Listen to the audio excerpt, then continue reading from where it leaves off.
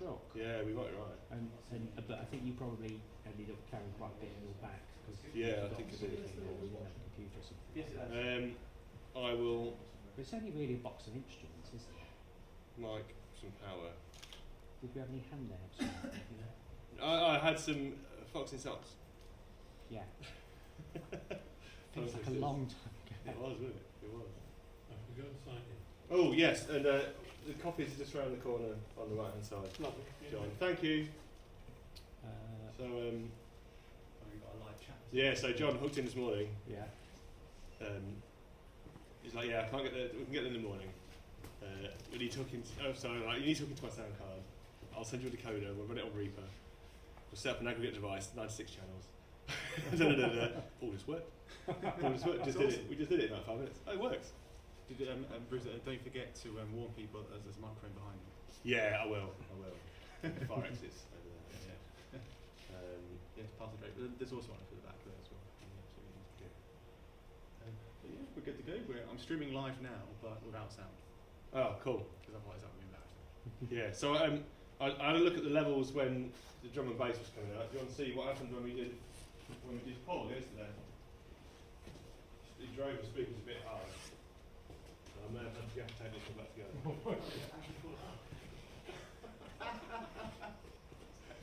I have got a spare. So I think it's all. I suggested moon gel and a tampon, but we've had none of it. So yeah. Isabel for her music homework is composing his dubstep. Is she? With just her voice. I know they've got this online browser-based DAW Okay. thing. They've come with a load of samples and sort of a well, it's pretty reasonable. I don't know what it's called. I think you can sort of get. I mean, she's obviously got the schools version, I think, but I think you can get. There's some everything is going well. I'm trying to think of something I need to remember to do. I've done my presentation that I finished last night. Yeah. See that? Sorry, I didn't mean that. I forgot you were doing that. Yeah, that's what I just yeah, we'll just be a bit careful.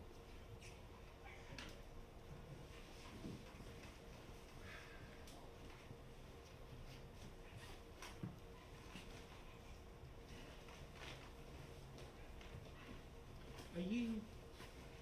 I think I'm sure I copied you into the email about Wavefield.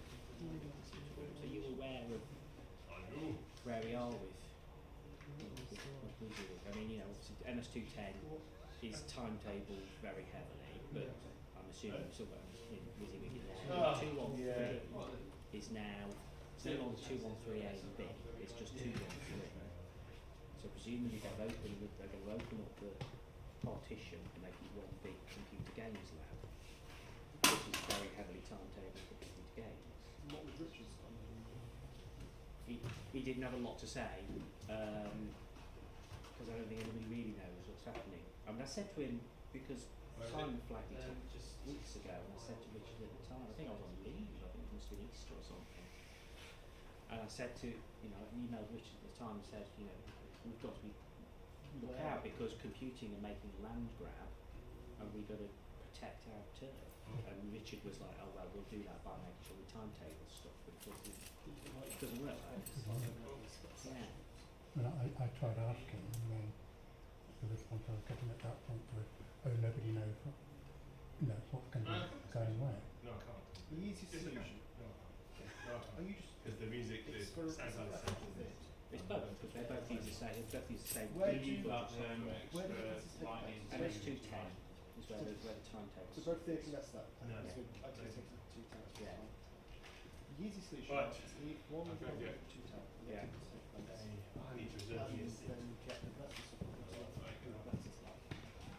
Outside your Okay, yeah. Yeah. just at the top of that. Yeah. Just Yeah.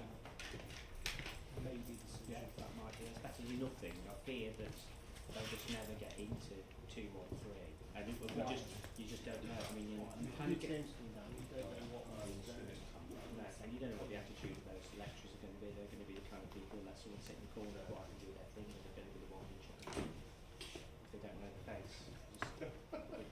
and it Oh, we will- can't know. it is a disaster waiting to happen because we will get to a point where we've got Do we start at half 9? 20 students all trying to do their coursework and no way of accessing the special software to do it. Yeah, I mean, the solution is to have open access to PC and Mac, and it's just to sit down and not be interrupted. I think that's been planned. I think there's another one being planned on the first floor. So I think that this is probably the way forward. Yeah. But at least we did it all. Yeah. And we just making sure that that goes on the same subnet as the rest of that user. Yeah, and that's so annoying when it doesn't work. But also the spectrum PC that's going on. Because training PC is super visible Yeah. and not we tend to always go first. One of that's the things we need to go to. Well, you know, the ones in 210, which I think they went for the CAD step, are okay. Yeah. For WYSIWYG. So I think there's a lot of convergence between CAD cards and the gaming cards. It was just the one where I know that for Yeah. years that you have to with what Wizard suggests. Yeah. It was very much Yeah. I think there's a little bit of give and take. yeah. And you know, and WYSIWYG, the software is on cloud thing, so you can actually, if you've got access to DOM, you can build it on any computer because it's on cloud native. Did you send us some screenshots? 10. The one, the kind of the portable, the floating one is 10. There's more seats than we actually was. I think I'd put that at 20. Well, we've got the two. It's cheaper to get the bigger one. Yeah. The cheapest way to get more Brisbane are 3 PCs between the two and the bigger ones. Yeah. Just to go on just like a Yeah. 20. Yeah. You know, cheaper than what you want. Yeah. The other 20 seats. Yeah.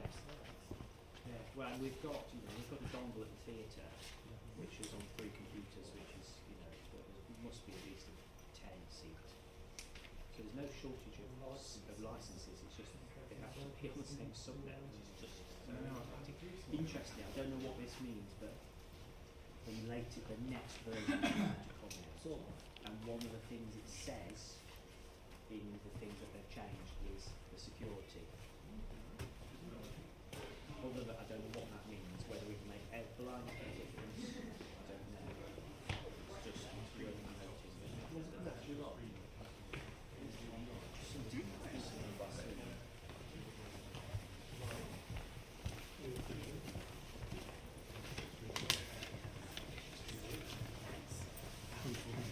something like this. Well, I'm sure that we'll have to contact the issue of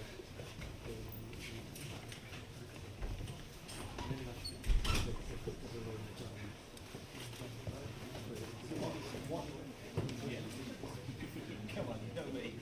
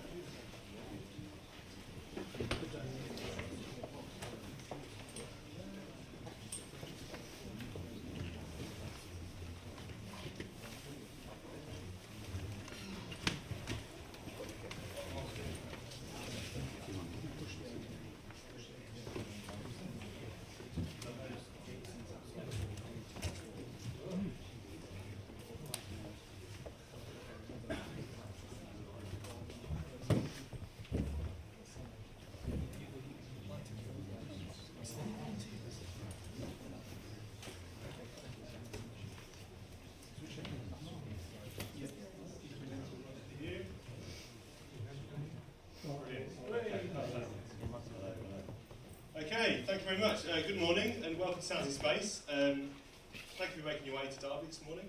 We've got what I hope is an exciting programme for you today. Just a few housekeeping things before we start. Food and beverages will be in the 2 rooms that you were in this morning. So one room has got some exhibitors in it showing their wares. The room next door has also got some posters from University of Derby and University of York.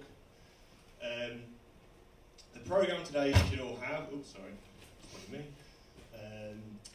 If there is a fire alarm today, we're not expecting any fire alarm testing today, but there is a fire exit just there where the two white strips are through the curtain. There is also, if something should happen to that particular area of the room, there is a fire exit through the corridor behind, and there's also an exit over there where there's other fire escapes out of the building. So this morning we've got a few talks followed by breaks. Most of the talks have got some demos in. Most of them I've tested already, so should work. So we're hoping to not have too many gaps that are unscheduled. And without further ado, I'd like to introduce our keynote speaker, Mr. John Leonard, the sound design guru for theatre, worked for Royal Shakespeare Company, et al. I'll let you give a positive history of his life. I'm sure he'll cover aspects of that. We might be expecting some people a bit late this morning because we're starting at 9:30, and depending on where they're coming from, I have had a few emails saying they'll be turning up a bit late, so there might be the odd person walk in. We're expecting a full house. So thank you. I'll hand over to John. Thank you very much. Good morning.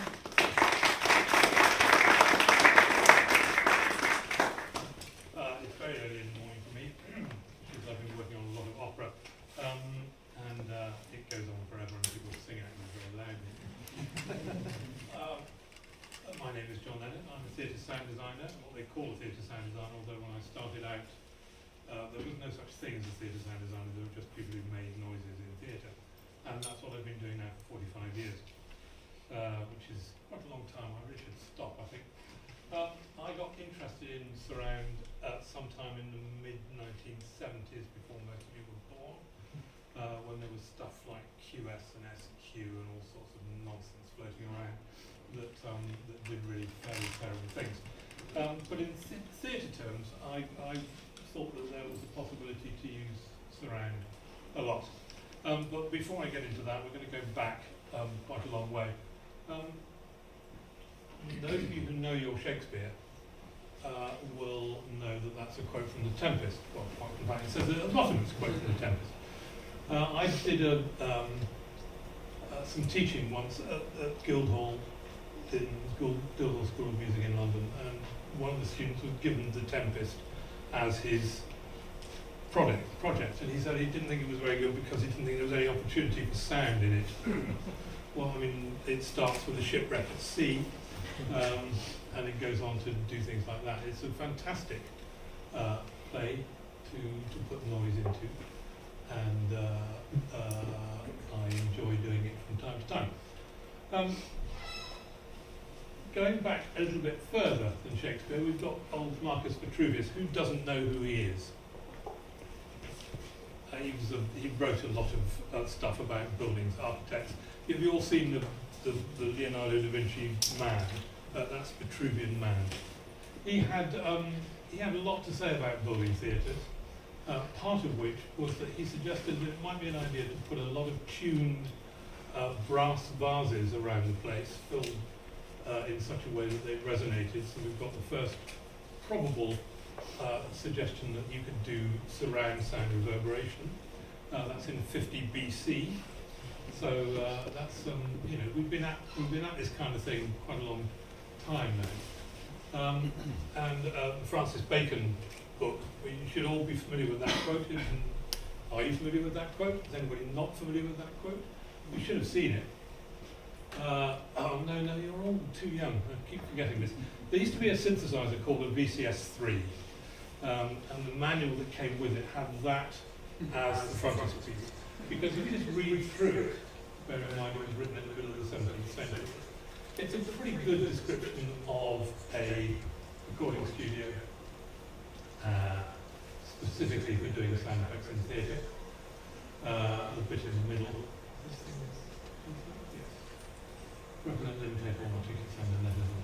So another interesting part of theatre sound. And we go back to the Greeks and the Romans who built rather lovely theatres where they used the acoustic sense sound round the back of the auditorium and around the audience and to do all sorts of interesting things. Round about AD 50, sorry, that'll be a history lesson, there was a wonderful thing called a hydraulic engine, which produced interesting noises. I'm going to have to look up my text on this. It was, as you can imagine, water-based, and made very lovely noises. This is what Theodoric the Great wrote.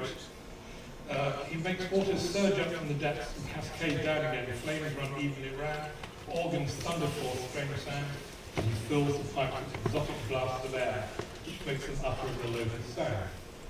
So this was 450 AD. We're making fun noises again in theatre just to entertain people. And in the 15th century, this kind of carried on forever. Sounds were made by mechanical means. There's a cannon down the bottom there. You know about the Globe Theatre. You know how the original Globe Theatre was destroyed. It was a sound effects man getting carried away with a cannon which he fired and burnt the theatre down. I did suggest, having worked at the Globe last year, that all the purists who said that sound and light should not be used at the Globe Theatre should in fact have burnt the theatre down 10 years after they put it up. It didn't go down well. They fired the artistic director instead. That was nothing to do with me. Now the Thunder Run was the first true surround sound function. Thunder Run was, and still is in fact, as we'll see in a minute, a way of achieving thunder in the roof of the theatre over the head of the auditorium. And it consisted of a couple of wooden troughs running the width of the auditorium in this case, down which you rolled cannonballs. And the structure, of course, vibrated, everything vibrated, the theatre vibrated, and you got full surround thunder effects. Now, I started work in theatre at the Bristol Vic Theatre Royal, which was built in 1766, and in the roof of which there is a thunder run. Unfortunately, because it's a listed building and it's all a bit fragile, you're not allowed to roll cannonballs down. And in fact, you weren't allowed to roll anything down it until recently an academic came along and suggested it might not be cannonballs that they rolled down, but it might be wooden balls. That's it in the roof, that's the beginning part of it. That's where you put boards in, and you can preset the cannonballs, and by pulling out the cannonballs at the right time, you can have the thunder roll down left, right and centre, and that's somebody who's made some presetting boards. I went down a couple of weeks ago to record it, and with the wooden balls, and I wish I could say it sounded fantastic. It didn't. I will play you what it sounded like. It sounded like this.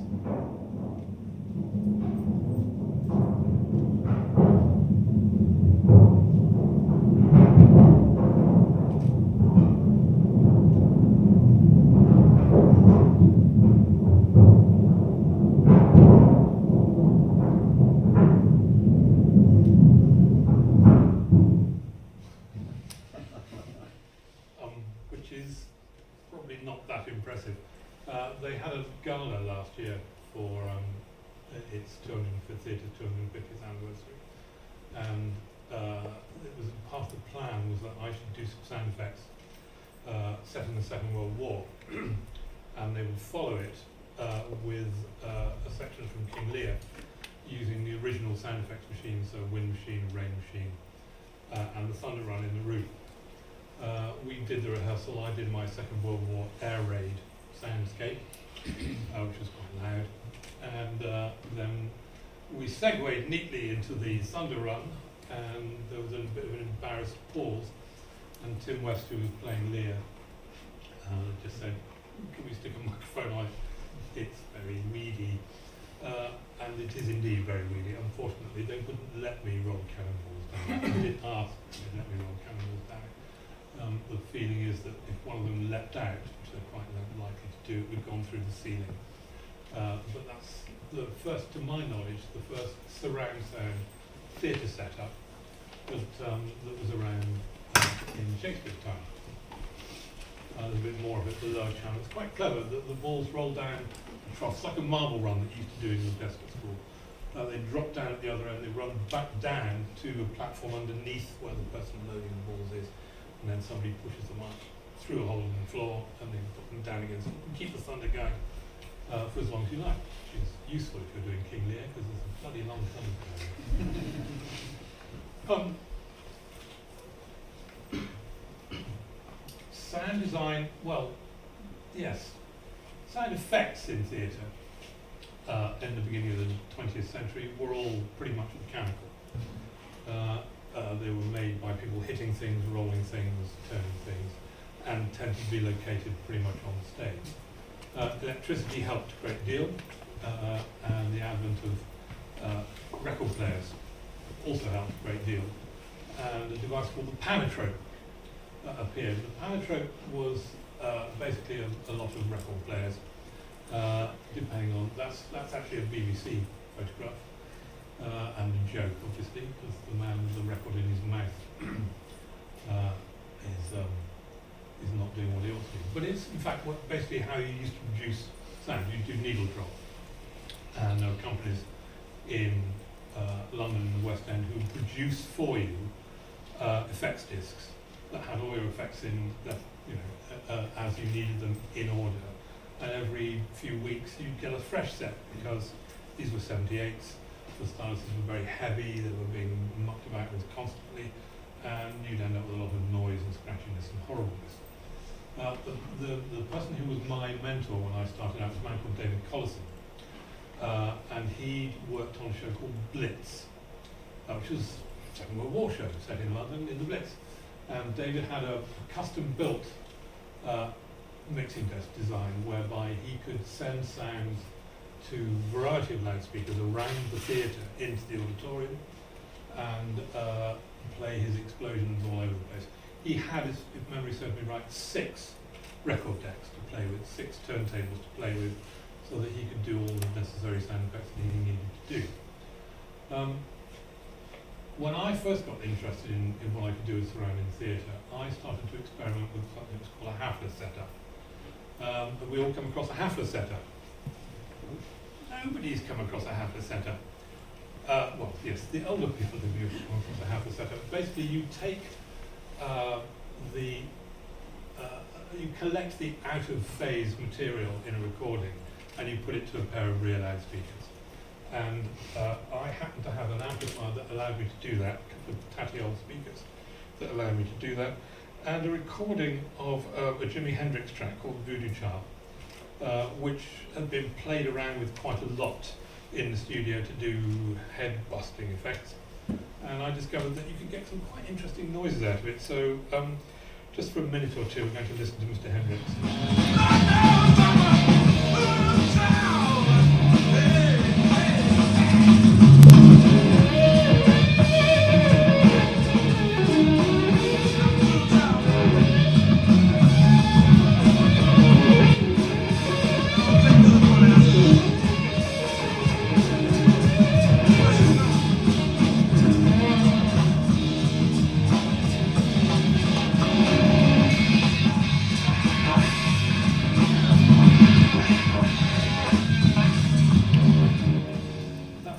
Stereo pair, left and right to start with, and the out-of-phase information gathered from that and panned to the rear loudspeaker. So that's 3 channels of interesting stuff. Now that only works obviously when you've got recorded information that has quite a lot of out-of-phase information in it, and leakage in recording studios and people doing strange things with pan knobs and phases and all the rest of it makes that quite an interesting setup.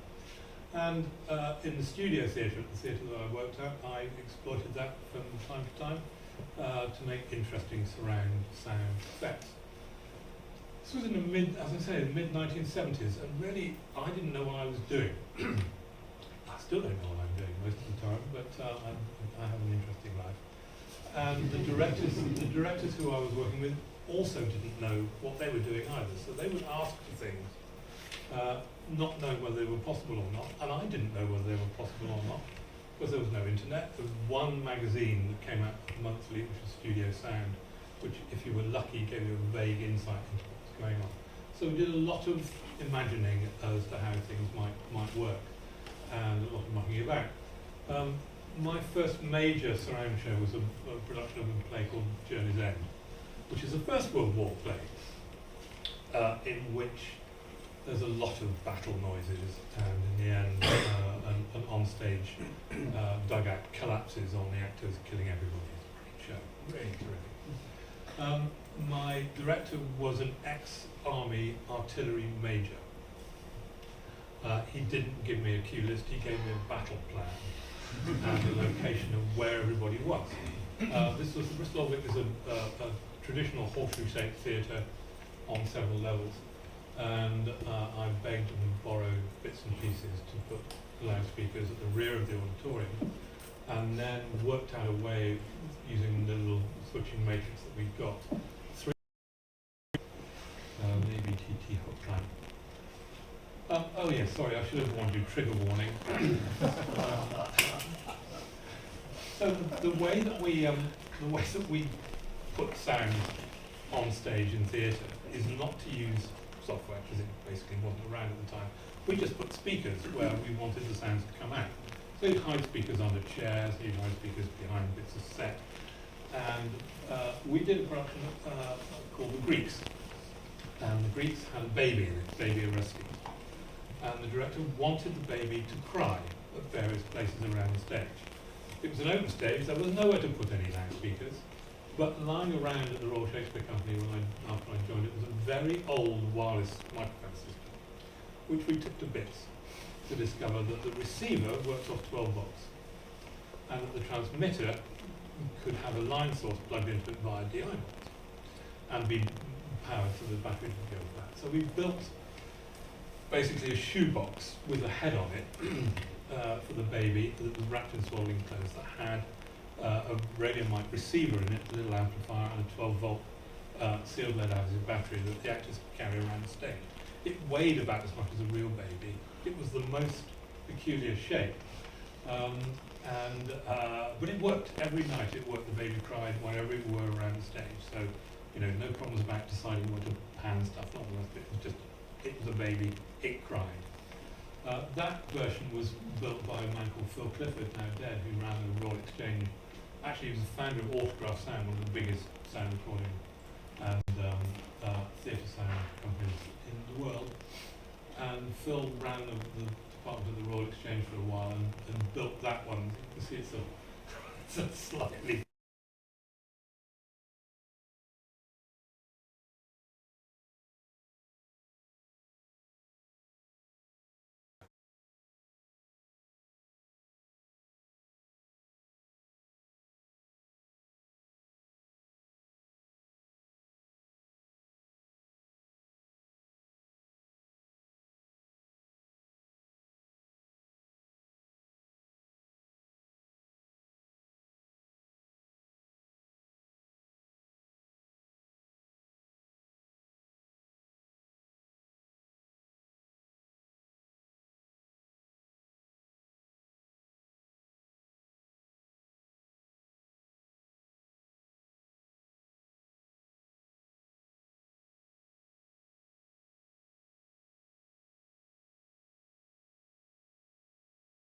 the phone did not ring. Without the phone ringing, the play could not progress. There were two actors on stage. One of whom was Tony Sher, and I was sitting next to the director. And his hand clamped onto my thigh and squeezed and squeezed and squeezed. And finally, one of the actors said, "I'll just go and find out what's happening," and walked off stage and came back on and carried on with the lines that were necessary for the phone to ring, at which point the phone did not ring. Without the phone ringing, the play could not progress. There were two actors on stage. One of whom was Tony Sher, and I was sitting next to the director. And his hand clamped onto my thigh and squeezed and squeezed and squeezed. And finally, one of the actors said, I'll just go and find out what's happening, and walked off stage and came back on and carried on with the lines that were necessary for the phone to ring, at which point the phone did not ring. Without the phone ringing, the play could not progress. There were two actors on stage, one of whom was Tony Sher, and I was sitting next to the director, and his hand clamped onto my thigh and squeezed and squeezed and squeezed.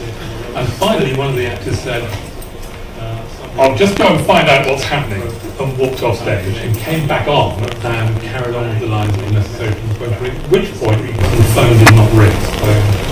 Without the phone ringing, the play could not progress. The phone rang. There were two hours with an Ambisonic setup in Hebden Bridge, and was fascinated. Decided this would be a great thing to go with for theatre, and got involved with Jeff Barton and a variety of other people about producing not that, but something similar to that. We wanted a system where we could take a mono sound in and send it to a particular location for doing sound effects, for building atmospheres. We got quite a long way into it. In fact, I got as far as designing and building the metalwork and buying all the bits for it before we got told that we couldn't do it anymore, because the National Research and Development Council, who owned all the intellectual property or whatever, decided they wanted to make a lot of money out of it, and we didn't have any money. So I had to stop building it, unfortunately. Luckily, other people took up the reins. I brought this up to Sounds in Space last year and sold it to Peter. That's out of the Royal Opera House, and I believe it's from the Stockhausen setup. It's what's called a pararotate unit, whereby you can stick mono sounds in and move them around the way you want to in the auditorium. It would have cost several £1,000 back then. I got it on eBay for 80 quid, which I then was then given to me. So it's stuck in a room here somewhere. So you take it home with him. Peter's got it somewhere, I don't know. As far as we know, it's still working. And I kind of lost count of doing ambisonics until I left the Royal Shakespeare Company and bought an ST250 ambisonic microphone, and decided that I'd quite like to start recording sound effects. Well, I've been recording sound effects for a long time. I wanted to record stuff in surround.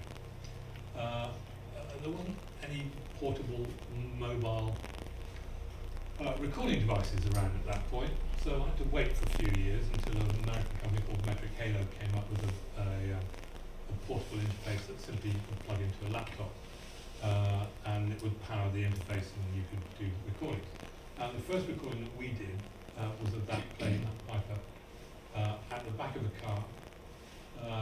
You can tell how old it is by the Mac, which is very old. You can also tell how paranoid I was because there's a DAC machine backup, just in case it all went horribly wrong, because it costs quite a lot to hire an aeroplane to fly over the fields for you.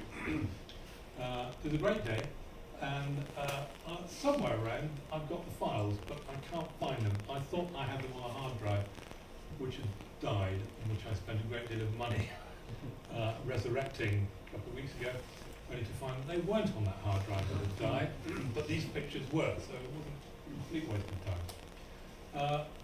The Metric Halo unit was extremely handy. You could lock all the gains together, so recording sonically was perfect. And I've been working for them and with them ever since. And we produced a series of recordings that were pretty effective, in fact so effective that the director decided that they were a bit too effective, and he cut most of them. And never mind, this is what happens from time to time. He decided it became a play about an aeroplane flying over rather than about a man having a nervous breakdown. I preferred it with the aeroplanes, and actually so did the critics. Who didn't like it at all. It's called Life After George. If you want to look it up and see the possibly the worst set of reviews ever for each. I've proceeded over the years to record more aeroplanes, and that's my favourite aeroplane. That's the Mark 9 Spitfire training aeroplane. There two microphones there. There's an ST250 in the top and Tetramic down the bottom, both feeding a metric halo as a ULN8 interface, 8-channel interface. Battery powered. There's a battery, 24-volt battery, and a whole lot just living in a Pelican case down there. That was an interesting day. I spent quite a lot of the time explaining to German visitors to Duxford Airport what was going on, trying not to point out that aeroplane actually shot down the first German aeroplane on D-Day. It's a great plane. You can go up in it if you like. It costs you about £3 grand, and you get to sit in the back seat for half an hour while it buzzes around the place. I can recommend it. It took me 10 years to save up, but it was absolutely worth it. If you like aeroplanes. If you don't like aeroplanes, it's always fun. And we started to work out, I started to work out, along with various other people, how we could start to bring Ambisonic stuff into theatre. It only really became usable with digital replay systems. Now, Dave should recognise that. You wrote it, didn't you? It's certainly from your website, from the York University website. This was how to reproduce Ambisonics. If you didn't have hardware to do it, you could do it in software. And we had a system which was made by a Canadian called Charlie Richmond, and we put together a system for Ambisonic playback in theatre. It's a really ropey drawing, but you get the kind of idea in that there was a lot of playback, audio play.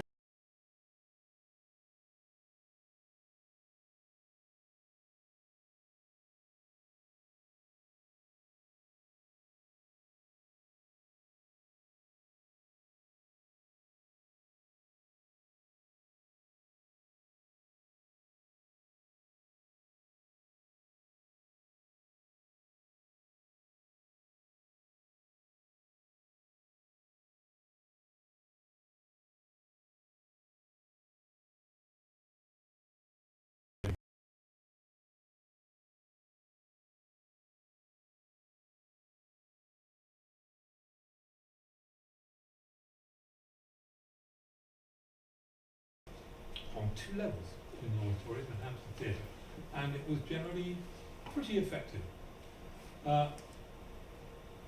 Currently, we use a system called QLab. QLab runs on Mac only, sadly, but it's a very comprehensive system. It lets you play stuff back. It's got a remote, which is what I keep pressing these buttons on my phone for, because I'm actually remotely controlling QLab from this. So I can go to a nice bit of gentle bird song. We can lovely full surround bird song. Add in a few bees.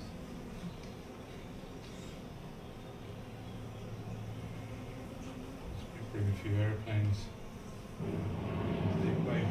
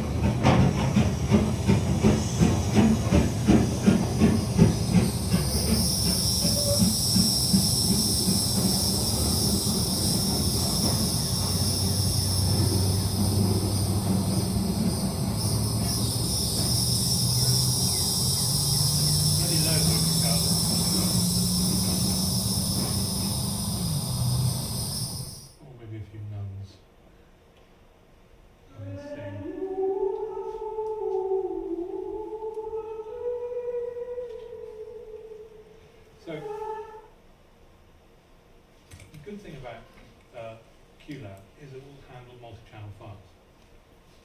So if you've got a 16-channel wave, it'll handle playback quite happily. 32 channels, absolutely no problem at all. 64 channels, I think, at the moment is the maximum that it will do. And I use a program called Loopback. And Loopback goes out of, you set up what's called an aggregate device. You send stuff out of QLab, where you, at the moment, using Reaper to host the playback software, or the matrix to drive this one. And then you can just run the cues as you need to. I use Flow Visual for my VST inserts, the Blue Ripple devices for making stuff sound lovely in multi-channel setups. And it works really well. I first tried it out. That's a very simple setup. At the Globe, hoping to be able to do some nice surround, because there's nothing like doing surround in the circular theatre. Unfortunately, the way the system was set up there meant I couldn't do it, but what I did end up doing was to use the National Theatre's setup in their Dorfman Theatre, their small theatre, with the help of Mr. Furs. We put a system together that gave us multiple outputs on different levels in a theatre that worked extremely well, if I say so myself. Would you agree? It sounded good, didn't it? It did sound good. Other people thought it sounded good as well. It's not the cheapest way to go about things, but it does work. It's a bit dull really, but only 4 outputs. That's basically the way that it's set up. 4 first order outputs from loopback into, in that case, an upsampler, and then out directly into the sound system to play back. It was extremely impressive, and that is how we will be, or how I'll be adding surround systems, surround sound playback to my shows in the future. I do have some shows in the future, even though I'm very old now. This was from this, I can't remember why I put this in here. Multi-dimensional sound environment, yes, that's right. Articulates concepts to an audience, I'm not at all sure about that. Reinforces the design concepts, well, it definitely does that. We've proved that in part. It's emotionally engaging. Are you all emotionally engaged? I'm going to stop in a minute because I'm being looked at. It has integrity and is believable. Yeah, maybe. Is living in real time. I think these were goals that we set up to try and encourage people to give us money to let us pursue things like that. You have to do crap like this to get people to talk. Interacts with other sensory and visual technologies, and of course it does that in a big way now with VR. Although I know what I want to use surround for in theatre. I'm not quite sure what everybody else wants to use surround for. But there's obviously a reason for it, otherwise you wouldn't all be here, would you? So that's kind of a very quick gallop through my use of surround in theatre and the history of surround in theatre, going back to 50 BC and up to reasonably modern day. There are, as you would discover as you go into the things in the other room, other ways of incorporating sound into theatre and into the kind of life that we lead. And it's an exciting time to be around. And probably just about time for me to shut up and retire, I think. That's it. Thank you for listening. I'm not going to speak.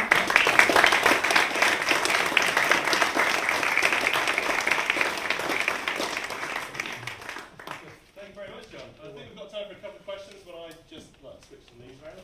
So, has anyone got any questions for John? Oh, that's the QLab setup that we've been using while Did you have any questions for John? No.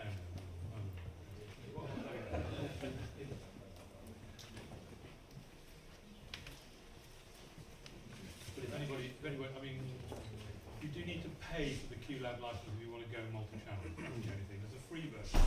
Play around. Sorry?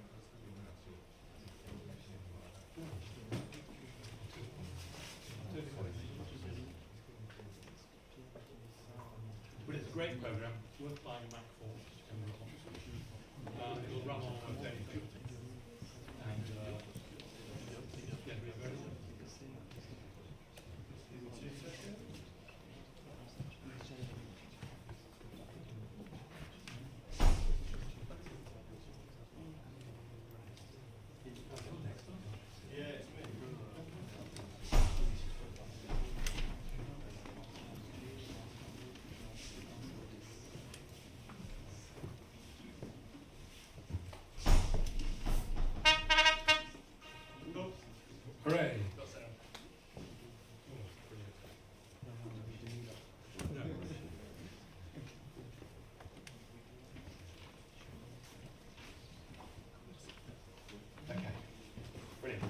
sorry for that changeover.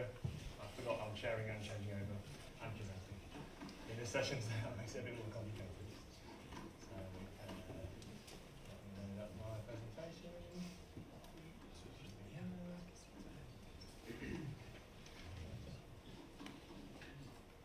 Okay, brilliant. So, welcome again to Sound in Space. I know a few people have come in late. It's 9:30 was perhaps a bit early to start for a single day conference. We've been running this now for about 7 years in its current form. 9 times we've run it in slightly other forms. So thank you again all for attending.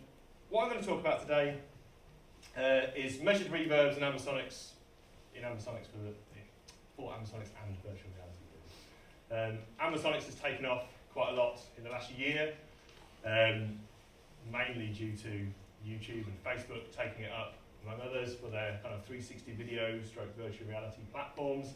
Interest has peaked. For the first time this year, although all the seats aren't quite full, I had a waiting list for people to come today. We had more talks proposed than I could accept, which has never really happened in the last 9 years. So that's good. And one of the things I've worked on a long time ago was making a kind of standard reverb for Ambisonics, just using a kind of empirically derived reverb.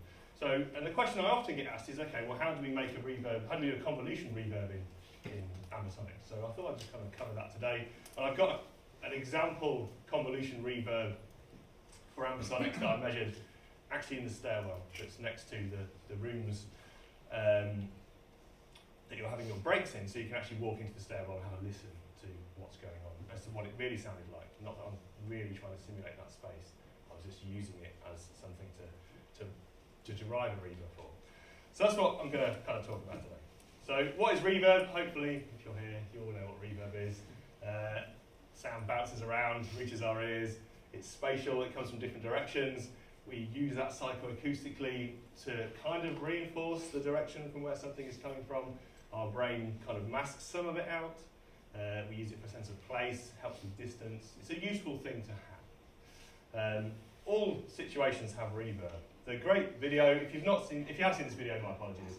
If you've not seen this video, it's great, by the Wiki Drummer.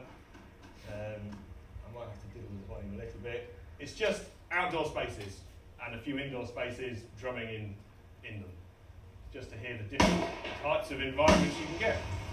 This is just stereo.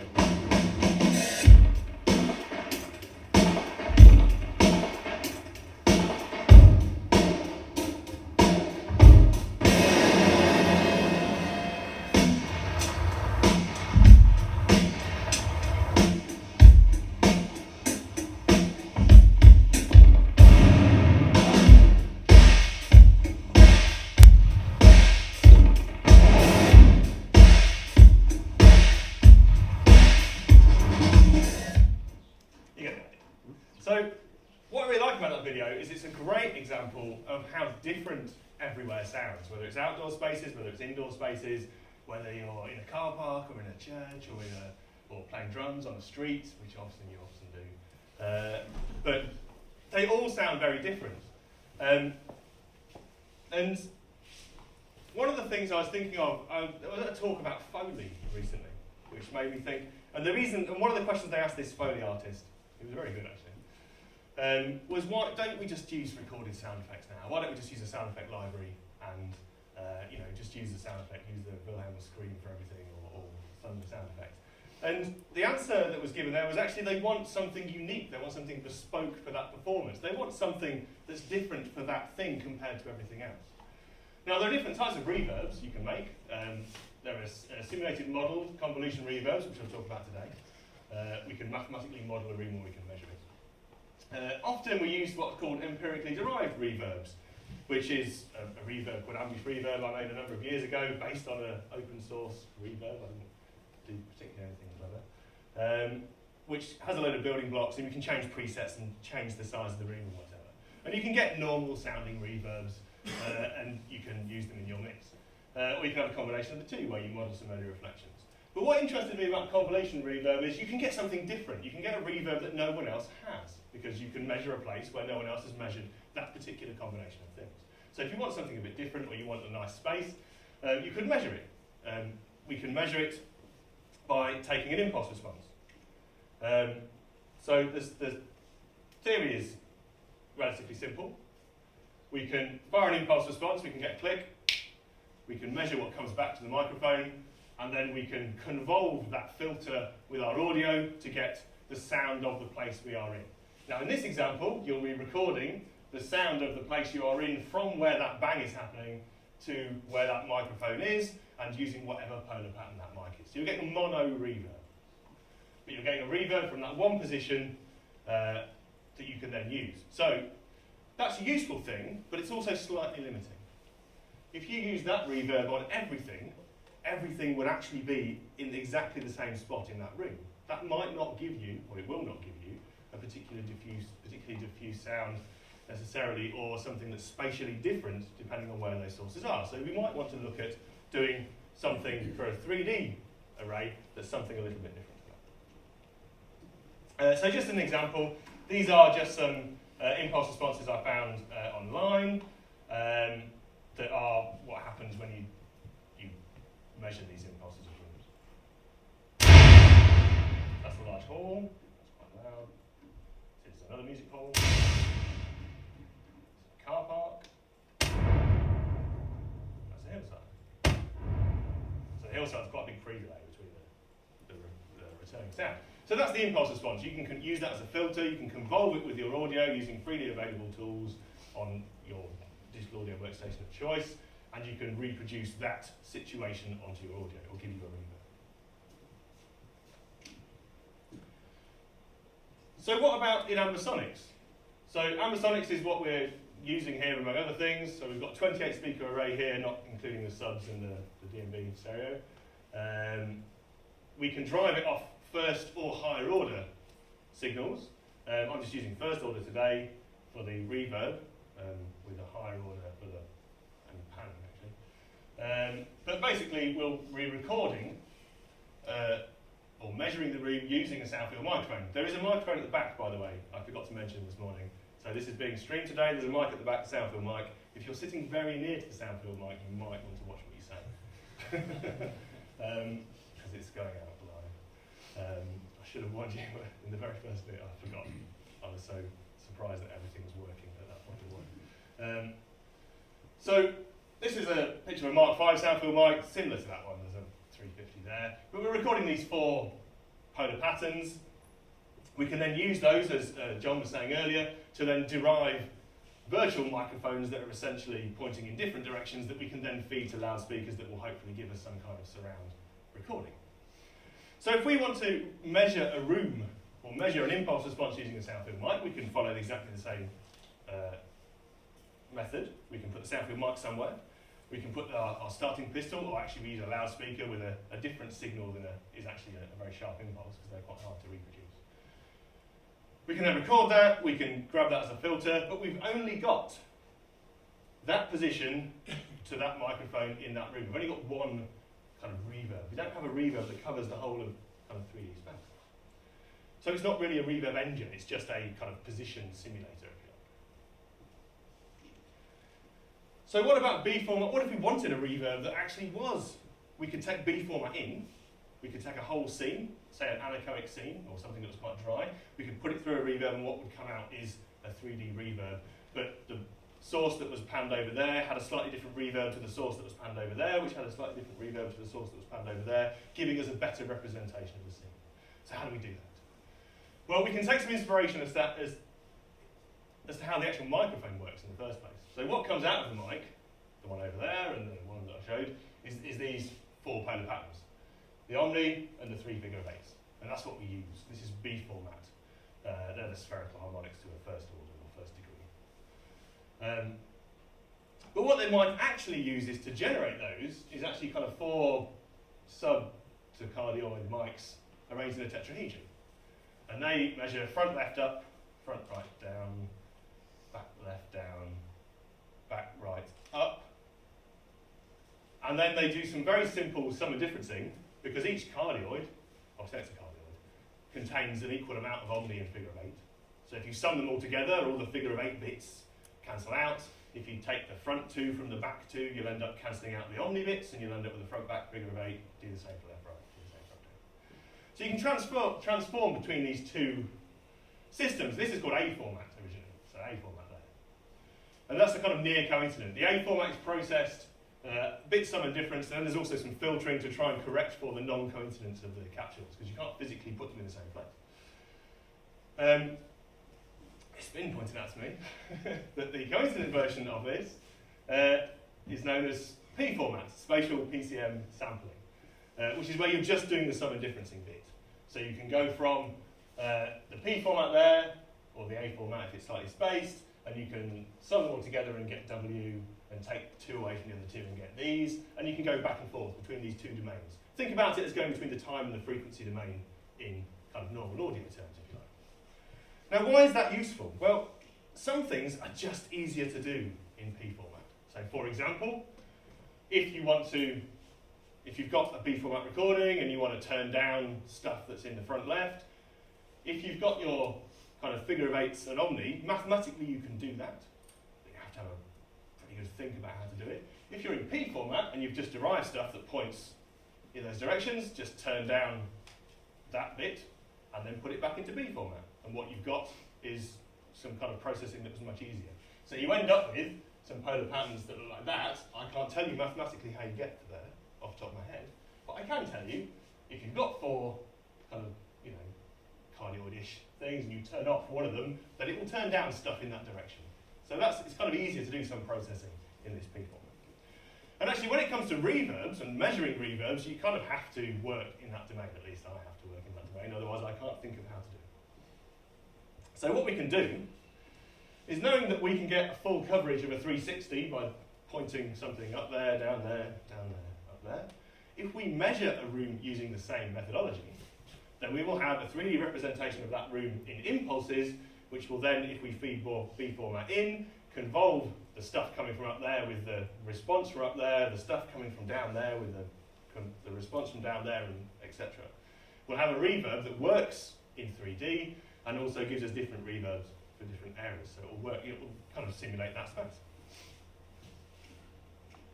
I've thought about this for ages, but I've just never done it. But when I talked about my other reverb at a conference a while ago, someone was asking me the question, and it's come up a few times, so I thought about actually try it out. See if it works. So this is what we need to do. We've got some B format audio. We transform that into this P format, spatial PCM thing, just using some sum and differences. We then basically, I'll have an impulse that I've measured from up there, a speaker up there, an impulse from down there, an impulse from down there, an impulse from up there. Each one of those has got a W, an X, a Y, and a Z component from, for those different components of the B format audio. And I'll convolve the right bits with the right impulses, and out will pop a new B format that takes into account the direction of the original audio and applies a different reverb depending on where it is, and it should give us something that mimics the space that we have measured. So, I did this. The most reverberant and nicest sounding bit of this building is the stairwell next to where you're having coffees. There is a thing at dinner time up that stairwell, so you've got a good excuse to walk up that stairwell, start whooping, hollering, clapping, doing whatever it is you want to do to listen to the about 7-second reverb time of that bit. I guess it's quite long, between 5 and 7 rows. But anyway, it's a long reverb, but it sounds quite nice. So this is what we did. It's a 3-story stairwell. Well, that's a 2-story building. Figures. And the mic was in the middle floor. And then, so that's the orange circle. And then the red circles are speakers at different points. So I had one that was kind of up and over there, one that was up and over there, one that was down, different places. I wasn't really going for a exact replication simulation of the stairwell. Like the physics of the place meant it was very difficult for me to actually measure exactly 53.4 degrees up there and 45 degrees to the left and put speaker mics. I just went, okay, I'll be about here, I'll point the speaker kind of away from the mic and hold it and balance it on a thing at some points and then fire a sine sweep and then record it and do what happens. But the point was we ended up with 4x4 decorrelated reverbs. So we ended up with 16 inputs that I can then use as a kind of reverb engine. So how do we implement it? Well, I tried to implement it using as few kind of custom plugins as I could, really. So I have got a little plugin that does the very simple sum and differencing to get from B format to P format. which is a script. It's on my website if you want it. And then I just used in Reaper, there's a program called Reverb, which will do stereo convolution. So I needed 4 channels, so each one of those directions needed two channel convolutions, which you can kind of see. This is like the front left upper bit, so the WX response and the YZ responses, and then you sum all that together, feed it to a decoder, and what should come out is a reasonably nice sounding, a reverb that will sound like it's based on the place you've measured. Might not be nice. If you've not measured a nice place, it will sound not as nice. But our step was quite nice. So it wasn't designed to be reverberant, it just is. So, how does it sound? Just switched from Thunderbolt to Dante, so I'm hoping this will work. So this is the dry audio. So I've just got some anechoic audio. This is an anechoic audio of a trumpet, because I quite like trumpets. Space bar spread.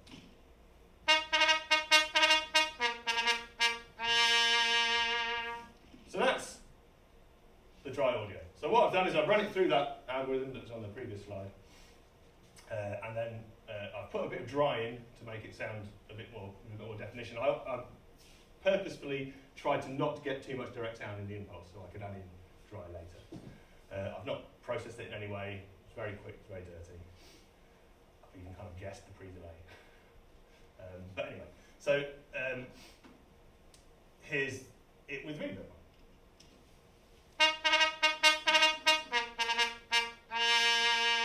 No, it's not, because I'm still soloing that. Let's try it again. Here it is with reverb on.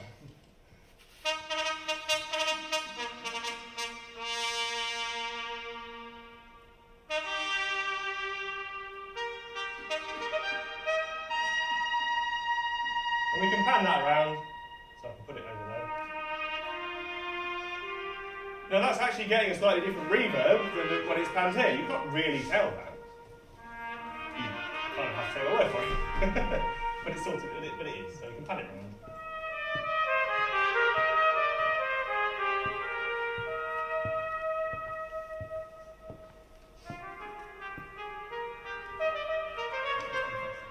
But for a stairwell, that's not a bad sounding reverb. It didn't take very long to record and measure. I didn't take any measurements. I didn't really take too much time to put myself in exact positions. But that's a kind of convolution, 3D convolution reverb that you can then apply to an entire mix, and in some way it will give you different reverbs for stuff panned in different directions. So I've got a more, something that's panned a bit more here. Children of the nation. Reverb needs to be a bit lower. In brotherly love, peace, love, joy, harmony. Brotherly love, children of the nations. In brotherly love, peace, love, joy, harmony. So that's just the reverb.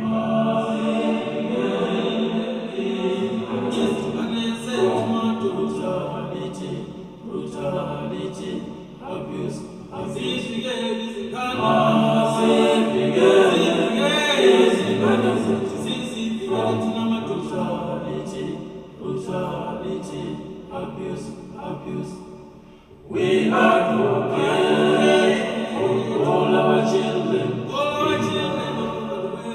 We advocate for all our children in peace. That's just without the reverb. We advocate for all our children in love. We advocate for all our children in peace. So that's just an example of measuring or using a room as a reverb engine, but instead of just having one position, you've actually got a representation of the entire room as a kind of reverb engine that you can then use for your entire mix, rather than having different position for each convolution reverb, which can get quite processor intensive. That just kind of covers the whole gamut of things. And that's it, really. Has anyone got any questions?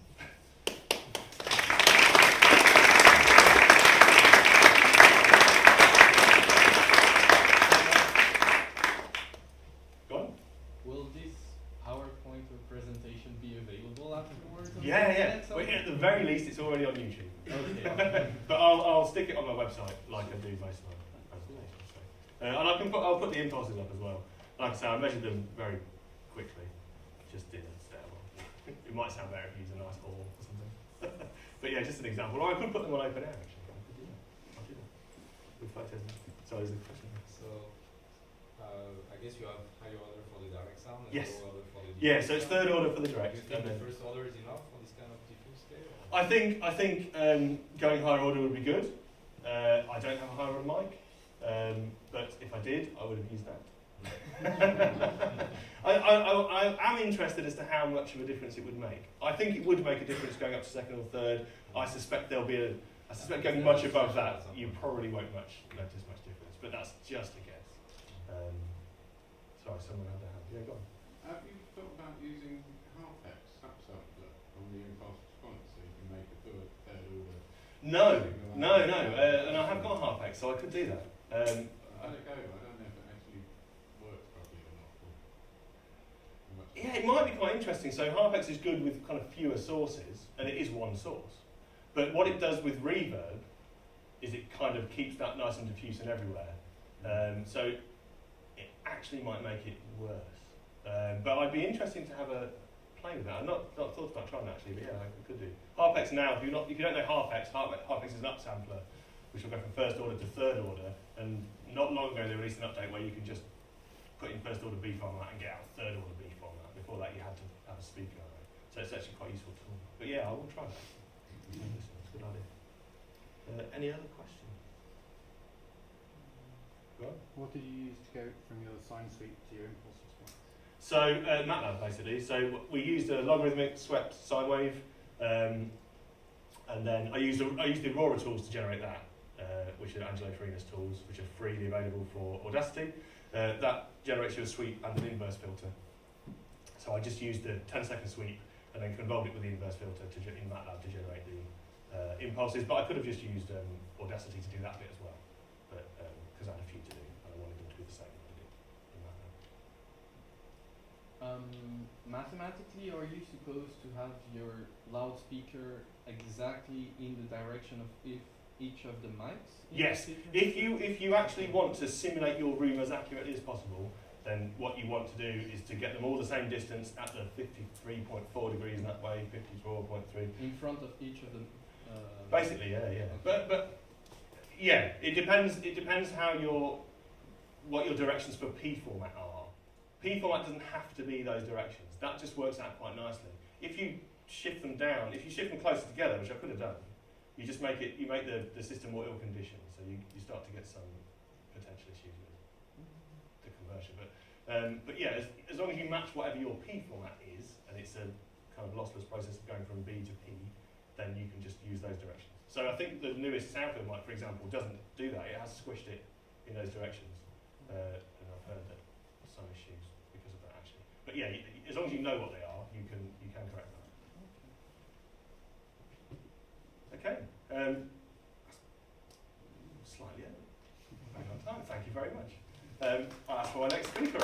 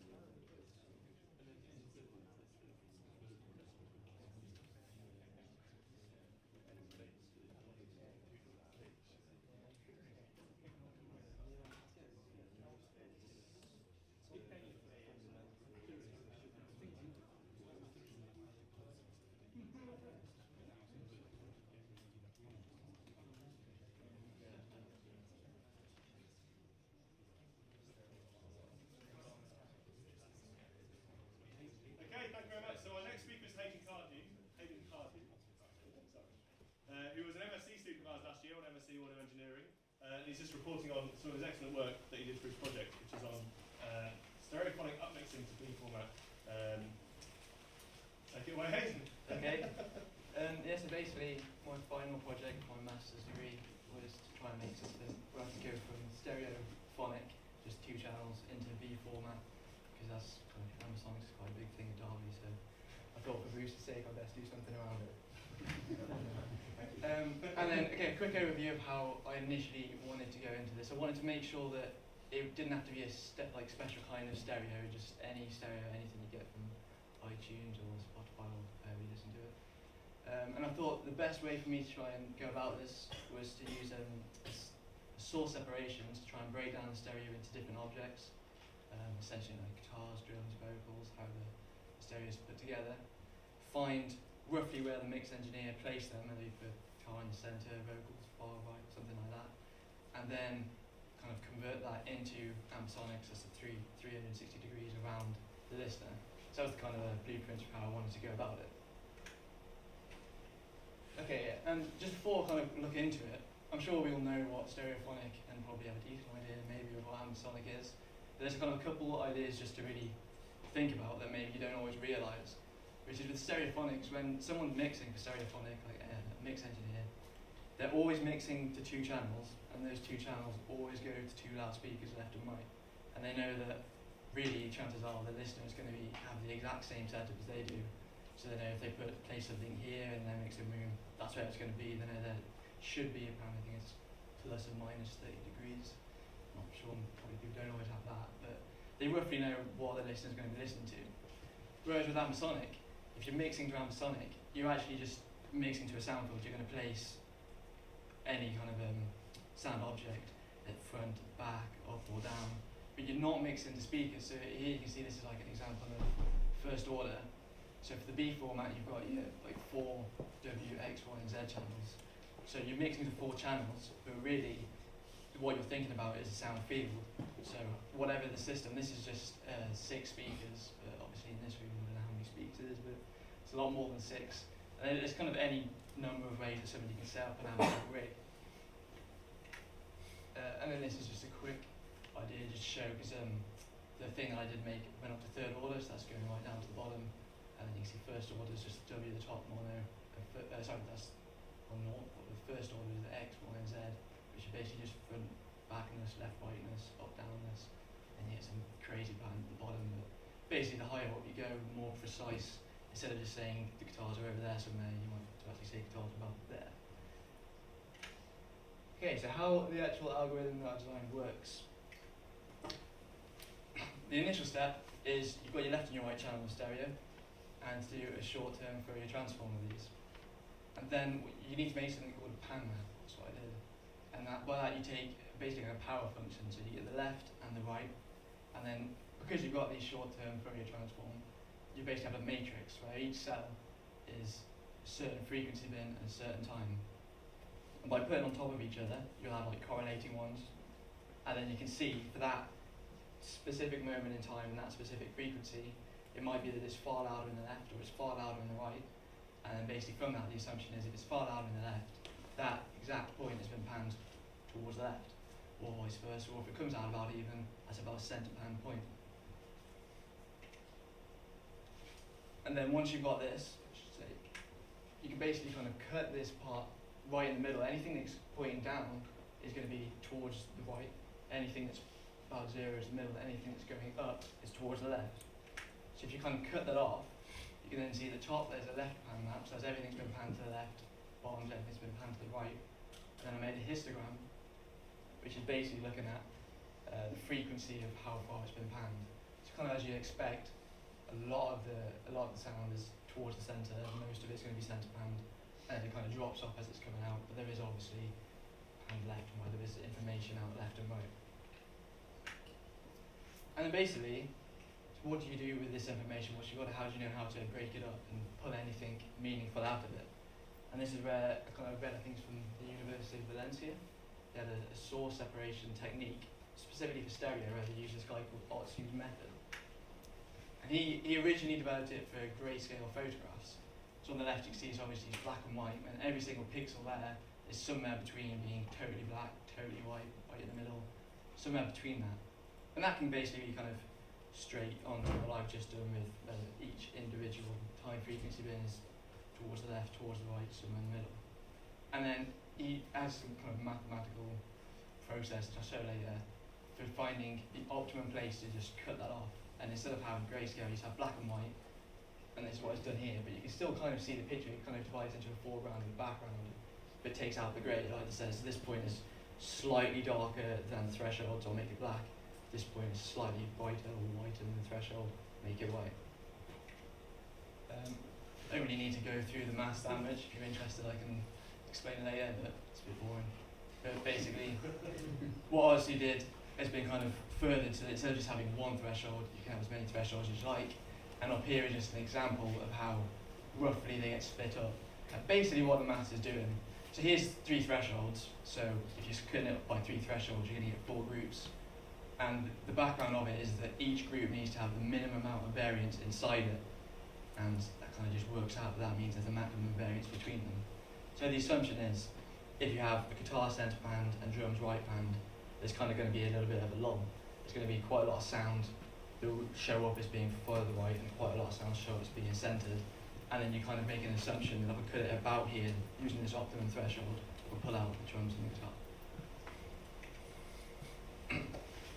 Okay, so once you've pulled out these kind of up there on the left, there's examples, maybe not that clear, there are 2 lines dividing that. So that's going to make 3 sources. You then take the short-term transform, also the pan map, and for those thresholds you can divide it up. And by dividing it up, you can make these things called binary maps. So these maps are the exact same size as this pan map, as the original Fourier transforms. But what you've done is it's just made a binary, so it's either 0 or 0. And it's 0 if that specific time frequency bin doesn't fall into the range of those thresholds that you found, or 1 if it does. So these 3 maps, if you added them together, would be perfectly black, and there is absolutely no point in any of these maps that will both have a 1 on them. And they should be 3 different sources. And then once you've got those maps, you just basically multiply them by your original left and your right channel Fourier transform. And what you should be picking out is all those time frequency bins that relate to the one source that was originally in stereo.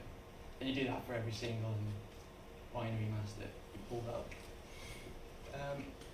Again, some maths, but basically, once you've got these sources out, then the next question is, where did the engineer have them? Even though I know it's somewhere to the right, did he have it hard right? Did he have it just to the right?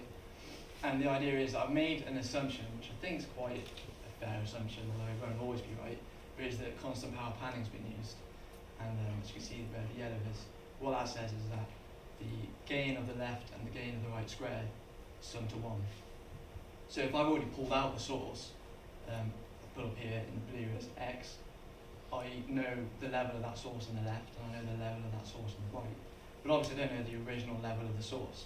So I know x times the gain of left and x times the gain of right. But by assuming constant power panning, you go through a bit of basically derive what GL and GR, an approximation of what they should be. And then once you've got them, again using tangent panning law, which is from constant power panning law, you can put in, you can assume that they use 60 degrees as their width between the two, so that's plus or minus 30 degrees.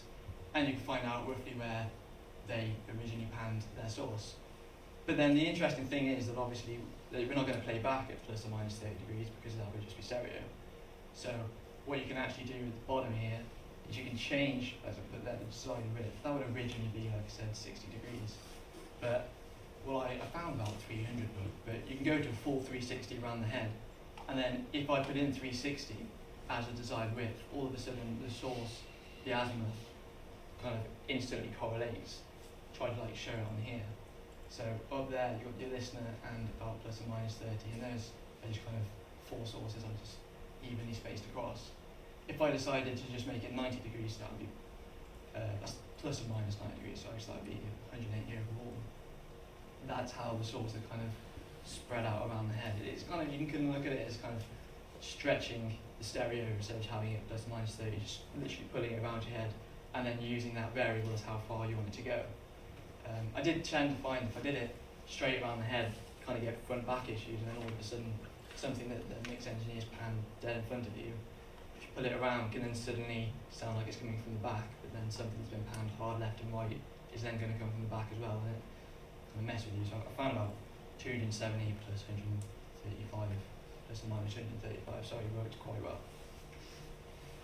And then, yeah, so once I've got them, I've got the source, got the angle that I want it. I kept elevation at 0. I want to try and keep true essentially to how the mix engineer would have made his mix, or her mix. So I don't want to add in some weird taking it up and down, because obviously if you're mixing stereo, you're not really putting in the kind of height information. These are the first equations on the left, and then you can just, by substituting in E equals 0, you can just get an azimuth as your one variable, which I've already previously found. And then this is quite a quick overview of how the whole thing works, just for the first order. I've gone through every single step, but it's kind of just a good overview, basically. So testing, how do I actually prove that what I did was working and didn't just sound like gibberish, basically? So I made a test signal where I just took three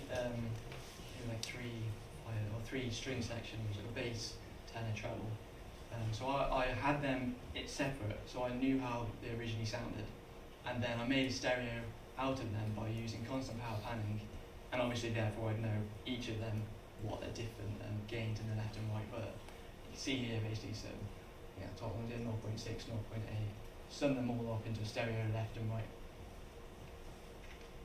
And then this is, I put it through, and at the top I did a different number of thresholds, testing out different, but I'll cut it up into 2, 3 or 4, 3, 4, 5 sections.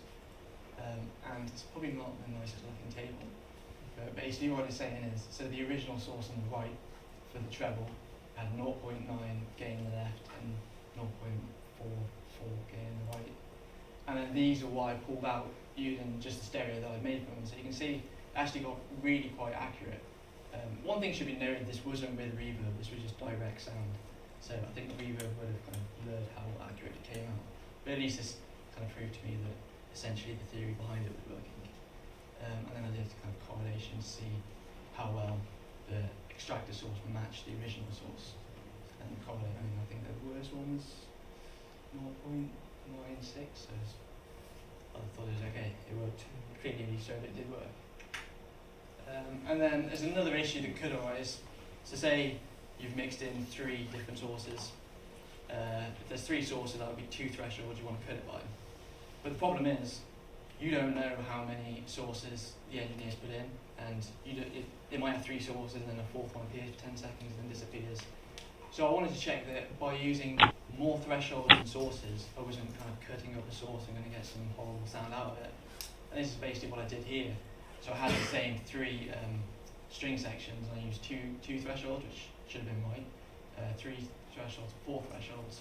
And basically what the point is that every single time I just looked at the amount of kind of energy in a signal pulled out when the sources were pulled out, and it just showed that every single time they only pulled out 3 sources with any significant energy, and the rest of it was pretty much insignificant. So at least it meant that basically you can just use more thresholds than you need to worry about, and as long as there's not an insane amount of instruments in there, you should be able to pull out the individual objects. And then the final bit, I think it's the final bit, I made just a violin pan from hard left to hard right, and wanted to see if it followed it, if it tracked it well, or if it jumped about.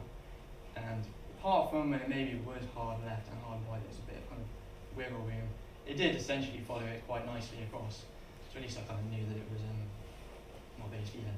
Because I did originally, I'm going to play some demos in a minute, and I think I played Broken Ones yesterday, and this was before I made a fix, and you just heard like a vocal appear there, and then suddenly would jump over there, and then jump back, and it would just give you a headache. Okay. And the conclusion, so basically, yeah, so I did manage to pretty much achieve the initial goal that I wanted, which is that pretty much any kind of conventional audio you could get in using the algorithm I made up to 3rd order. It could be changed to 4th and 5th order, it'd be a bit process heavy, but it'd be okay. And I at least got to prove that essentially the way I thought it was working out well. Small issues really, I think it's called an issue, but there's no high information on there. I think that's an interesting one. And it doesn't pull out diffuse or direct, it just treats the whole thing. I think those two actually, I was thinking this is the night could tie in with it. I think if I was going to take this thing further, the first thing I'd do is kind of make it essentially like a filter before doing what I've already done, and try and take out direct, diffuse. Diffuse you could allow for high information, you could kind of just spread it around, and then just have the direct at the listener's level, so I think like horizontal would work okay. And yeah, obviously it still does rely on constant power planning. I don't really necessarily know how to get around that. I don't know if it's a huge issue or not. And yeah, I kind of said what the future steps are. I have made an offline kind of program. It's got terrible GUI, but it works, so that's okay. I think it only works at the minute, like I said, offline.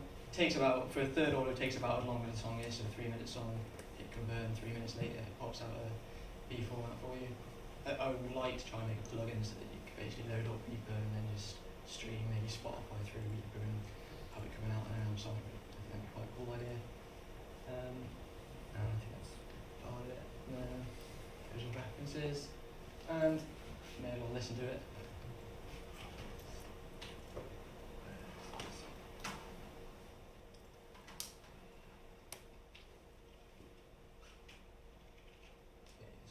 So I've got 3 different demos for you, and I've got a stereo and then the output B format version. So this should be the stereo, the first one.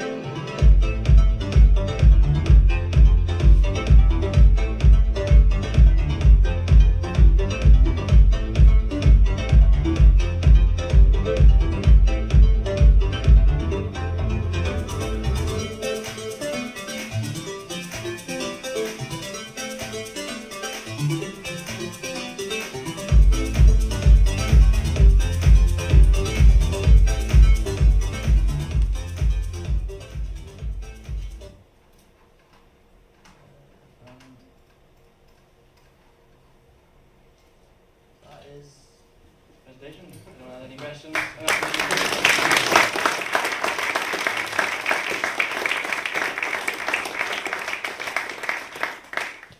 you very much, Hayden. So we're running slightly ahead of time. So we've got plenty of time for questions for any of the speakers actually. So is there any questions for Hayden?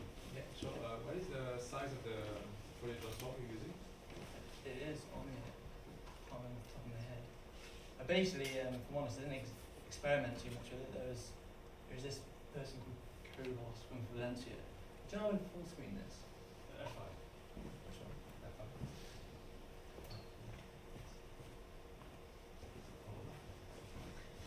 Or not. Okay, so somewhere. Let's say. Okay, it's 48. Yeah, so it's a handling window of 180 seconds, I think it is. Okay, 180. I think it was that. So, yeah, like I said, I didn't actually experiment with it. That's what this paper used. And then when the first time I did it, it came out really well. So I was like, yep. If you had two sources that are temporally quite similar and planted in the same place, would it still split them into two different sources? Or? Yeah, this is kind of an interesting thing because it might do. It depends basically how close they are. But then the other point of what I did, I kind of realised that actually even if it keeps them together, it doesn't matter in terms of the end result because if they're, say they're both hand hard right, then they're still going to come out in the same area, so you're still going to hear them. So it was kind of like a lucky kind of coincidence of the thing because it kind of covers up that issue if it is an issue.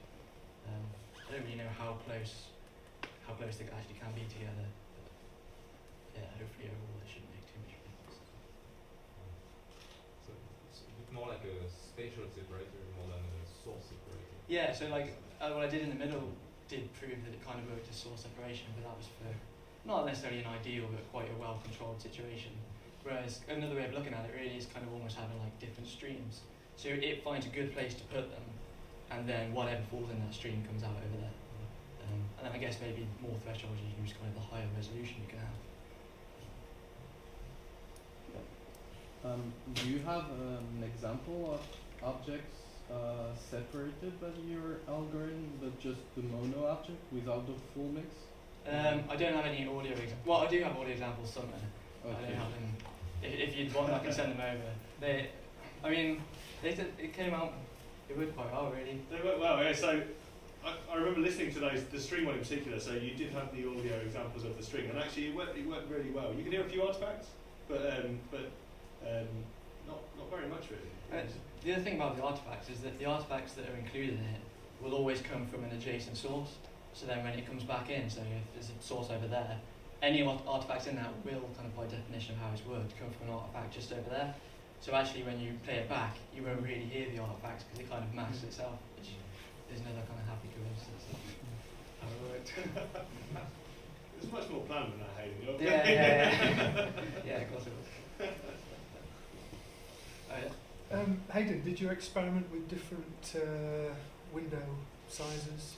Yeah, like I said, originally, really originally, I had some creative windows before I kind of understood what I was doing, and it came out awfully. But then when I kind of really read into this paper, this one worked, and if I'm honest, once it worked, I was like, You stayed with it? Yeah, I don't want to. I suppose that would be like another part of it. Maybe window sizes would. I mean, obviously, you're kind of affecting how well in time. Was there any correlation between window size and the transient? When you get transients of drum sounds, yeah, you've got a very fine time distance between the attack and when it reaches them. Is that something you noted when you were doing your testing? It's not really something I noticed too much when I was testing. Obviously, I guess that is kind of an issue to consider because you're going to smear the time if you don't use kind of the correct transform. But if I'm honest, I didn't really do too much on that. Fair enough.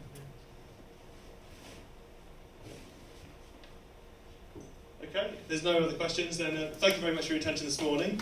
Thank you to Hayden.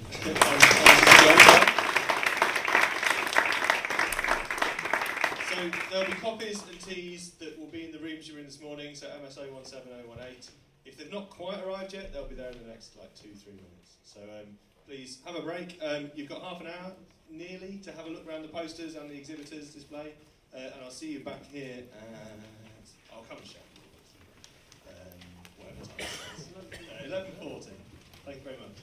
If you're talking in the next session, please stay. Ollie, I'm looking at you because I don't have to start. Everyone else, I think, is sorted. Thank you very much.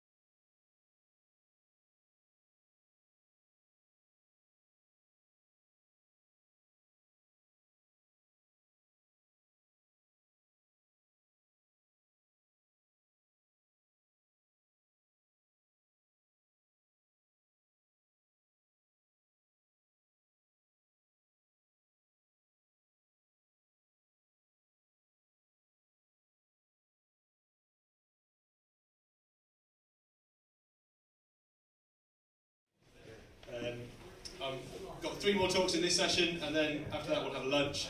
And I'm pleased to announce as well, John's doing a session in lunch if anyone wants to go up to MS216, which is called Modular. No, what was it called? I've got it written down. Interactive Modular Gym. Immersive. Immersive, was it? Immersive Modular Gym. So I'm pleased to welcome back Rob Lawrence from Sound Theory, the production company, who's going to talk to us about keeping spatial simple. Immersive audio for the small theatre. Thank you very much, Rob. Thanks, Bruce. Nice to be back at the University of Derby, here at Sounds in Space 2017. I was here, kindly invited 3 years ago to present some of my own experience and research, where I conducted an evaluation, a listening evaluation of a composition which was designed for both stereo and for an immersive audio format. And we invited a small group of 10 critically trained listeners to come in and evaluate that experience and to give us our feedback, which I shared with a not dissimilar audience right here in Derby just some short 3 years ago. Essentially, what I was looking for when I was doing that particular piece of research is following my own curiosity is, why do we do spatial audio? Why am I interested in this? Why should I care? And indeed, why should anyone else care? Why do we pursue this interest? And is it worth it? Well, I think when we were putting that particular experiment together, we were looking, if we can create a composition that can be experienced in, say, 9.1, does the listener really care? And that underpins a lot of the work, a lot of the content creation and the research that I do collaborating with others. But essentially, it does come back to this question: why do we care? Just out of interest, how many of us in here have been sort of studying and working in immersive and spatial audio for perhaps less than a year? Yeah? Okay, yeah. Less than 5 years? More than 5 years? That's the rest of us. Anyone here just out of interest, not working in practice yet? Couple, excellent. Generally, when I speak to people about spatial audio, they tend to glaze over. And I believe it's for one of two reasons. One, either they've got no idea what I'm talking about, and they're probably the people I'm trying to reach. They don't need to understand this stuff to be able to experience it. The other group of people are people like yourself who are interested in this field.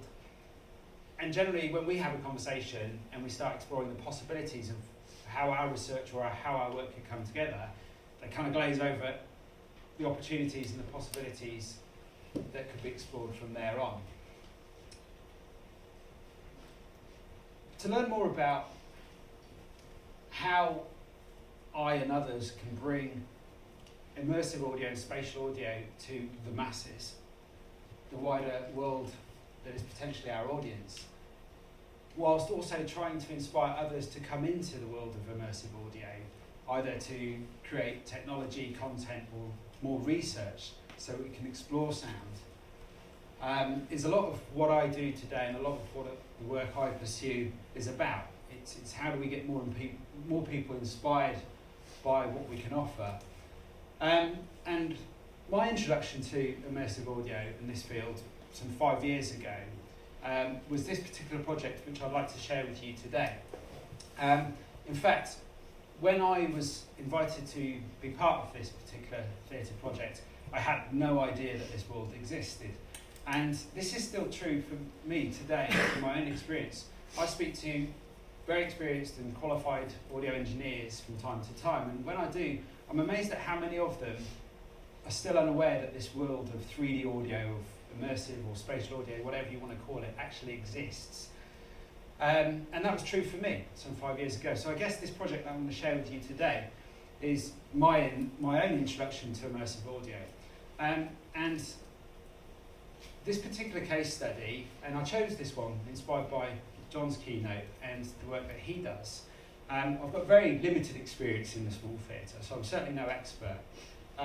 But having the opportunity to put this presentation together for you today was a great experience, reflecting on my own journey and in terms of what I've learned, but perhaps more importantly, what's important about why it is I do what I do today. And I hope some of those insights, which I'll share with you briefly, in our short time together this morning will be of interest to you as well, to help you reevaluate why it is you're involved in this field.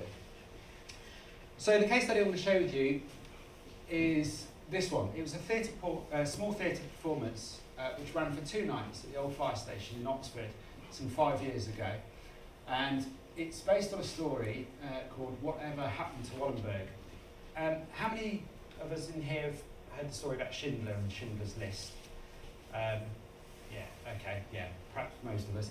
So Wallenberg was essentially a Swedish Schindler, and he rescued many Hungarian Jews from the Holocaust by issuing them Swedish passports.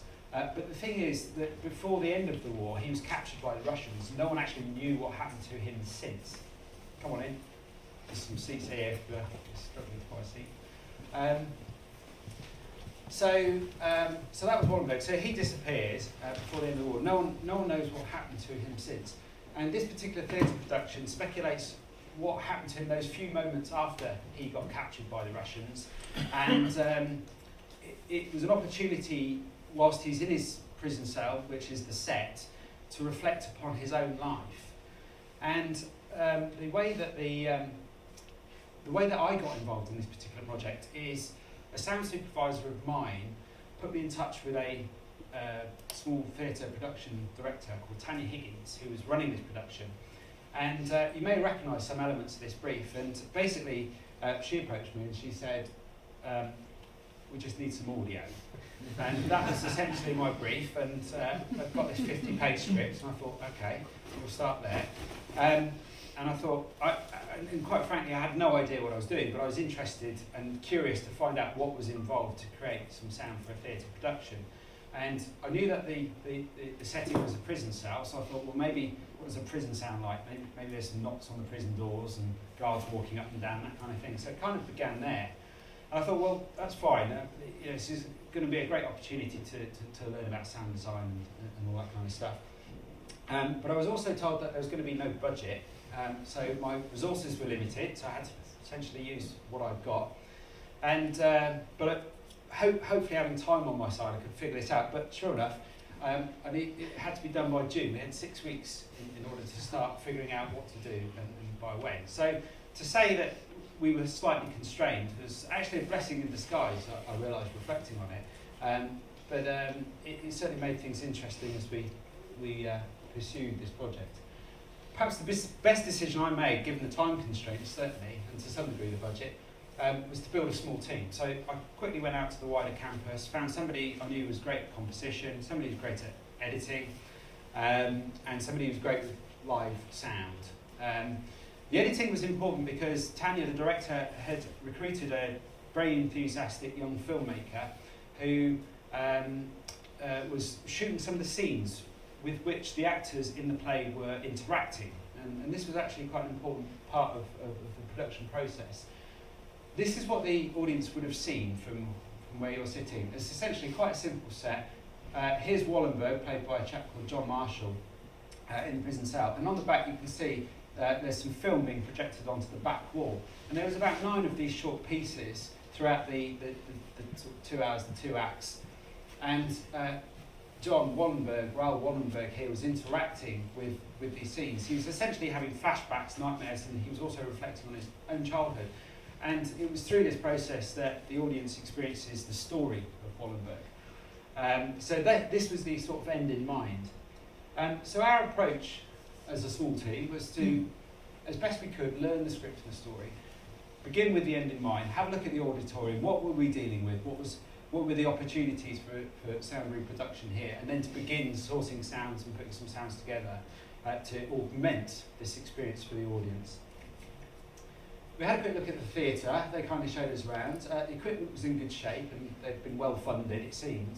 My only complaint, though, was knowing what I know today, was that actually there were 16 speakers up in the rafters, but they were just kind of up there. I don't think they had been sort of designed.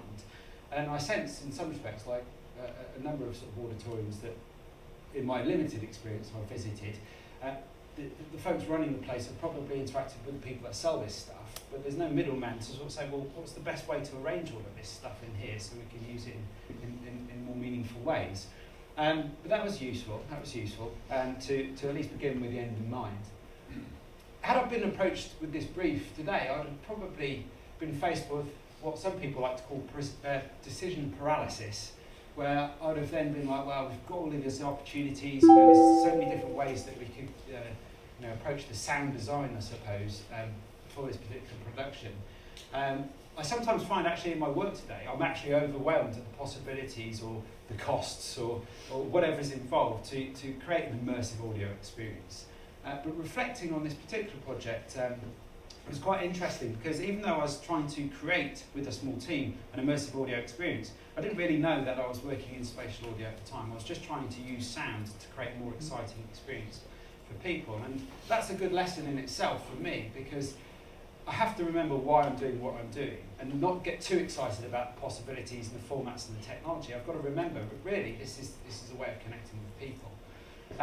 So anyway, we used a format that's lesser discussed in the circles that I operate, and you may have heard of it. It's called mono. So this was the possibility for us in this particular theatre. 16 speakers, but all grouped together in mono. So we had to create an immersive experience using a single channel, I suppose.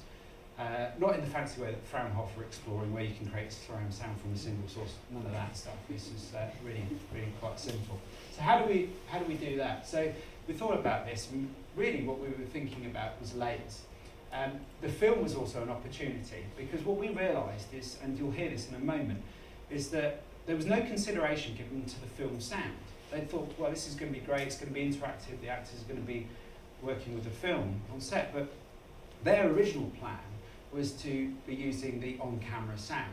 And bear in mind that a lot of these scenes were recorded at a disused airbase in mid-April, and there was a lot of wind noise and all the rest of it, and I can't imagine, well, you'll hear possibly what it would have sounded like, 16 speakers projecting this wind noise with trying to hear what the actors were saying. So I'm kind of glad that I've got some expertise in the team that had some experience with being able to create sound for film. So we were doing dialogue replacement, a little bit of phone-in, some sound effects, and I'll show you some before and afters in a moment. Another great decision I felt looking back on the project, looking at the successes of the project, was that we were there for every rehearsal. And I found this is more and more important in my work. By being there, two things happened. One, we were there when creative decisions were being made, which was excellent for us because it gave us more inspiration for sound cues. But it also meant that some of the things that we were trying to pursue, well, actually, that scene's been cut now, so we don't have to worry about it anymore. I've only too often seen, the sound guys come in at the beginning, get the brief, go away, create the sound in isolation, then come back in the final rehearsals. And whilst they've got something reasonably meaningful, it doesn't completely connect with the script and what's going on. So I'm glad we were there throughout the whole process. The other benefit of being there, looking back on it, and I perhaps didn't realise this at the time, is we were waving the flag for audio. And by being there for every rehearsal, considering what the sound cues could be, or the sound opportunities could be, we were raising the profile of audio in the production. So when it came to the actual final production, we had everybody on board. They felt that the audio was now an essential part of the production, rather than just an afterthought or something that could be, a few knocks on the prison door here and there, and that sort of thing. So it became a fundamental part. And you'll see in the feedback, which I'll share with you before I wrap up, that to some degree that was experienced and noticed by the audience.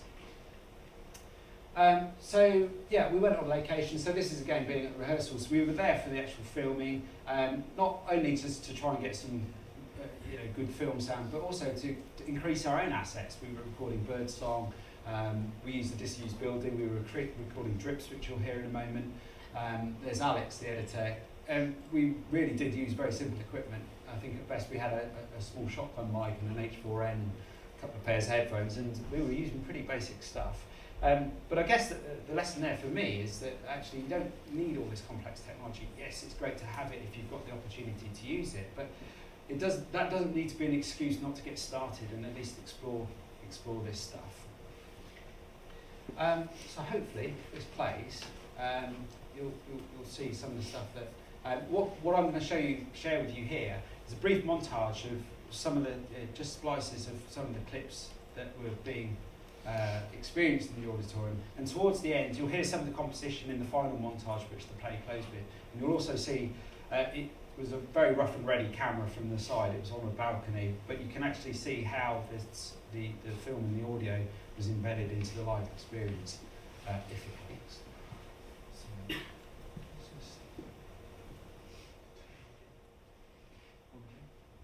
Rolling. Roll.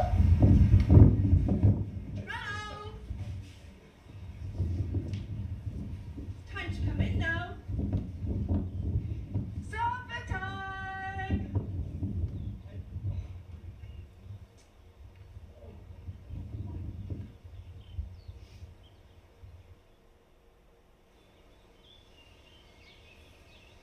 Roll. Roll. It's time to come in now. Supper time.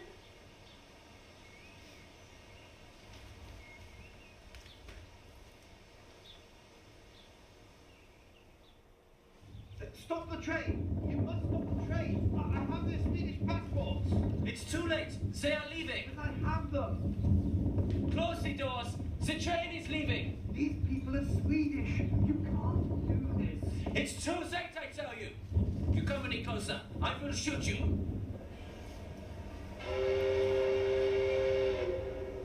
You can't be serious.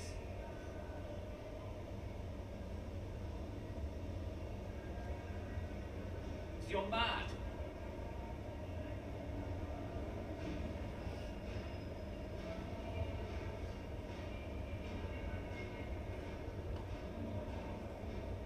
You are mad. Stop the train!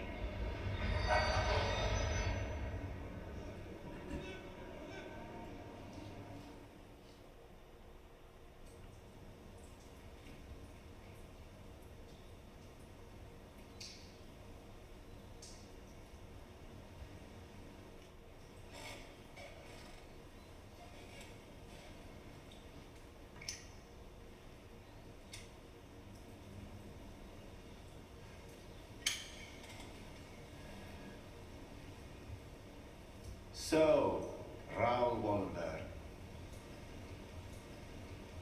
At long last the war is over, but not for you. Something is puzzling us Russians. Something is not quite right. A Swede in Hungary is unusual, no? Told you 100 times.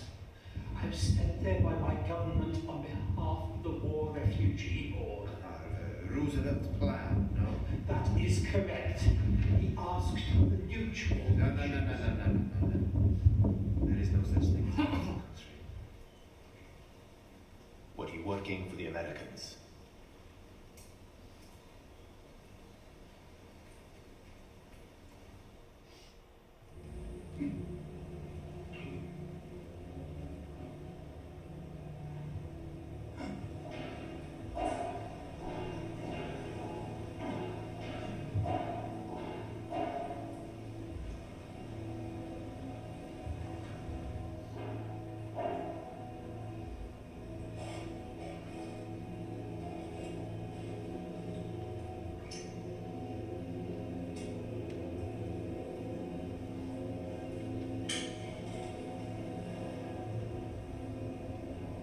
So, Raoul Wallenberg. At long last the war is over, but not for you. Agatha Lazio, Aurelia Imre, Victoria Kiss, Lyndall Kovac, Orvala Dada, Blima Kvartish, Rika Vår, Verrikos Kalta Fajs, Ida Bevisa Chachka, Lisa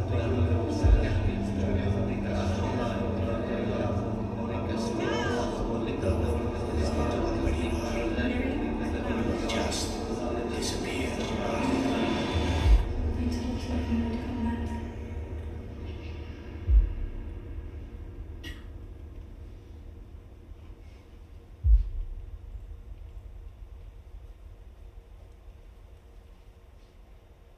And that's where the performance finished. heard some of the composition there.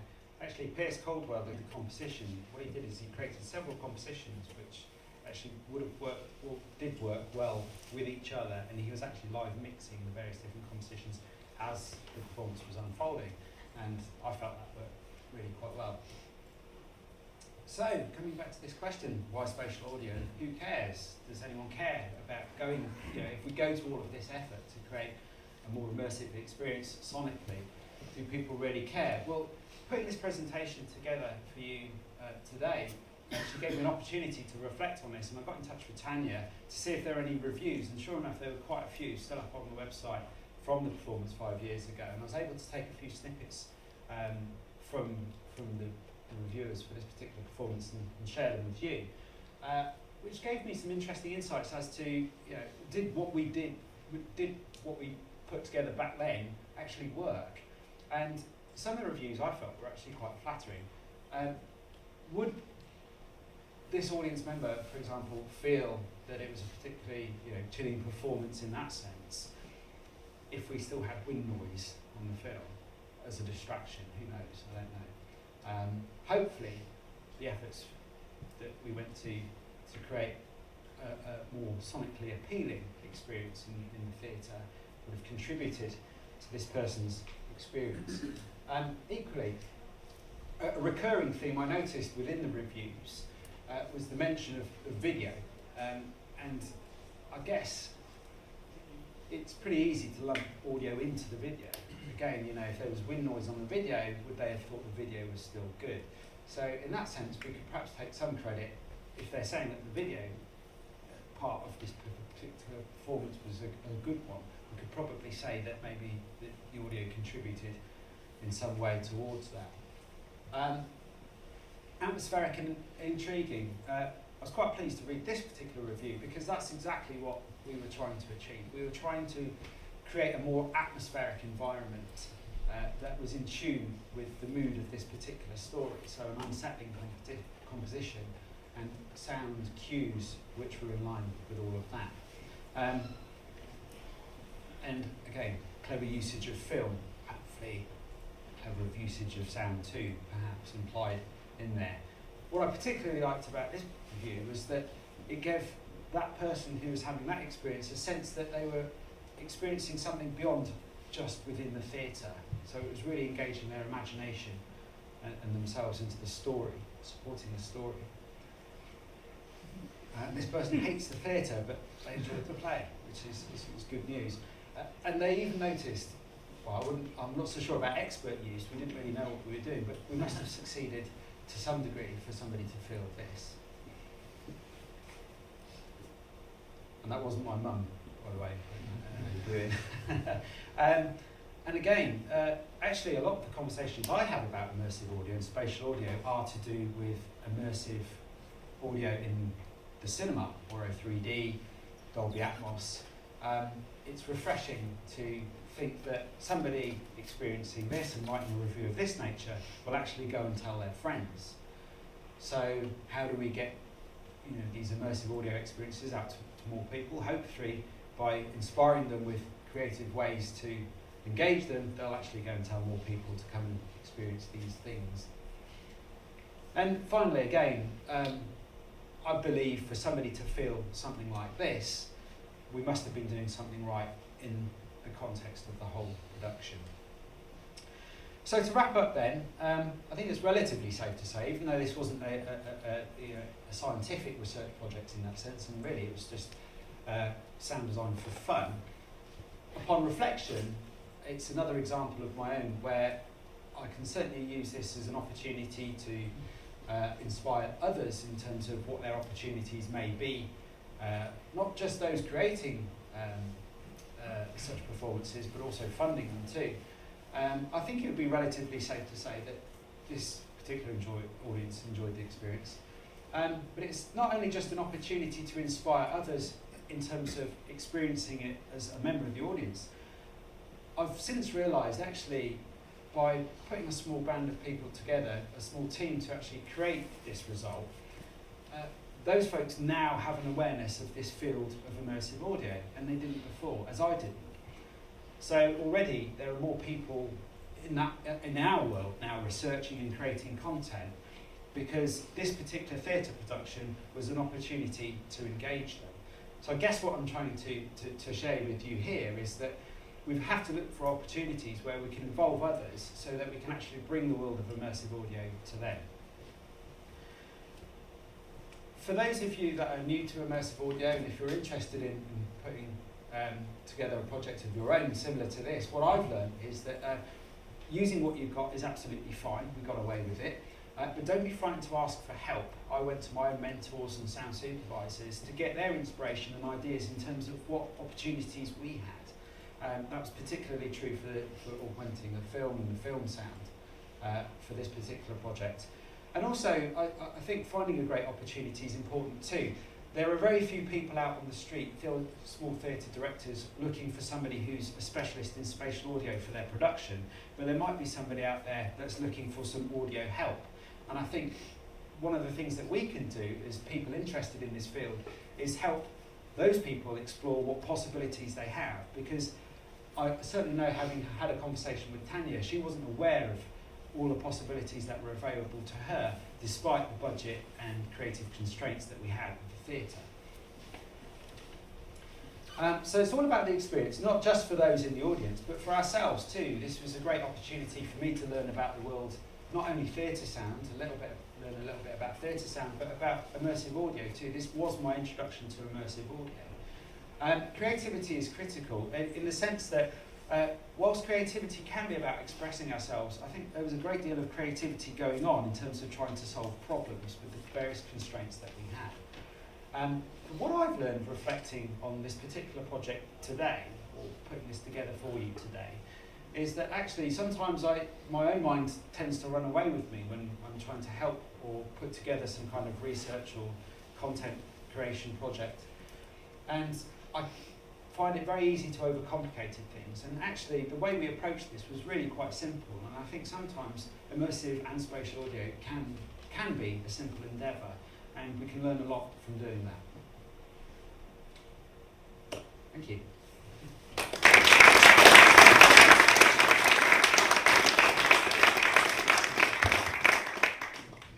Okay, thank you very much, Rob. I think we've got time for a few questions, if anyone wants to ask Rob a question. At the same time, can I ask Ollie to come up and we'll switch over to his...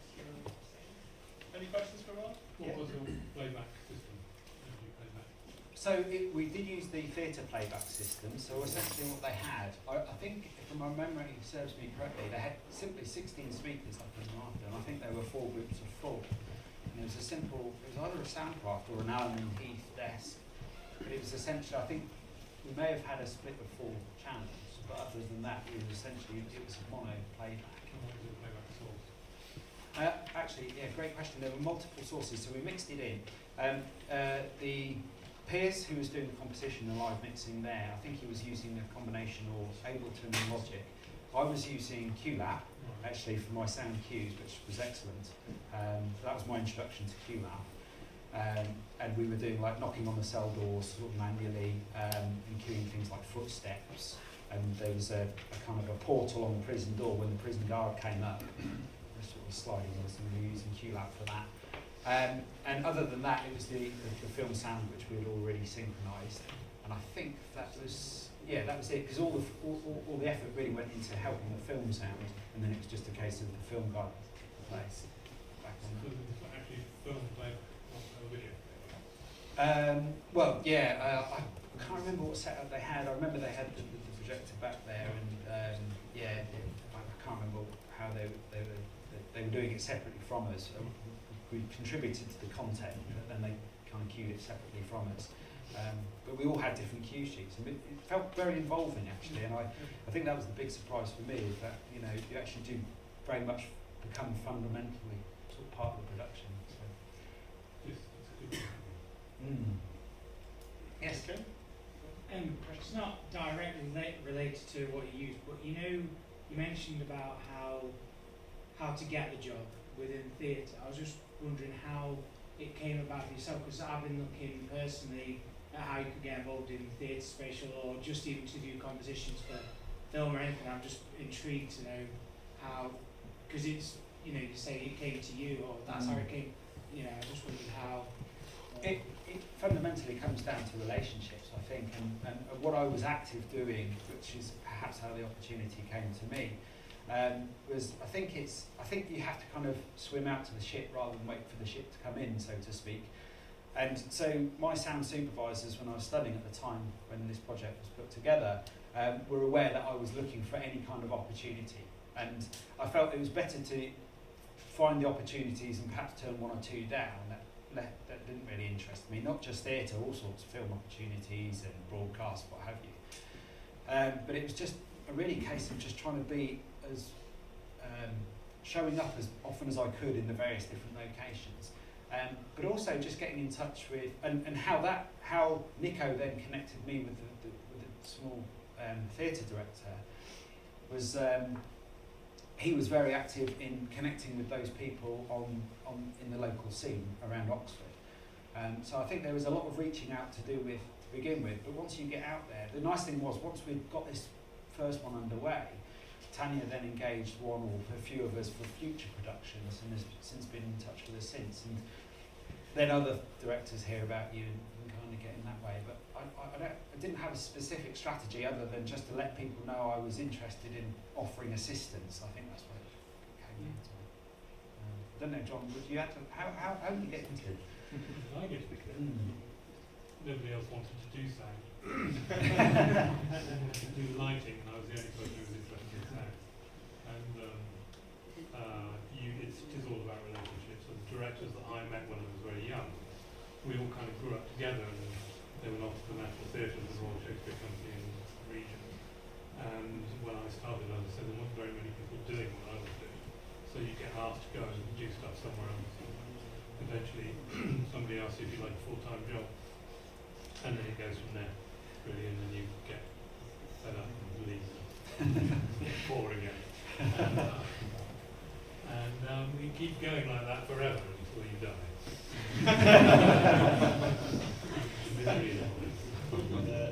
On that cheery note, well, let's move to our speaker. So, Rob, thank you very much for your.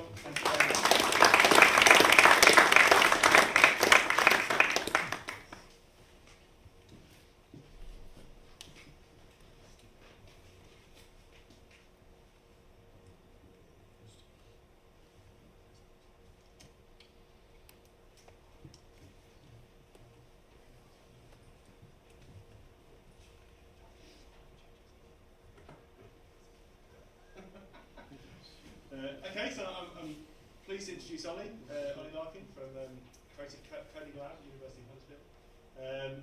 And I'll let him deliver his talk, Synthesis Space, Experimental Spatial Audio Synthesizers. Thank you very much, Ollie. Hello everyone. I'm Ollie Larkin. I'm a audio software developer, creative coder, music technologist, and since quite recently, PhD researcher. I worked at York for quite a long time in the music department there with Dave here, who lots of you know. But now I'm at Huddersfield, and I'm kind of split between two groups. I'm mainly based in the music department in this creative coding lab, which is led by Alex Harker, and my second supervisor is Hyun Kook Lee, who's in the engineering department, and he's got this lab called the APL. I'm investigating synthesis techniques and their application in spatial audio. So I'm using Reaper as my slideshow, so it's the first time I've ever done this, so bear with me.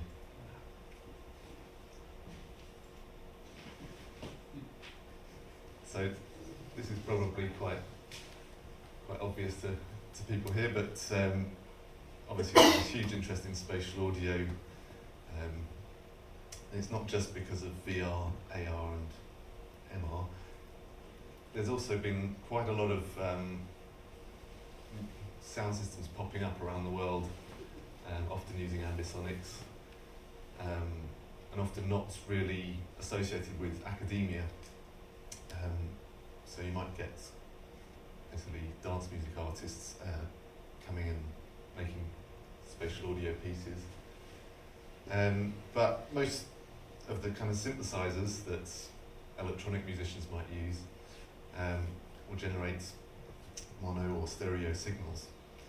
And I kind of feel that there's an opportunity here to make more interesting sounds spatially, or synthesis algorithms that have a kind of spatial element to them, rather than just panning or spreading a stereo source. And I think, I mean, at the moment there's lots of these different systems, all with bespoke tools, often completely different. And I think as spatial audio becomes more and more ubiquitous, we might start to see opportunities for more kind of standardized tools and synthesizers and effects, basically.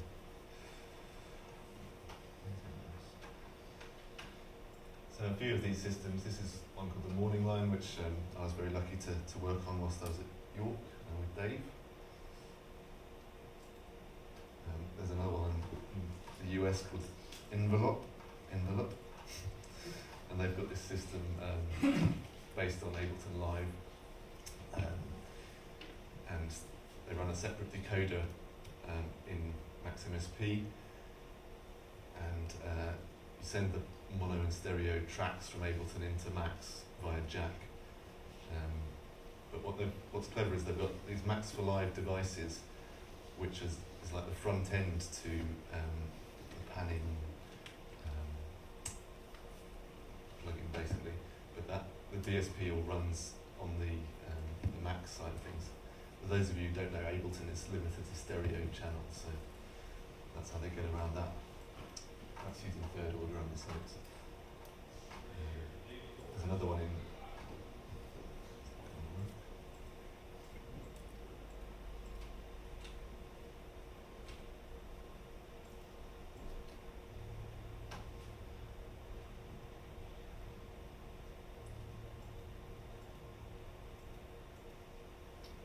The slide seems to have stopped.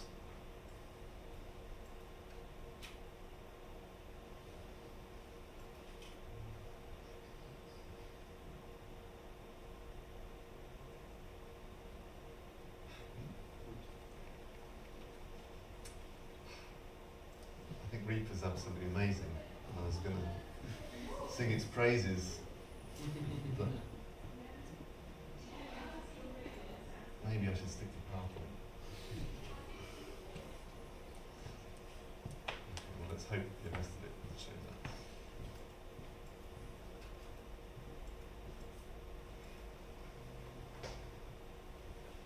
I'm going to close the video window and bring it back.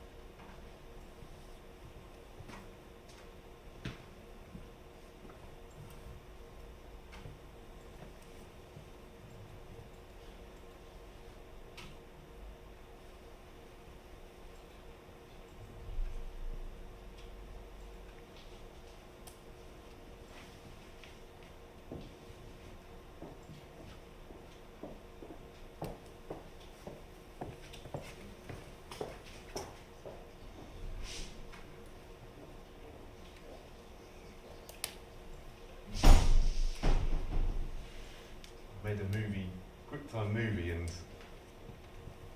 from my keynote presentation, put all the slides in there as Reaper, in Reaper. That seems to be missing a few of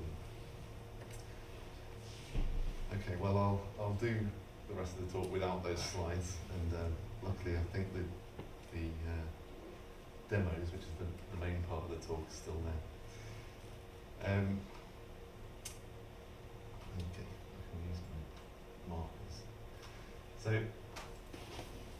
most synthesizers that you get, VST plugins or even hardware synthesizers, they're mono, or some of them might have stereo output.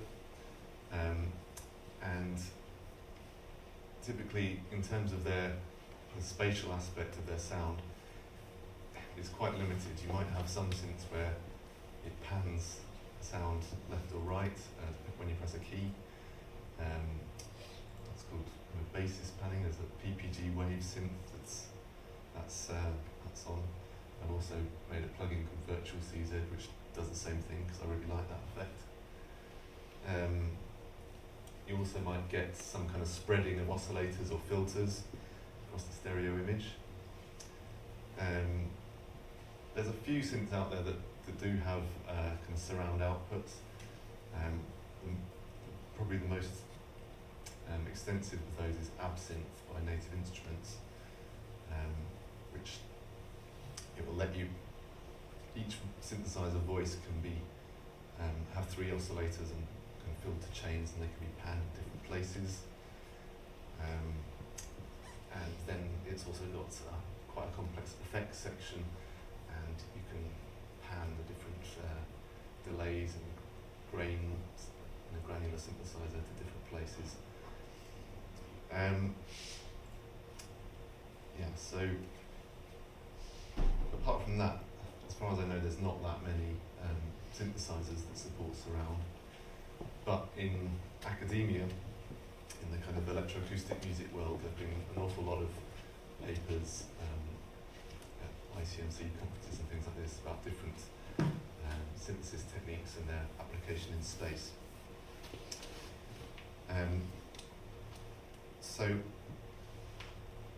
my goal eventually is to be able to make synthesis algorithms that basically occupy a space and where we can modify spatial attributes by playing with the parameters of the synth.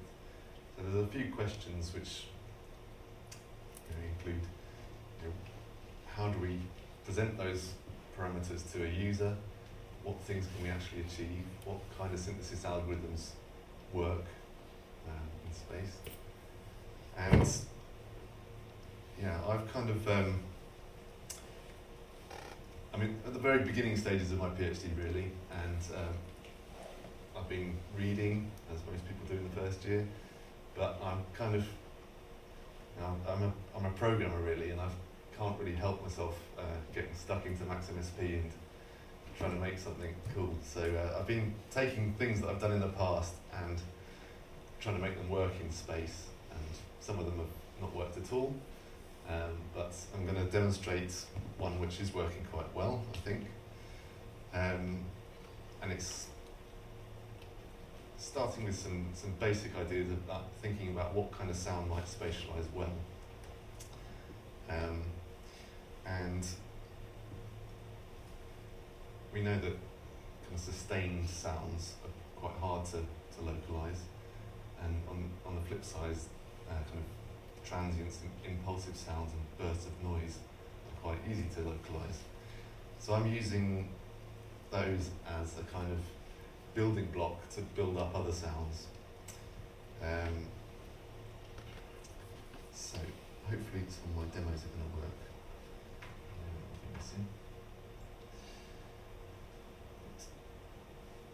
I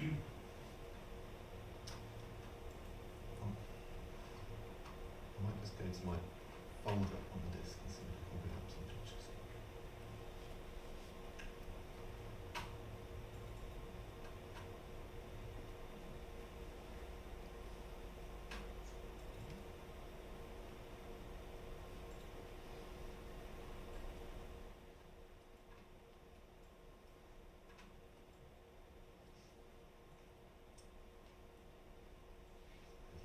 This is what you would have seen.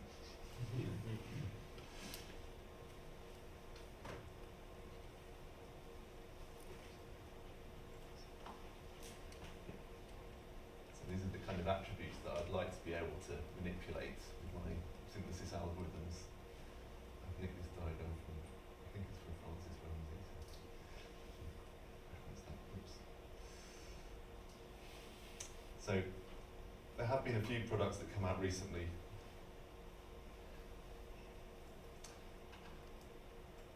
doing this kind of thing, or doing interesting spatial manipulations. One of those is Soundmorph Dust, which is a binaural granular synthesizer based on the particle system. Another amazing piece of software is Sound Particle System, which is kind of like a CAD program for sound. Again, it's based on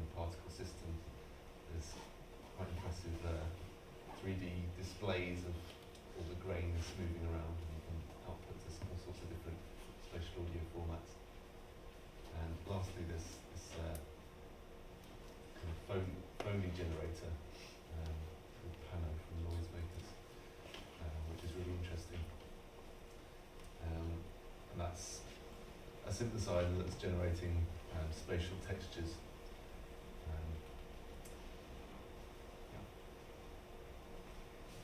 Okay, so these are things that I'm kind of asking myself, and it's really quite an unusual thing to think about. Like, there's this difference between trying to make a realistic sound stage and then using kind of abstract sounds, which a lot of these synthesis algorithms are. If you take away the idea of physical modelling synthesis, we're talking about kind of sounds that don't have any component in real life. So if you're spatialising those, does that mean that the illusion of whatever reality, kind of reality you're making, is that spoiled, or can you mix spatialised synthesised sounds with real spatial recordings, this kind of thing. So these are all things that I hope to narrow down as I progress with what I'm doing. But this synthesizer that I've made, which I'm going to show you,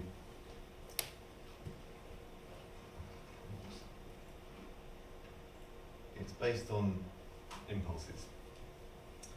And it's, in order to control the generation of these impulses, I'm using sonification. And I'm sonifying a matrix, the 2D matrix of pixels, basically, and using the amplitude of those pixels in order to generate sound. So this could work without the sonification element, but I'm using this kind of visualization at the moment as a way to position and trigger sounds. I might investigate more different ways of interfacing with these kinds of algorithms later on. What I've got in this example I'm going to show you is lots of impulse generators scanning a 2D grid. And there's up to 16 of them. And you can delay those scanners. Each of them's got a higher order ambisonics panner. And interesting effects can happen. I mean, obviously, if you have these things scanning really slowly, you can create quite sparse textures. If you scan much faster, you can create periodic tone and things like that. I'll explain exactly how that sound's generated in a minute.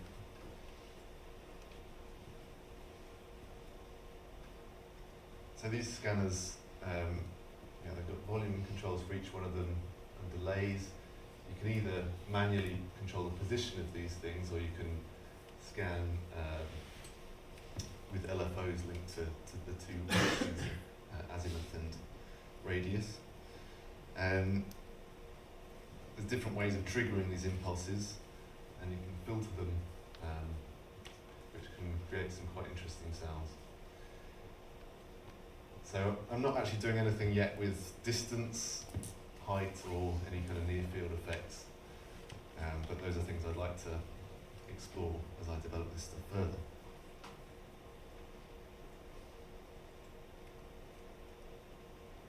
And this is a screenshot of my max patch, which has just got a ridiculous number of parameters, and you can see the visualization down here.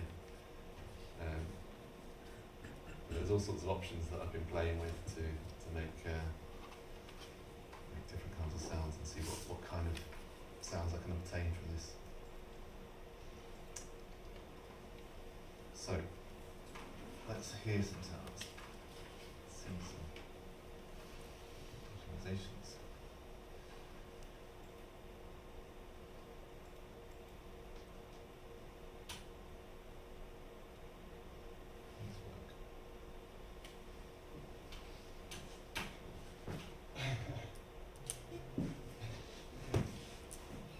No video for some reason.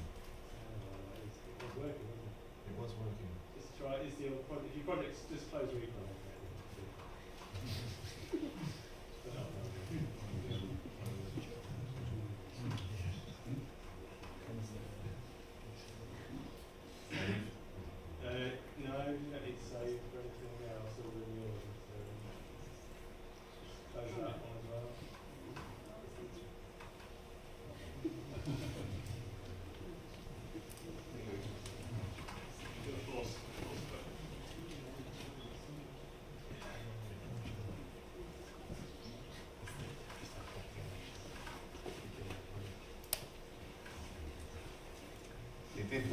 tried it earlier.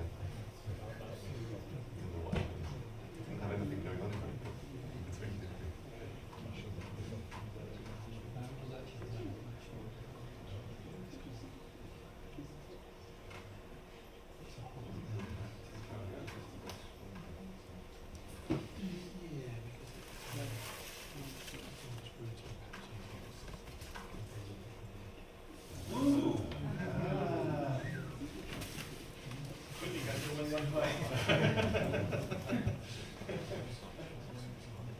The first and last time I used Reaper to present. Slides at least, I'll stick with it for audio. Okay, audio device closed. Right.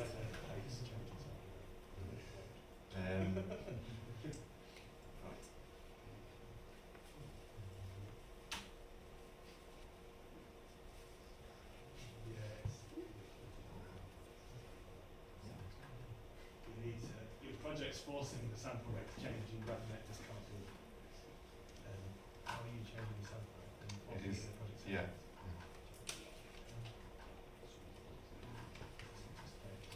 I think that file's been working. Yeah, but RevNet is there.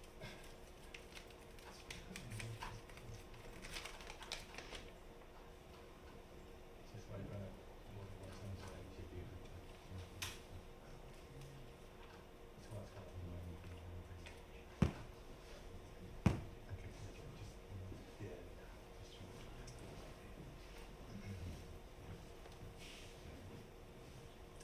Okay, so here's my 2D matrix of pixels. This is 8 by 8, and this could be an image that I imported, but it's also possible to change the value of the pixels based on these scan positions. So the red dot that you see is the scan position. There's just one of them at the moment. And it's just creating a basic impulse.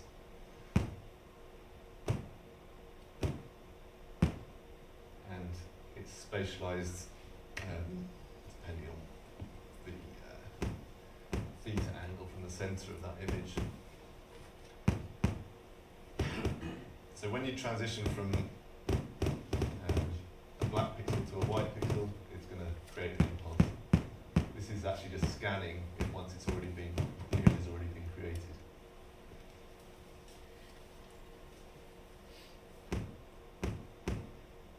There's different ways of generating these impulses. It might be when you go from one pixel to the next horizontally or vertically, or it might just be continuously generating impulses and multiplying the values by the value of the pixel.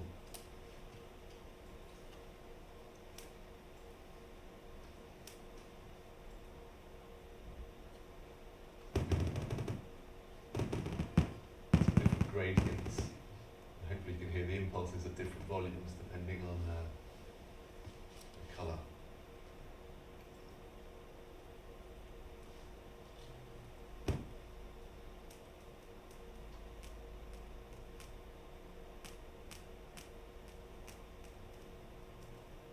So with an image, you can generate rhythms.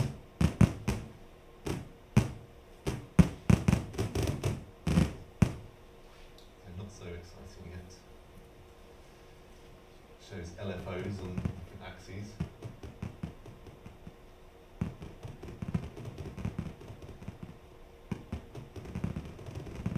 And with a few of them going at the same time, you can get these comb filtering effects.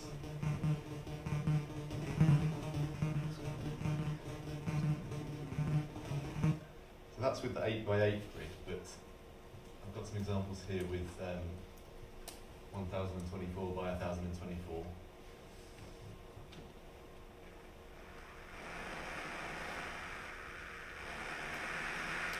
Here you can see how, by controlling the way these things are scanning, I'm kind of getting towards this idea of being able to create some idea of width in a sound.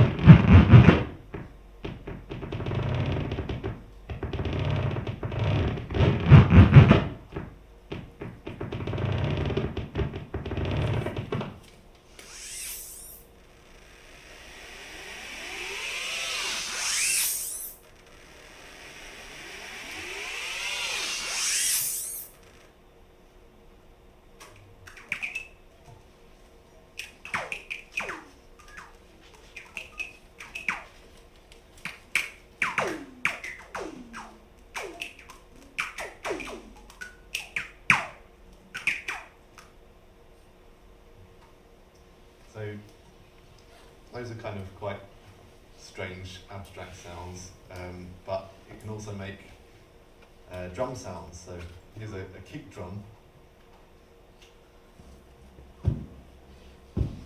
made up of lots of these partials, lots of these grains.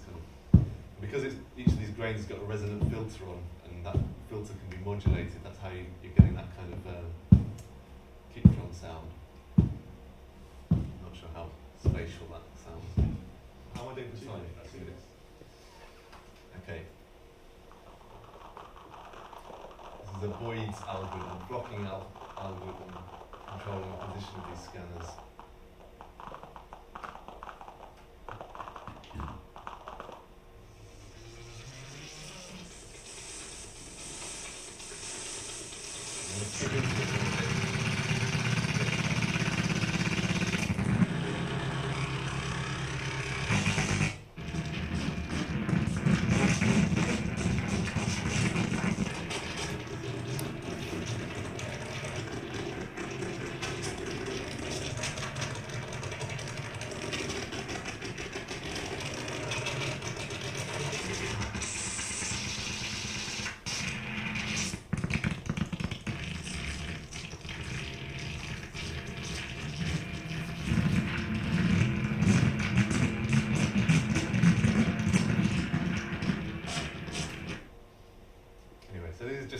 Beginnings of my experiments. I find that these kinds of slightly exaggerated, somehow physical sounding sounds work quite well with spatial audio, and that's an avenue that I want to explore. And anyway. Sorry the presentation didn't quite work, but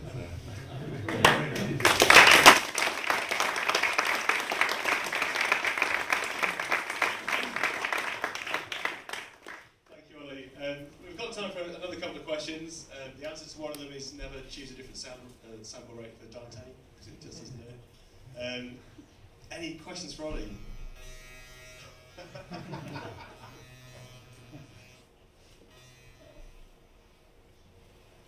How would you extend it to support height?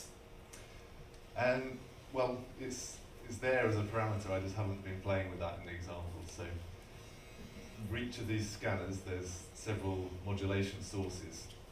So there's the I could use the X and Y position, but there's the angle and the radius. Those things could be linked to height. I'm also thinking about maybe going from a 2D image to a 3D image and visualizing the changes in height as well. So I have experimented with height, and the sounds do localize quite well. But it's a question of particularly in terms of interface, how do you visualize that kind of thing? So that's stuff that I need to look at some point. Okay, perhaps time for one more question if there is one. Ollie, it seems to me there's a real possible synergy between this work and the sort of stuff that people are doing with swarms of drones in shows and advertising presentations. Might be worth looking at that.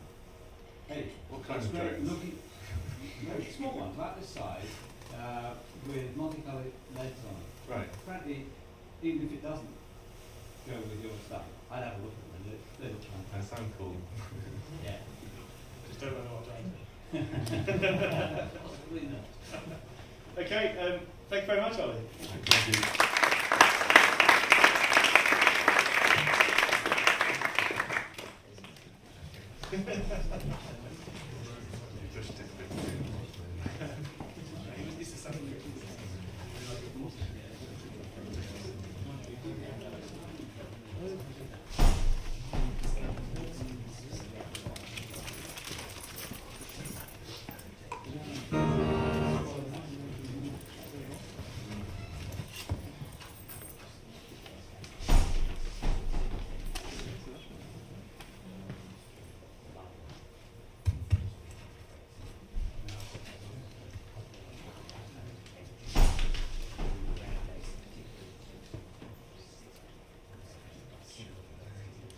Okay, so thank you very much.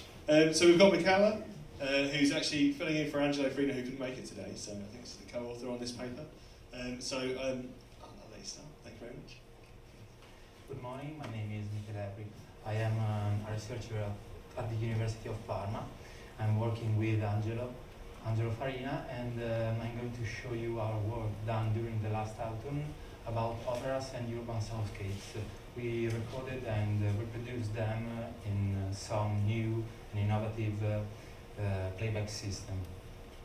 This project is born like a collaboration between the University of Parma, the Casa della Musica and Casa del Suono of Parma, and the Teatro Regio of Parma. The goals of this project are first to present a virtual tour of Parma soundscape to foreign visitors coming during Festival Verdi 2016. And then we also wanted to record and to reproduce the 4 main operas performed during this festival, making use of advanced panoramic and audio and video capture and playback. The Festival Verdi is a music festival in memory of Giuseppe Verdi, which is the greatest music compositor, music maker of Parma. And every year it attracts up to 100,000 people, opera lovers and also classical musical lovers. There are a lot of events in this festival, all related to Giuseppe Verdi, to classical music, and so on. But there are 4 main events that are the 4 operas: the Don Carlo, Giovanna d'Arco, I Masnadieri, and Il Trovatore.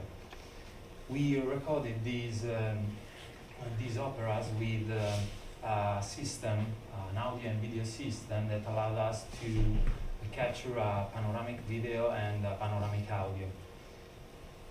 And we placed that system, that audio and video system, recording system, in an unusual point of view, in order to permit to the users to see and to listen these operas from an unusual point of view, which is right in front of the actors, so on the edge of the stage. So we have the actors in front of us and the orchestra behind us. Well, the Don Carlo was performed inside the Teatro Regio in Parma. The Giovanna d'Arco was performed inside the Teatro Farnese in Parma, which is a very particular theater because it's completely made of wood. And then Masnadieri was performed inside the Teatro Verdi in Busseto, which is a town near Parma in which Giuseppe Verdi lived. Then the last one, Il Trovatore, was performed inside the Teatro Regio. Then we focused on urban soundscapes. So we choose some points of inside the city of Parma, some characteristic points on particular point, like this one. This is the Ducales Garden, which was the hunting garden of Maria Luigia, the wife of Napoleone Bonaparte. And this is another point of view of the same garden. This garden is inside Parma, almost in the center of Parma. And we also recorded some music player in a square of Parma, the square in which there is the main church of Parma and the baptistery. So to record these sounds, to record this sound field, we use the Egen mic. So for what concerns the audio part, the audio recording, we use the Egen mic microphone, which is a microphone with 32 capsules, good quality capsules, placed in a spherical array. So with this microphone we can record all the sound coming 360 around. And it has preamplifiers with digital gain control and audio analog to digital converters. And the very important thing is that it has an Ethernet interface, so it is easy to use. This microphone was linked to an MBB interface, which was controlled by a MacBook.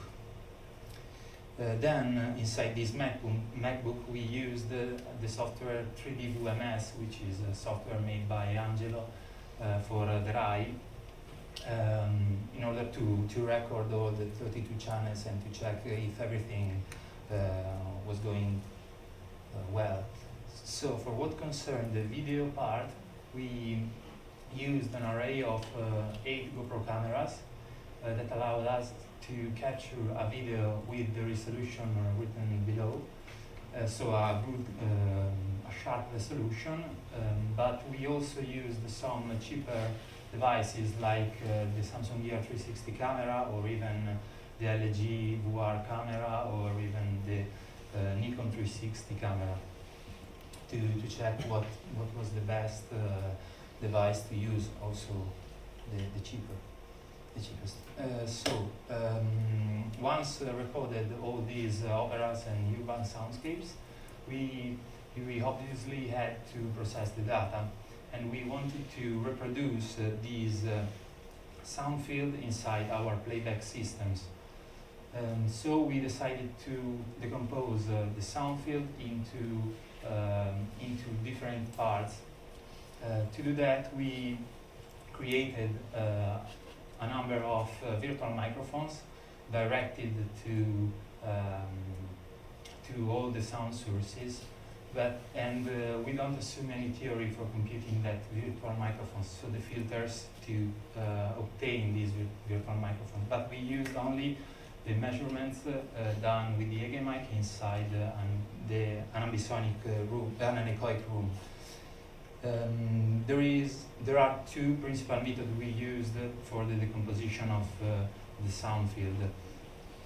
The first method was the well-known ambisonic technology, the ambisonic decomposition of sound and reproduction of sound. So we use an ambisonic technology of the 3rd order.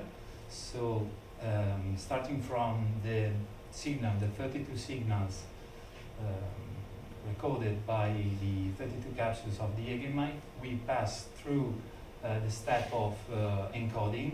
So we use a matrix filter to obtain with MATLAB, starting from a measurement set of 362 directions in an anechoic room, in order to obtain the B format, which is the decomposition of sound into spherical harmonics. And then we pass through the step of decoding in order to obtain every signal that is used to feed every single speaker of our playback system. These are the 16 spherical harmonics we worked with, and because 16 is the number of spherical harmonics of the 3rd order ambisonics. Then the second method is, in a certain way, is a direct synthesis of virtual microphones. So we created a number of virtual microphones pointed to every source, sound source, and we filter. So to obtain these virtual microphones, we use the 32 signals from the EG mic. We filter them, and we link every virtual microphones to a loudspeaker, so we can also recreate a sound field that is different from the one recorded. So we have to impose to our software a target directivity of the microphones, of the virtual microphones. Obviously, we cannot impose an order of the cardioid that is too high, because our system has only 32 capsules, so we cannot think that we can obtain a 10th order, for example. So we use the filter matrix to recreate to try to get near to the target function with so we want that our real virtual microphones get as much as possible near to the target function that we impose. So we use the least square method for the filter computation, and we have seen that it is important to introduce a frequency-dependent regularization parameter, beta kappa, which allows us to reach a beautiful beautiful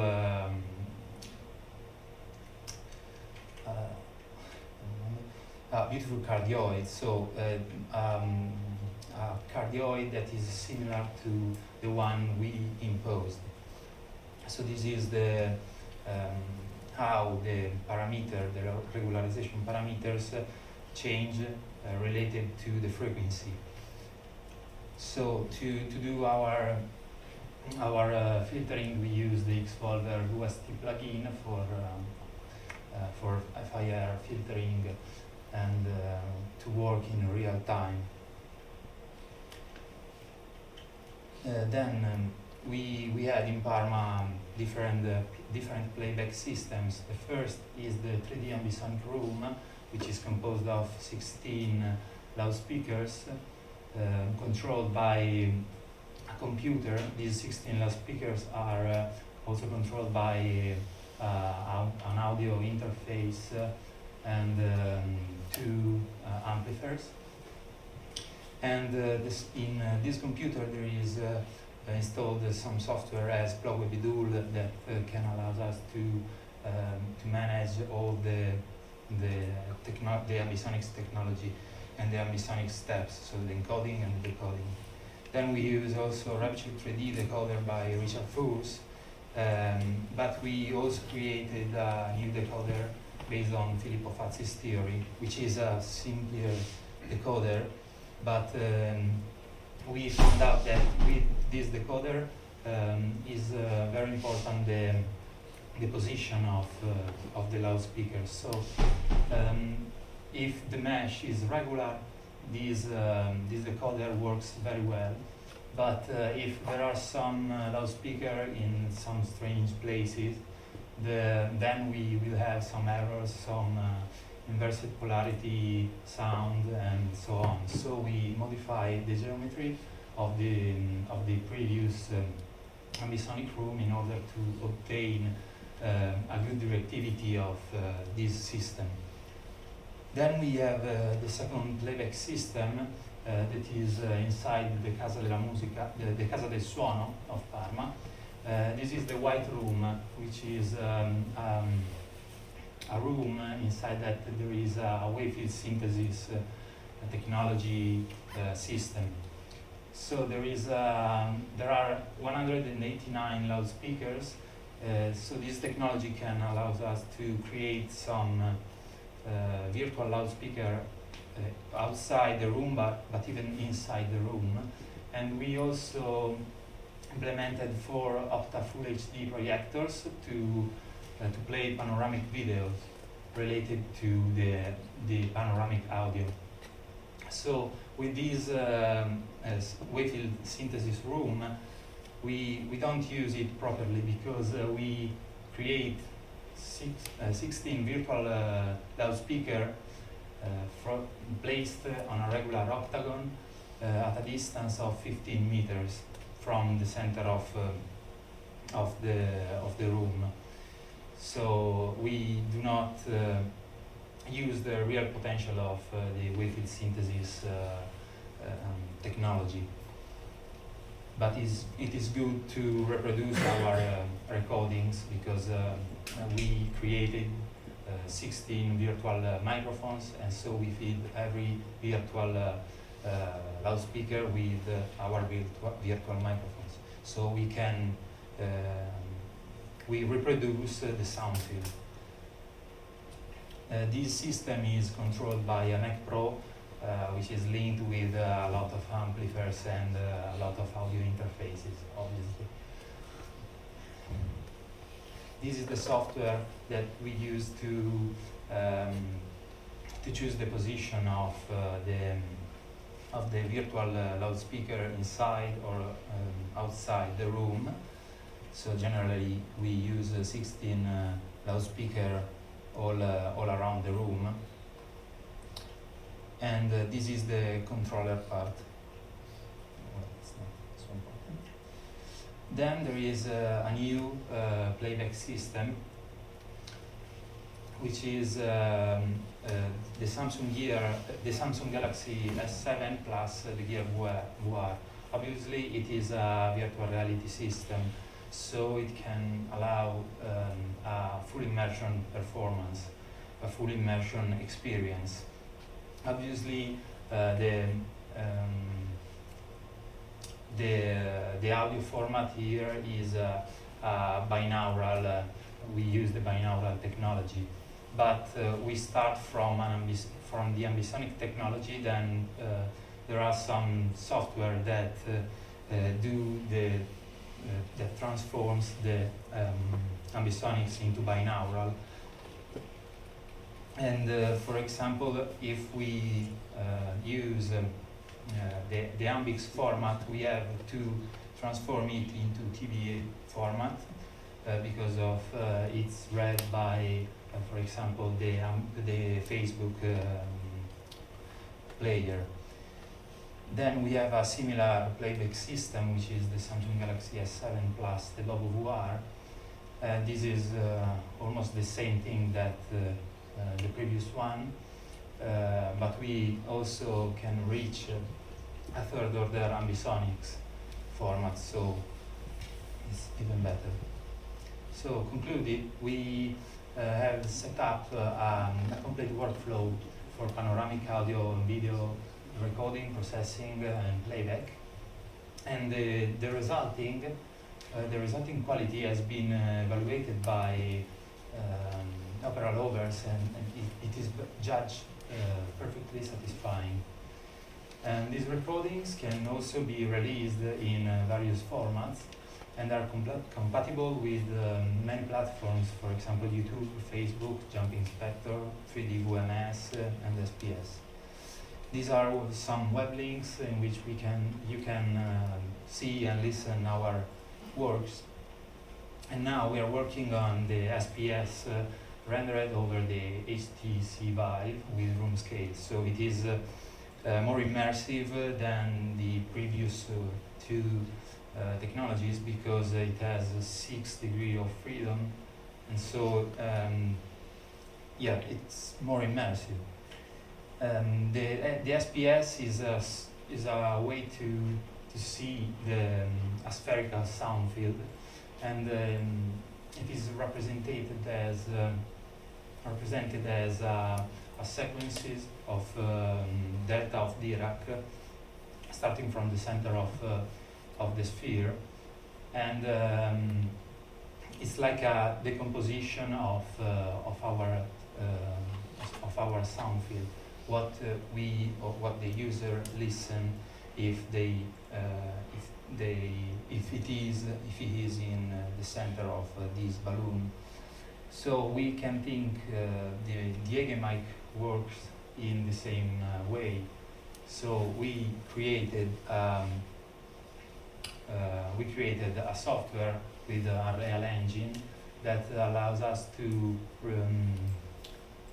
see a panoramic video that is carried by the sphere created as in the image, and this sphere is surrounded by 32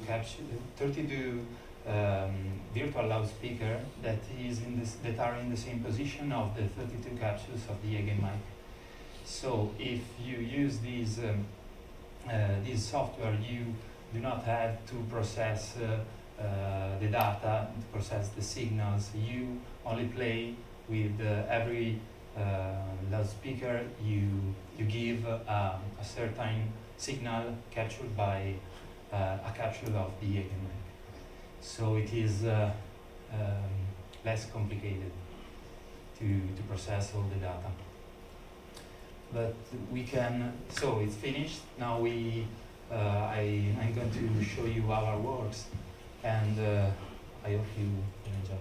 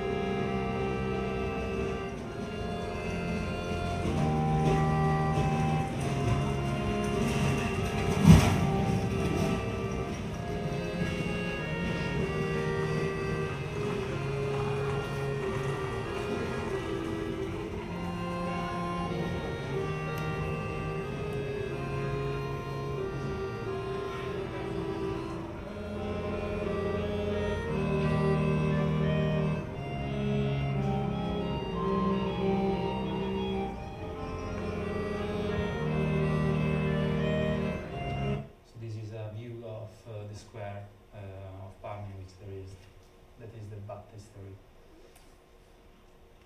Then it is the Teatro Farnese, it is the opera Giovanna d'Arco. This is a part of it.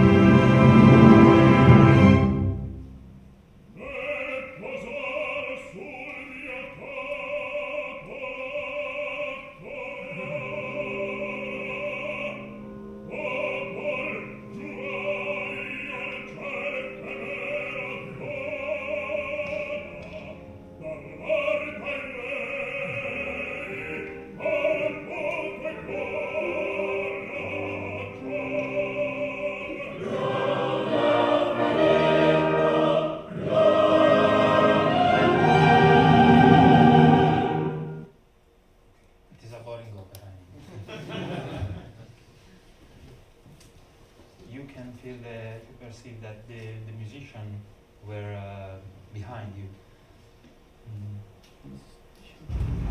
This is the Palace Garden. Angelo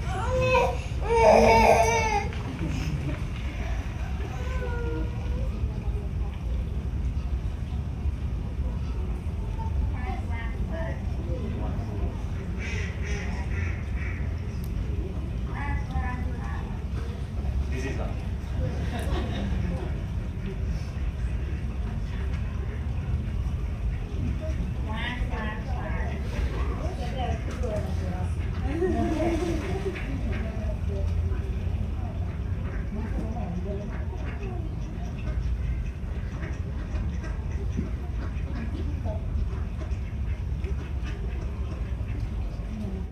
So it's finished.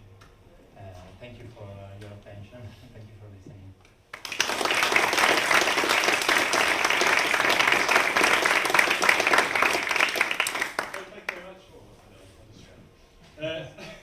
Thank you very much for that really interesting talk.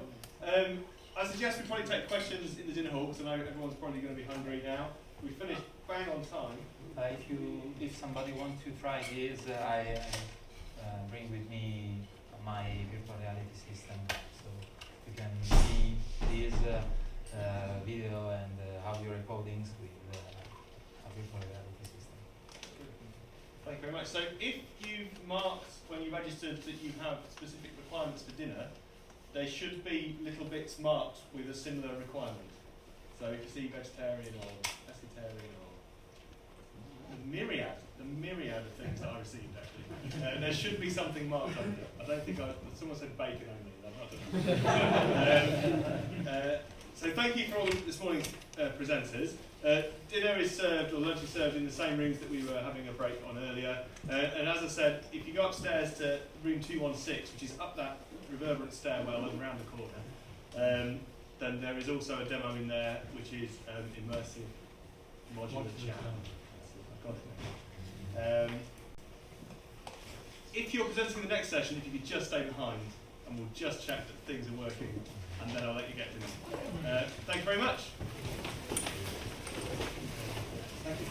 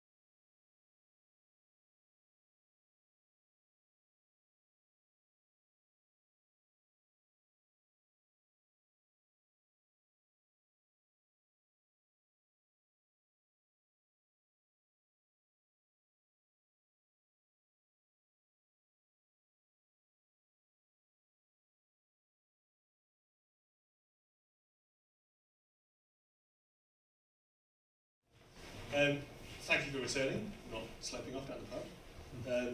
So welcome to the second half of Sounds in Space. We've tried to make it a bit more demo-y in the second half, and a bit less technical, I think, because after dinner and all that.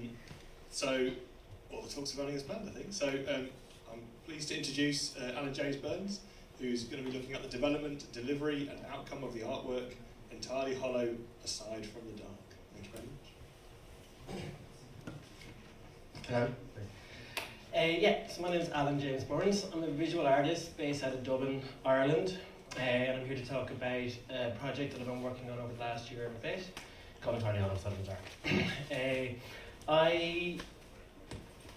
I came to immersive audio and spatialization through a concept to kind of give me answers to a question and a concept that I was looking at. I'm very interested in how the human mind works, and how my I'm very interested in how the human mind works. What is a thought? What is thinking? What might it sound like if you were inside someone else's consciousness? How would when you're inside someone else's consciousness, in your own head, when you're thinking, do you think in full sentence structures? Do you think pronouns with nouns? Do you hear sounds inside your head? Do you see pictures? And then in my art practice, what I do is I try and use audiovisual technology to demonstrate or question this. I see a clear parallel between the characteristics of thinking, thinking in language, sounds, and imagery, and the characteristics of audiovisual technology, as in visuals and audio. The question, sorry. So that's my art practice. What I'm here to talk about is an artwork called Entirely Hollow, Aside from the Dark. That artwork is a 19 to 32 channel audio installation that I put inside caves that are geographically caves, subterranean kind of underground caves, wherein I bring the cave to life. I give it a voice, I create a consciousness, and I put that consciousness inside caves. And then I bring an audience to it. I created this artwork first about a year ago, not a year ago, actually less than a year ago, last September 2016, in a seaside cave in the North Dublin town in Ireland called Portran. In that, North Dublin town called Portran. What happens is an audience come, they arrive at the cave in darkness in nightfall. And as they arrive, they're greeted and given into safety, health and induction. They're all then given a torch, and then they're brought down this cave, brought down the cliff across a beach and around the cliffside. And as they're walking around the cliffside, they're walking into a cave. The cave has a sheet of blackness in front of it, and as they're walking into the cave is breathing, so on and so forth. As they settle in this stream of consciousness, this female character starts questioning her reality, speaking kind of broken dialogue, broken English, as this cacophony of words and sounds build up around the audience and penetrate the space. I wanted to try and figure out what it might sound like inside someone else's head, and I started looking at three-dimensional audio and spatial audio about a year and a half ago to kind of answer that question. To answer that question, as in, if you're inside your head, if you're inside someone else's head, would your thoughts come from one direction? Would it come from multiple directions? Would it pan around your head? Would you be encompassed? Would it sound like it was in a cathedral? Would it sound like it was in a tiny little box? Or would it sound like all of it? I imagine it would sound like all of it. At times, your consciousness at times when you're asleep, it's just in that moment between when you're awake, when you're just waking up and when you're asleep, that it might sound very vast, or at times when you're clear in the day, that your inner voice or your inner dialogue sounds quite direct and comes from one directional. So this is just imagery of the event that I created last September. Of the audience coming to it, and then I'm just going to show a video of the event that happened last year, and I'll talk about the development of the project.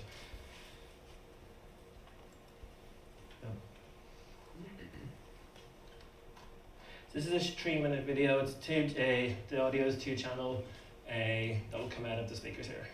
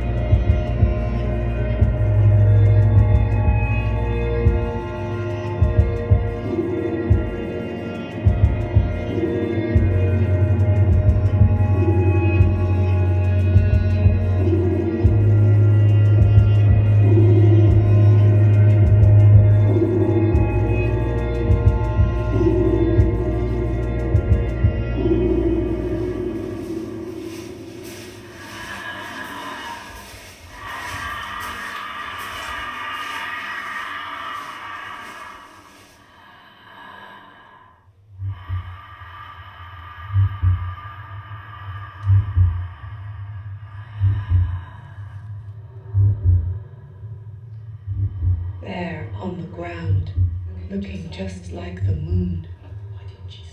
Why didn't she stop when she saw me?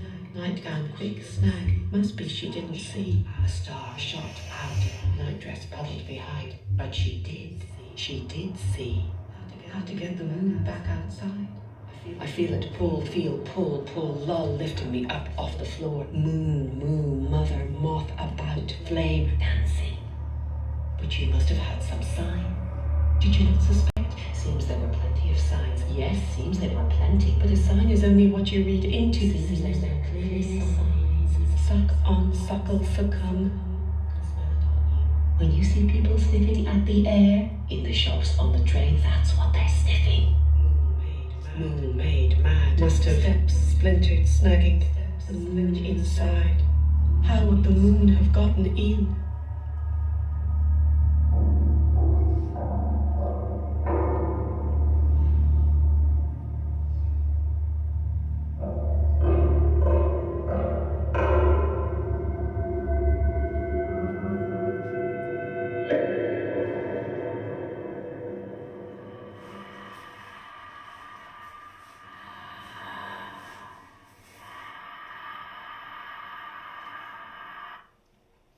That's just a short snippet of the audio work that the audience were subjected to within the cave. The piece itself is about 25 to 30, 25, it lasts about, once you're inside the cave, it lasts about 25 to 30 minutes. It's out of 19 to 32 channels. The reason why I'm saying 19 to 32 is because I started off with 32 for this particular piece in this particular cave. But I'd never installed a work in a cave before, so when I got into a cave, we realised that certain speakers can't go in certain places. I was putting them in nooks and crannies, I was putting them in poles, I devised a system of silicone that you just put a speaker onto a piece of wood to the silicone to the rock face, and afterwards you just twist the piece of wood that would come away from the rock without interfering with the cave. But with this particular cave, it was a sea cave, so the cave filled up with water twice a day. So we only had a window of 4 hours and a week prior to it to try and run, test, and install the piece. And so it was obviously a nightmare, but a brilliant nightmare. So it ended up, I started off with 32 in the studio, kind of working on kind of 32 outputs, and ended up with 19 left in the cave. This is just a small kind of, it's from the same kind of section of the piece. Did you not suspect? Seems there were plenty of signs. Yes, seems there were plenty, but a sign is only what you read into the signs. There were clear signs. Suck on,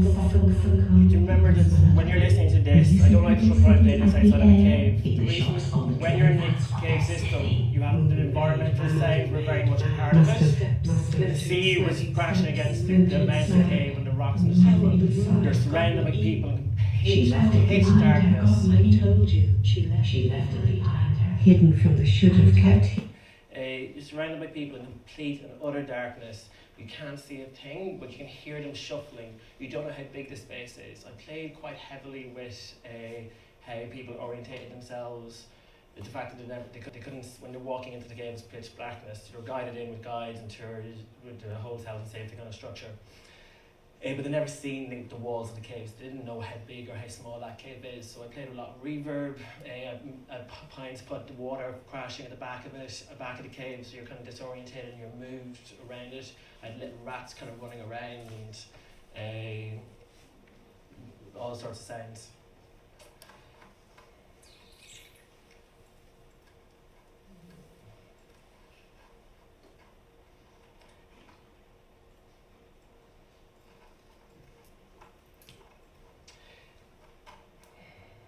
How do I go big?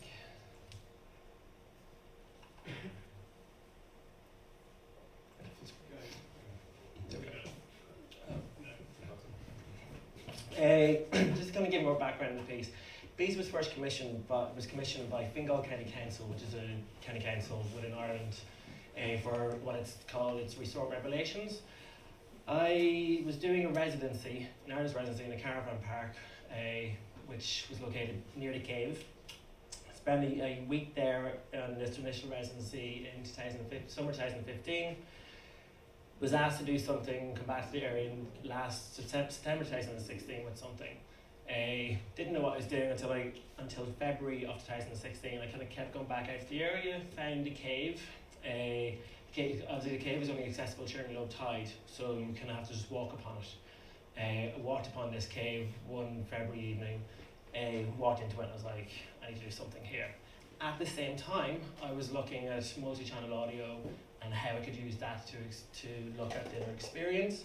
And I was working with and talking to people who hear voices. People hear, so the phenomenon of hearing voices is quite common. Between 1 and 10 people hear voices.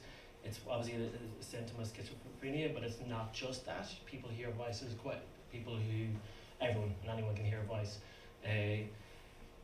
And how that manifests within certain people varies also quite differently, from them hearing it as if it's inside their head to hearing it as if it's externally. So some people will hear voices as if they are people outside of their own being in other spaces, looking at psychology and cognitive science and neurology to try and towards with that, and looking at neurology to try and figure out how I'd pass sounds throughout the system.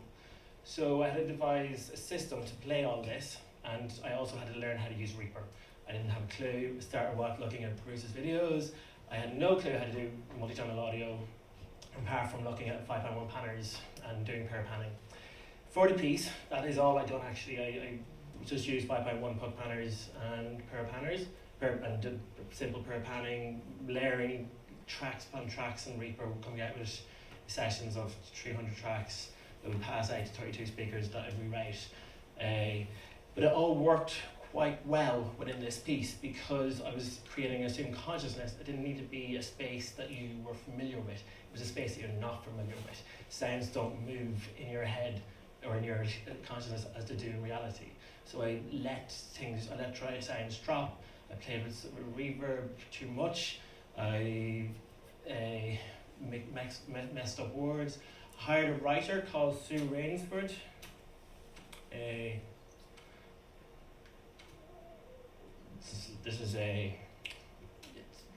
hired a writer called Sue Rainsford. Sue Rainsford is an amazing Irish writer who works in the field of streams of consciousness. He's written many books with trains of thought to develop the piece with me. To develop the words and the structures of it, we looked at where the cave was. It was located by the sea, that's created by tidal forces. The moon creating it, moon referencing lunacy, madness, the cave itself, working with creativity, the cave is one of the oldest galleries in the world with cave art, and all this kind of reference and was formed the sounds and the words that we worked with within the piece. I worked with a composer called Ian Dunphy, who just wasn't familiar with three-dimensional audio or spatial audio. Not many people in Ireland did, or not many people I could find did either. It's obviously, someone was saying earlier on that there's not many sound editors, and a lot of sound editors, a lot of people don't work in the field. They don't, and I found it very difficult to find advice at the time. But I just made it work, and I made it happen. Just running in a studio, trying to mimic the setup of a cave. The cave was a kind of a linear dome shape, so trying to create a dome-shaped sphere within the cave structure. How I ran the piece, I ran it from my MacBook that went out to... So one of the biggest problems that I had with installing this and creating this work was power. Because I'm outdoors, I didn't have a power source. I also, for health and safety reasons, couldn't have much power. Everything had to be very low voltage and very low power, so I had to run everything as extremely low as I could, which also happened to be the cheapest. And what I done was I got a 32 household speakers, 60 watt, which work really well in the cave. Cave structures are very dry. The sound in them are crisp clear. Beautiful to hold concerts in and to put artworks in. This is just kind of editing within the cave. So we had 32 speakers that went back to 16 little mini car amps that I imported, that I got from on eBay from Asia, which all costed like £3, and chem, and each one was like the right output was marked as a LED output, and made a work around it. And but the power, they were all ran off 12 volt, which is very low. The whole system ran off the same as a laptop. That ran to four USB powered sound cards, 8.1 sound cards from Applins that I daisy chained in Apple MIDI aggregated devices and connected to the laptop. So the whole thing could run if I wanted to out of my car. But in the end I ran it from, there's a house nearby that I got power from, but the whole thing I kind of structured to run out of a car, which is what I'm planning to do next. So on the back of this is just us, so that obviously with the tide, with the natural forces, we had to overcome that quite a lot. So we had to create a sandbag path into the cave, but also every time the tide came in, also came a mountain of seaweed, and that seaweed brought flies and insects. So I had to get a team in, and then once we had a 4-hour window to go in, put up the speakers, run the cable out of the cave, we ended up in 19 speakers, all 19 speakers out of the cave, up the cliff, into the car, connected to the amps, sound card, to the computer, get out the seaweed, and the flies that came with it, all show out, fix the sandbag pad, bring down an audience, play the piece, bring back out the audience, go back down, deinstall, all out before the tide came back in. At night time in the dark. So that's the piece in the back of the car. It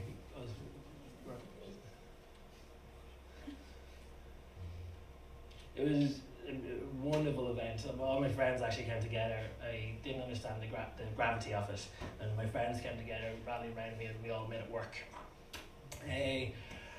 On the back of it, we got about 70 participants in to see it. The first night was, when it was booked out, was obviously something like this, booked out in minutes, or not minutes, like I think it was about a couple of hours on my Facebook. And a lot of people came, wrote a lot of emails to me, and enticed me to push it to do it further and go again.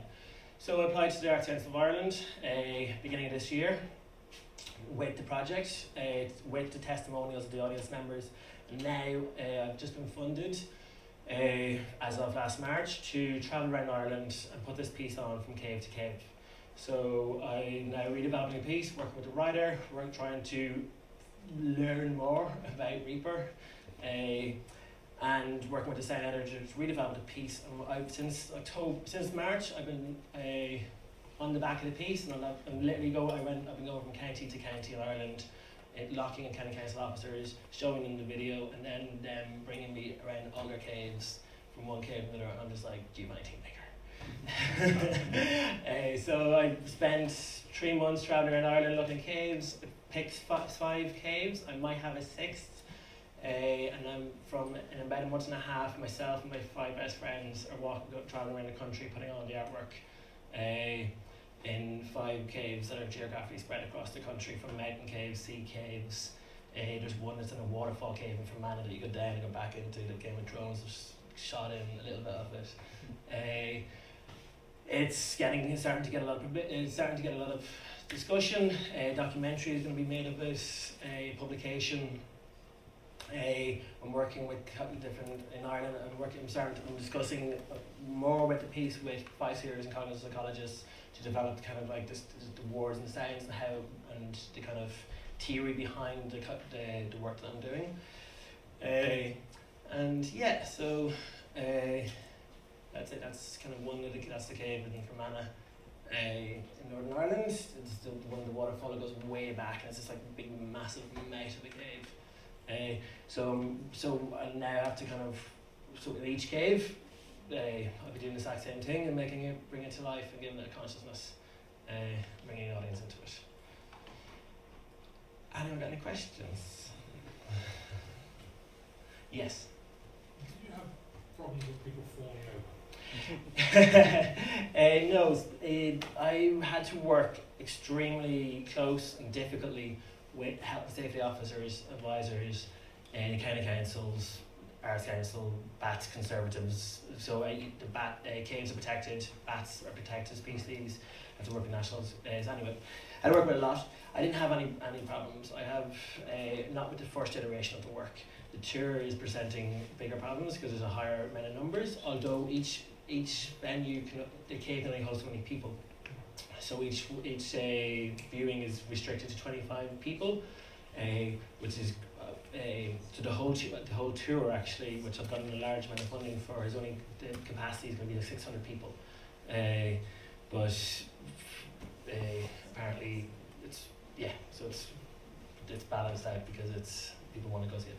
I haven't had any problems with people falling over, but there is potential of it. It's insured.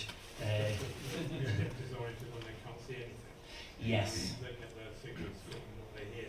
Mm. And if you've got speakers in different places and sounds coming out, I've certainly been in one similar sort of thing in the States where there have to be ground breaks because people without any kind of sense of location literally just fall over.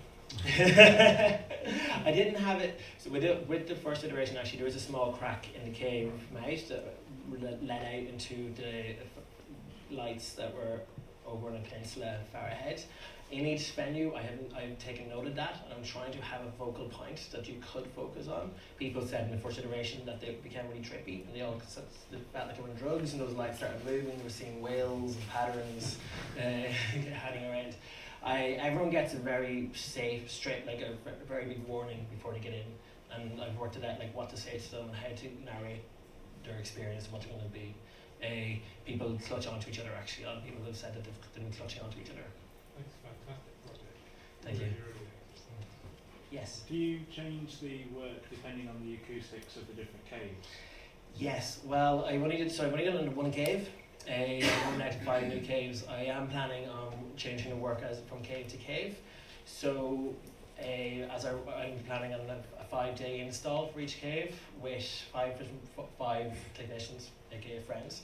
And yes, we are changing it. The caves change drastically in shape and size, so I have to change the piece and for each one.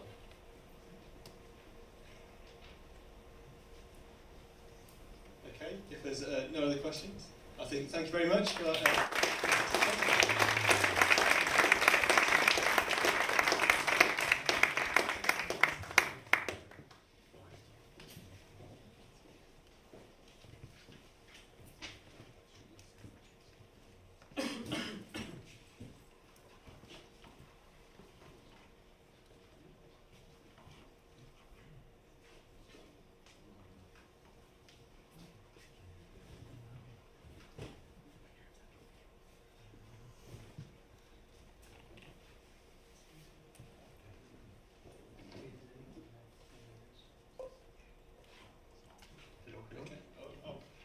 Great stuff. So our next speaker, Alex Droyley. Axel Droyley. Is talking about practical use of spatial audio for entertaining audio-only storytelling. So thank you very much. Thank you. So, good afternoon. I'm Axel. I recently graduated from SA Institute, London, and I'm currently freelancing as immersive audio engineer and designer, content creator. So I'm here today to talk about my final year project, a practical use of spatial audio for entertaining audio-only storytelling.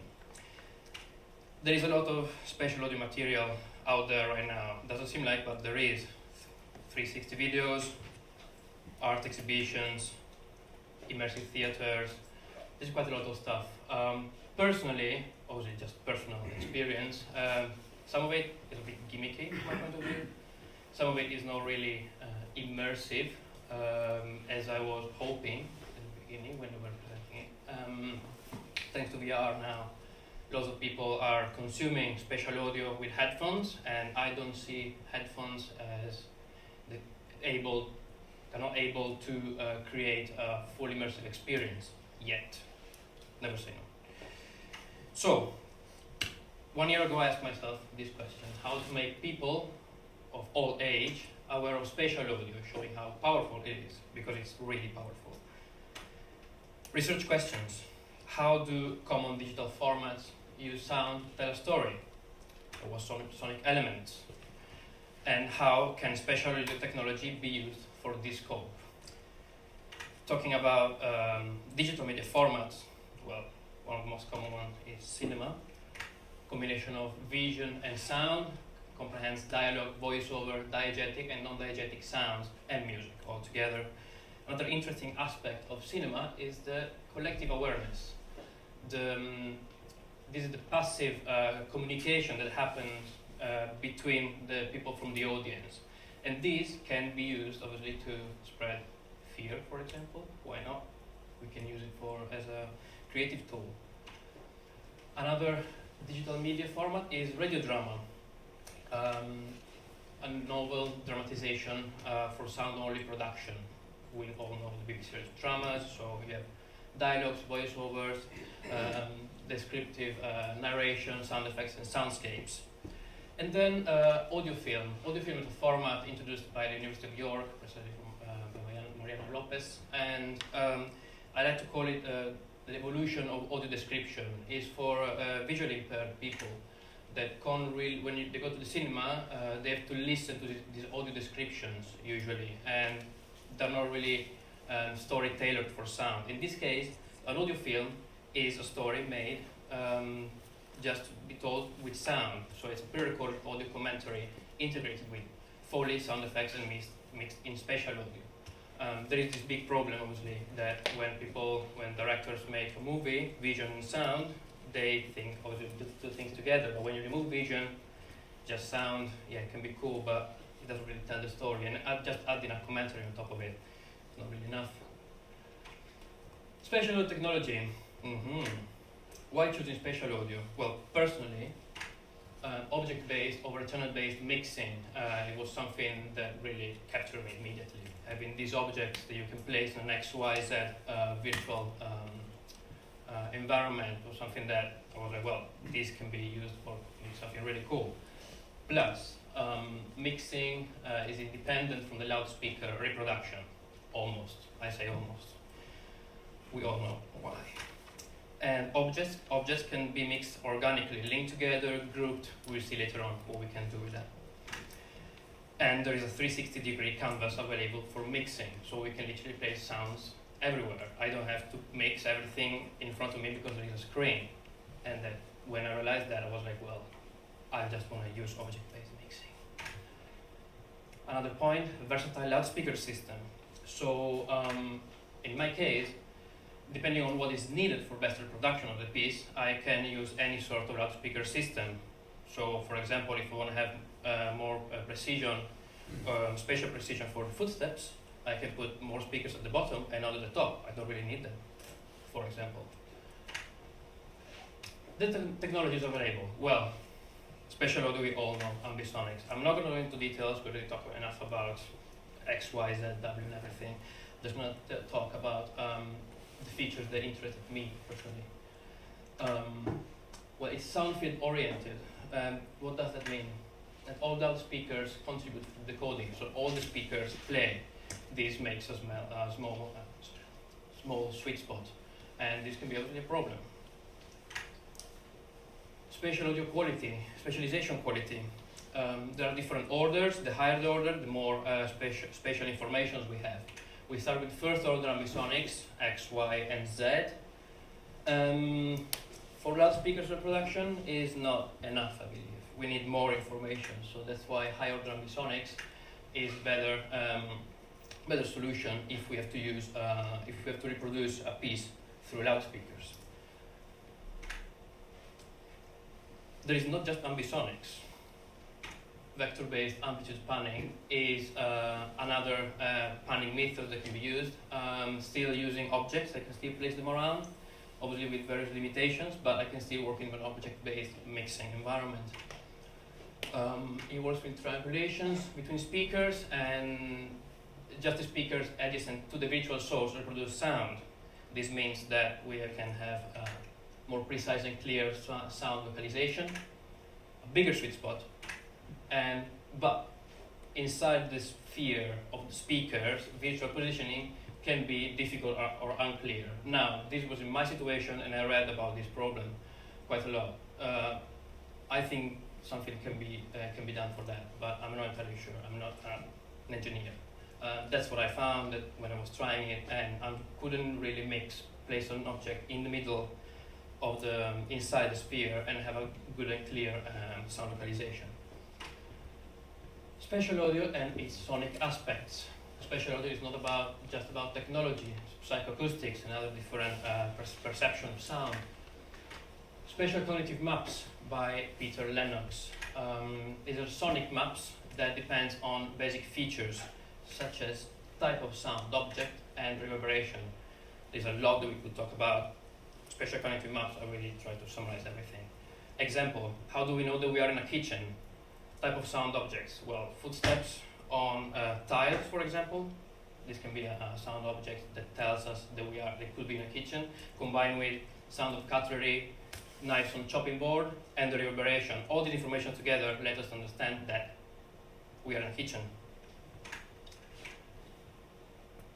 Lennox explores how humans gain spatial knowledge from complex environments. So, how to prioritize certain sonic elements within a complex environment is really important to do not make just a huge mess of sounds.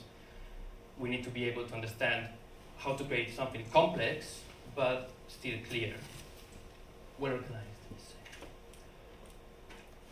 Recreation of virtual soundscapes. Creation of highly immersive environments with sound particles by combining different layers of sounds. For example, random atmospheres, path-based atmospheres, and static atmospheres. Let's say for example, a forest. How can I recreate the sound of a forest? Well, I have random atmospheres. Using raindrops, I can have this sort of sound particles randomized around the space, where each represents a raindrop sound. We have path-based atmospheres, so something that we understand where it's going, we can localize it around, flies passing by. And static atmospheres, birds chirping. All these three together, they can recreate a really convincing and highly immersive sounding environment.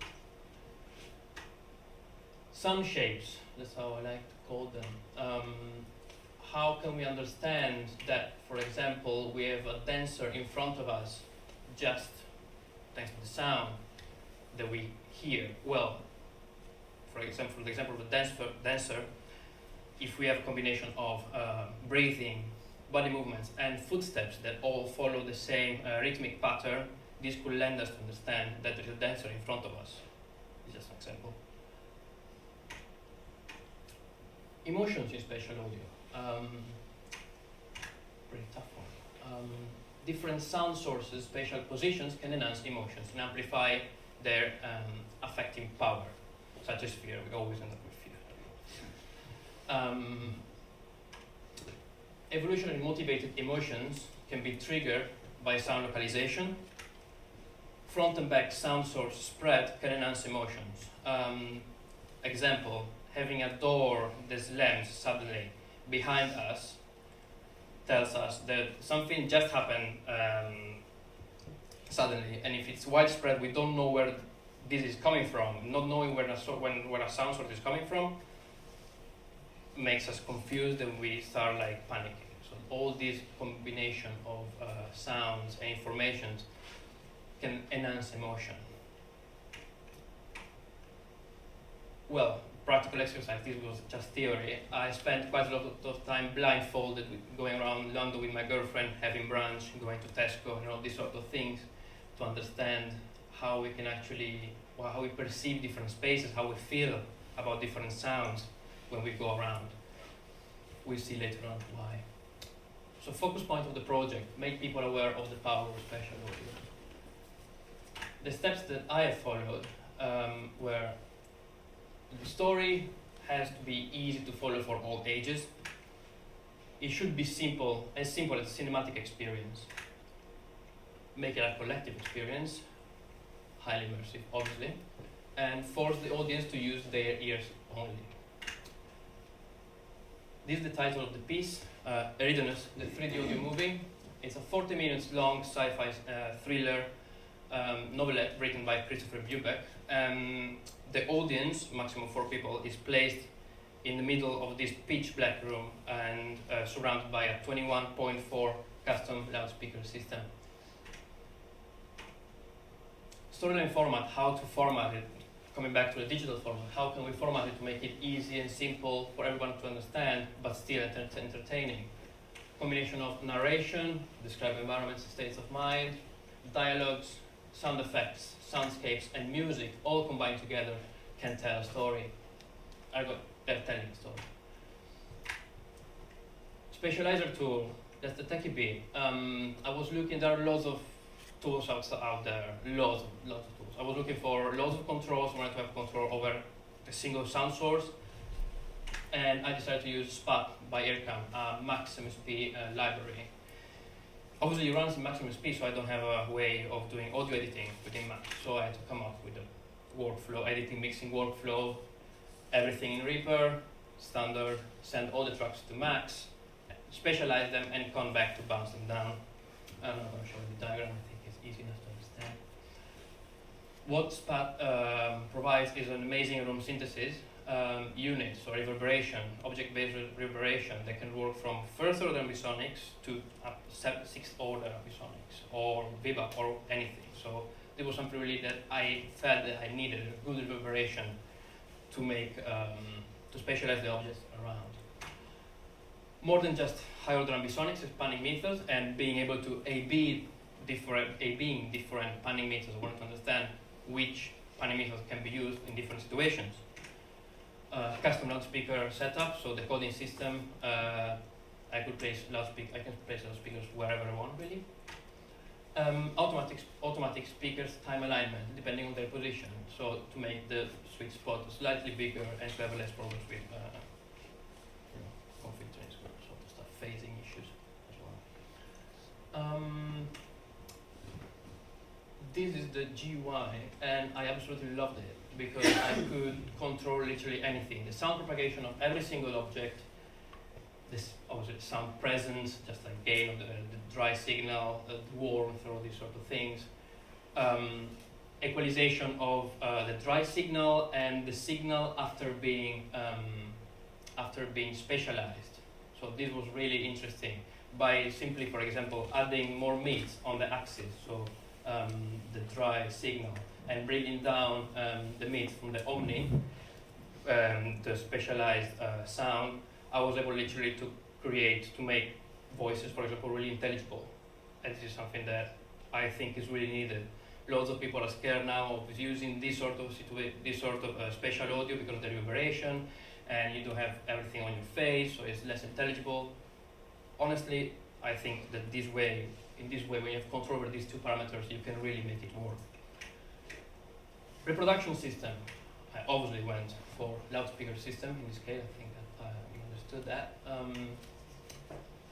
focusing speaker arrangement were needed, so ear level and bottom layer, for the reason I said earlier, footsteps, for example. Voice of God speaker on top of the audience, where the narrator is played. So I didn't specialize in narrator. I literally send it straight to the voice of God. I didn't want it to be part of the environment. Pitch black environment, so no need of blindfolds. People are placed in a pitch black room. Maximum 4 people per listening session. This is the picture of the system, and in the middle you can fit 4 comfy chairs for the audience. This is the loudspeaker setup. So in blue you have the top layer, 4 speakers, 5 speakers at the top with the voice of God. Ear level, so at this level 8 speakers, 8 at the bottom, and 4 subwoofers. Just because I had them, so why not using them?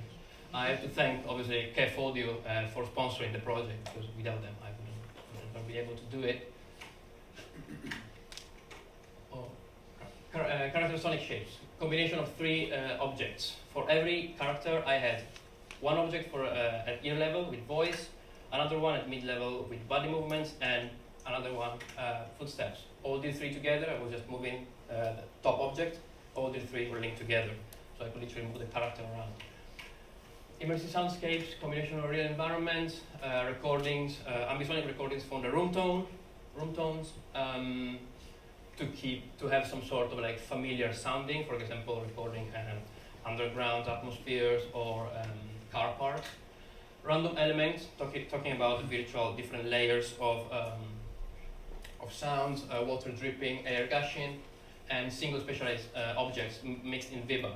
I found that having these sounds really well specialized outside the sphere, literally, it would just work better. For example, fans or light bars, amazing light bars. I didn't think they were working so well.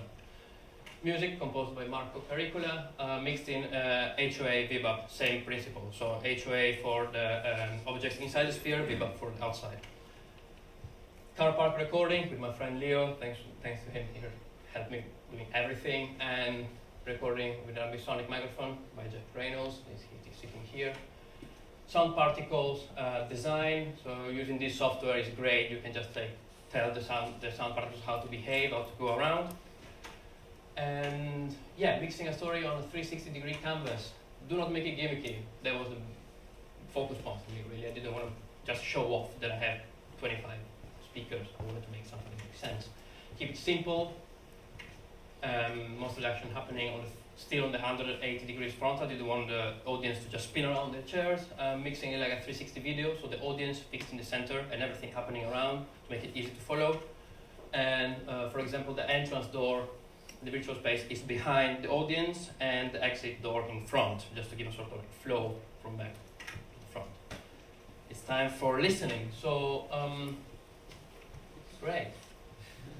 So this is a story of a band of humans trapped in the middle of the earth, and right now I'm gonna play just 10 minutes of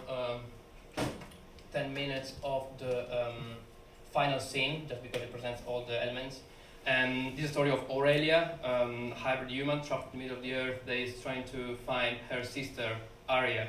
She's somewhere around in this world made by the aliens. So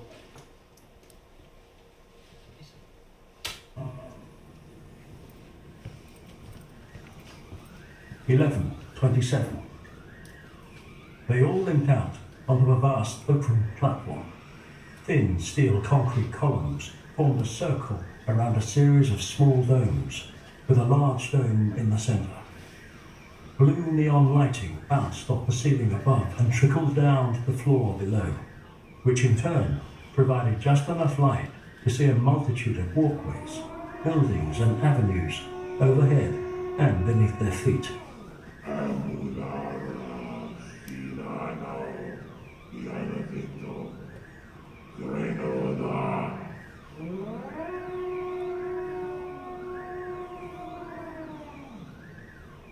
They all saw the bloodstains on the floor, the drag marks which splintered off into various directions, almost like a pack of wolves which had each taken a section of their victim and retreated to the shadows to feast.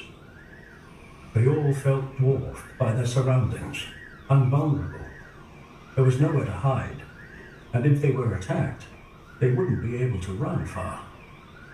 They all felt a sense of urgency as they hurriedly meandered down the walkway until directed by Forenza to take what looked like an avenue.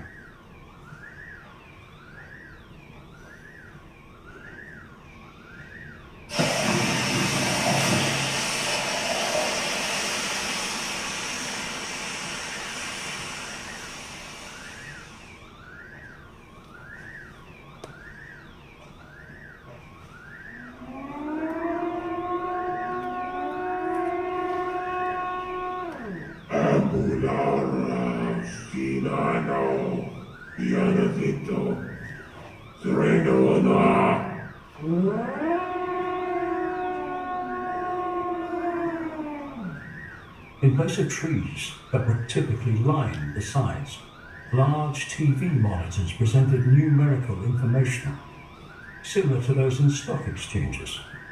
The monitors presented some kind of data, which appeared to be shown in real time. Numerical values seemed to fluctuate up and down, and probably related to something more tangible than just shares. They carried on walking quickly. There was an eerie stillness that permeated the environment they were in. The only movement they sensed was their own. They stood out, and they knew it. They were conscious of the fact that whoever set them up before, probably in all likeliness, wasn't finished. The stale, recycled air suddenly gave way to something more putrid, a smell Aurelia had never encountered before, the smell of decaying flesh. Fiorenza had now fully recovered and was able to walk on her own accord. They turned another corner, and there it stood with a sign above it, Mimeo Chamber Holding Cells. Aurelia and Valeria walked up to the large rectangular steel door. Their guide, on the other hand, had already turned around and was walking in the opposite direction. Thank you. The co-captive stopped, but didn't look back. She paused for a moment, but took off again, before disappearing out of sight. Don't worry, Martha. You'll be fine. I don't know how to get in. Fortunately for you, I'm not just a pretty face. You can hack it, depends on. There isn't a universal operating system. They're all different in certain ways, and I only know how to use a few. Just give me a second. There was an odd energy to this place. The unsettling vibe, coupled with the noxious smell, made Aurelia feel uncomfortable.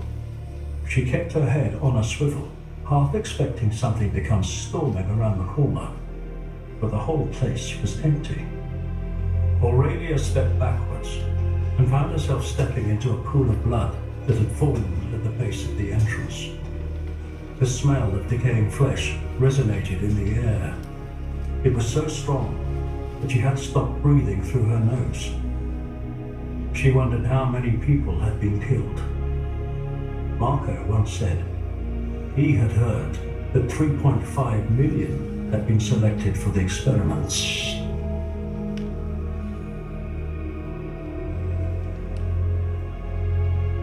Which led her to the next question. How many were still alive? But something was amiss. Plumes of smoke billowed out, and the briefest moment of happiness was instantly replaced with apprehension. She darted in without a moment's notice, desperate to find Aria.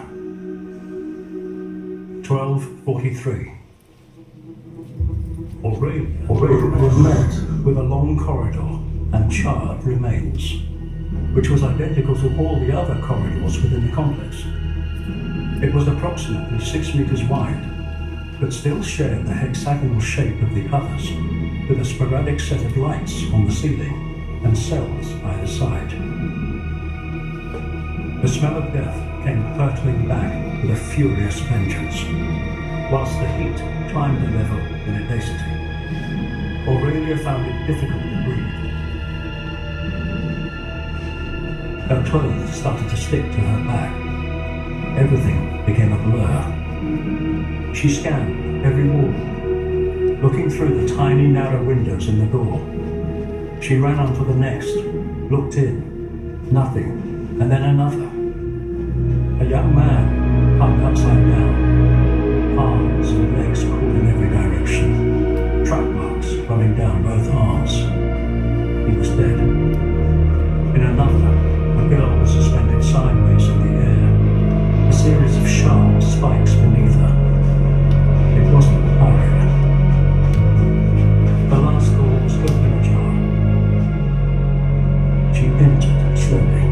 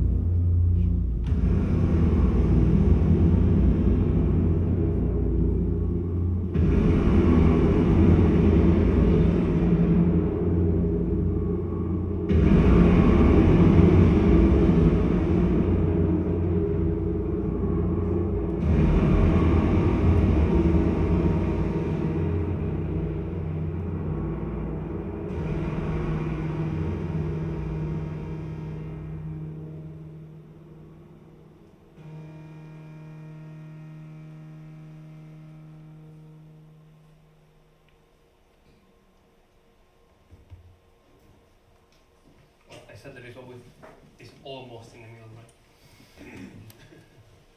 I hope you enjoyed it. Where are we now? Are we on Reaper? Yeah, you maximise the window. Conclusions. Well, visual cues over versus sound cues, how to use them properly. There is the need of combining these two together. Pitch black environments really effective. We were in a really pitch black environment right now, but I can assure you it works very, very well. 40 minutes immersive audio story, don't feel like 40 minutes actually. Lots of people told me, oh yeah, I thought it was just 15, 20, so that's pretty good. We can make longer stories.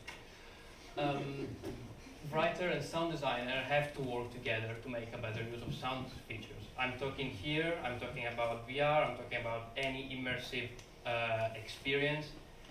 Vision and sound has to start, needs to be put together since the beginning, since why we write the script. This is absolutely important from my point of view. You can use sound as a tool and not just like a secondary thing that happened in the last step of the production.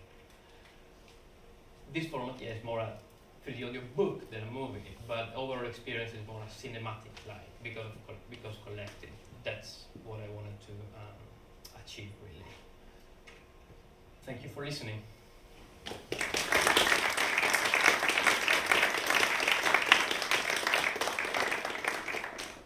you very much. Has anyone got any questions for us? With your narration, did you ever kind of describe exactly where they were? So what I mean by that is obviously if you read a book, for example, they'll say, you know, the room was red or all those little things, or did you just let their minds, each individual kind of take their own story away with the sound? Well, what happened, my friend Christopher wrote the script. He tended to visualize a lot, so to give a lot of information about the colors, for example, what kind of materials you find around. And this at the beginning, I wasn't really agreeing with it because, you know, we are listening to something, so we should focus more on sound. But I think that a good combination of the two would be better. So give some information related to the color. As we don't see anything, it helps to imagine, to visualize something in your mind.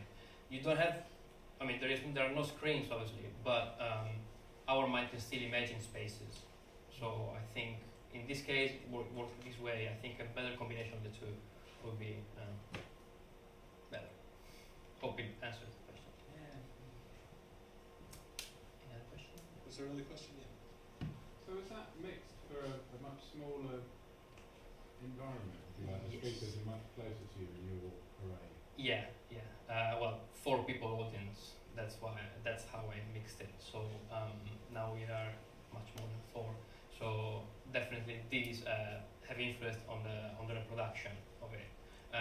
There would be the need obviously of some fine tuning. Maybe I don't know, something that adds a sort of percentage of distance to all the objects to make it playable through these sort of loudspeakers. Just something that comes to my mind. But yeah, it's made for. I really wanted the audience to perceive the sound of people walking around really close to them. It's something really powerful, I believe. Yeah. Okay, so I think we'll move on to the next talk. So thank you very much. That was really good.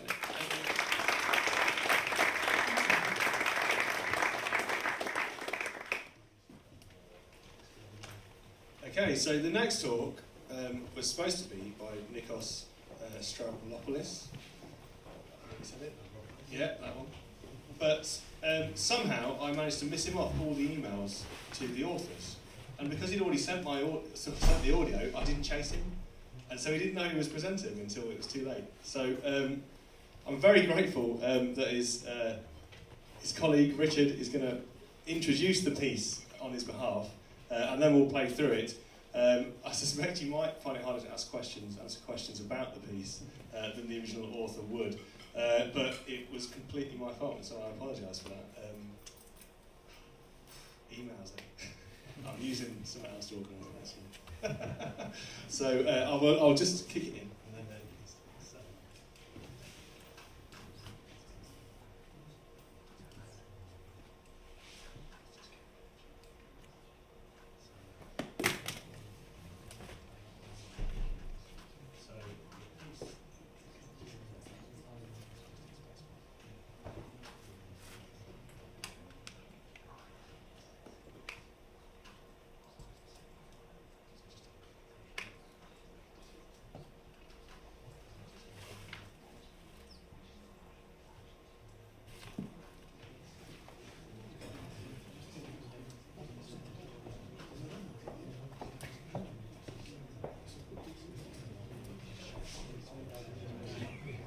Okay, thank you very much.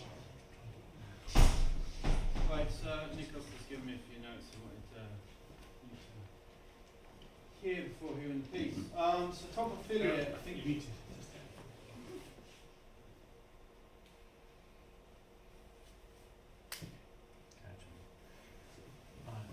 So Topophilia is a multi-channel acousmatic work composed during a research sabbatical which focused on notions of space and place in electroacoustic music.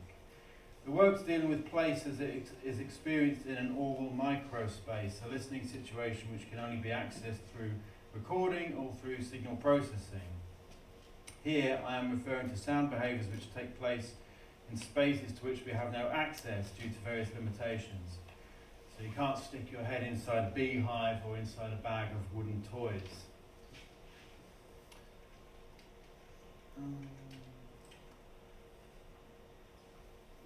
So the inspiration came from this idea of this YouTube video. So what you're going to see in the video is hydrogel balls, a particularly hydrophilic polymer, which I'm guessing means something that doesn't like water, placed in a very hot frying pan.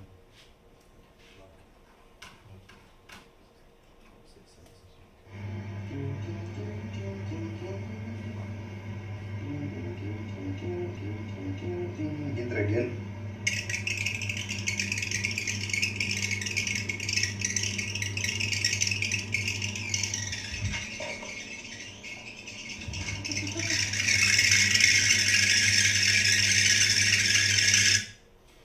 This sound behaviour, it would be much more interesting if one could experience it from a listening position at the centre of the frying pan.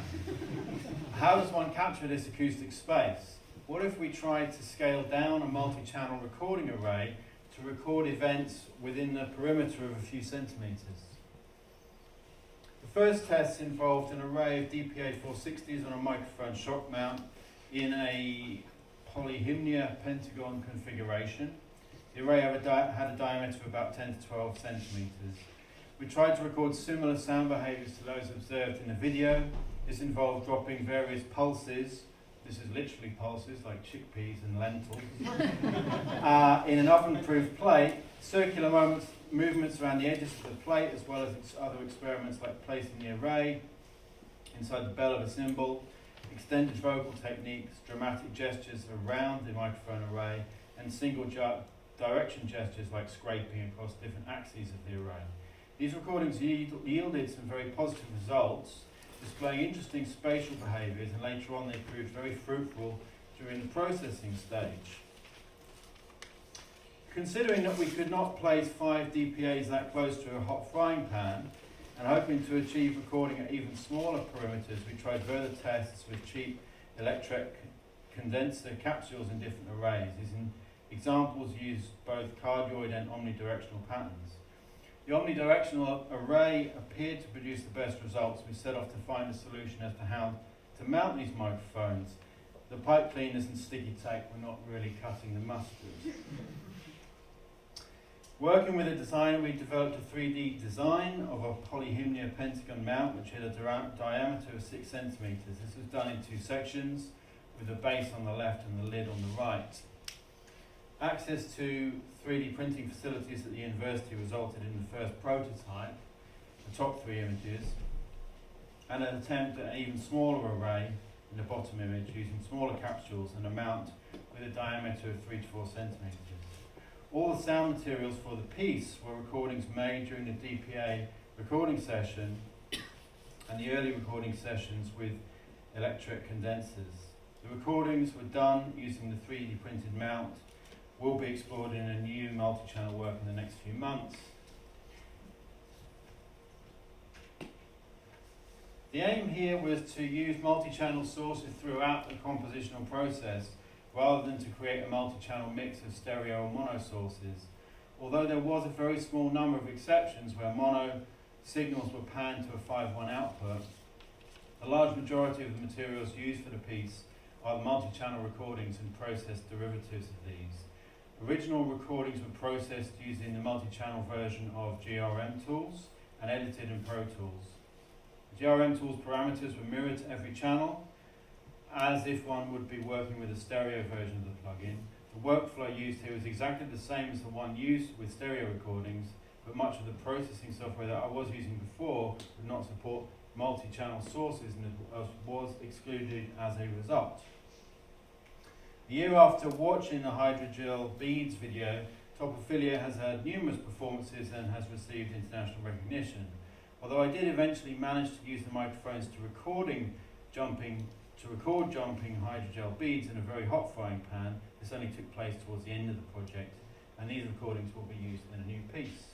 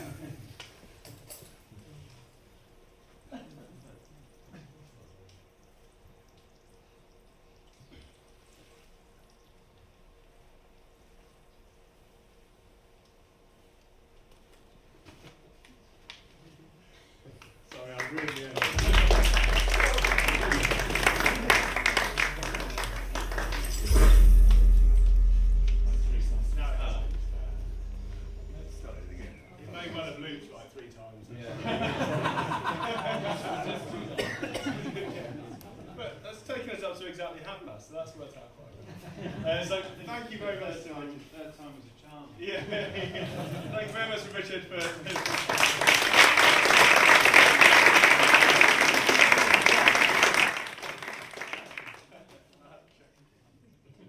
so there's another break now, so if you'd like to go and get your final copies and orange juices and whatnot. If you're presenting in the next session, please just pop your head up here so I can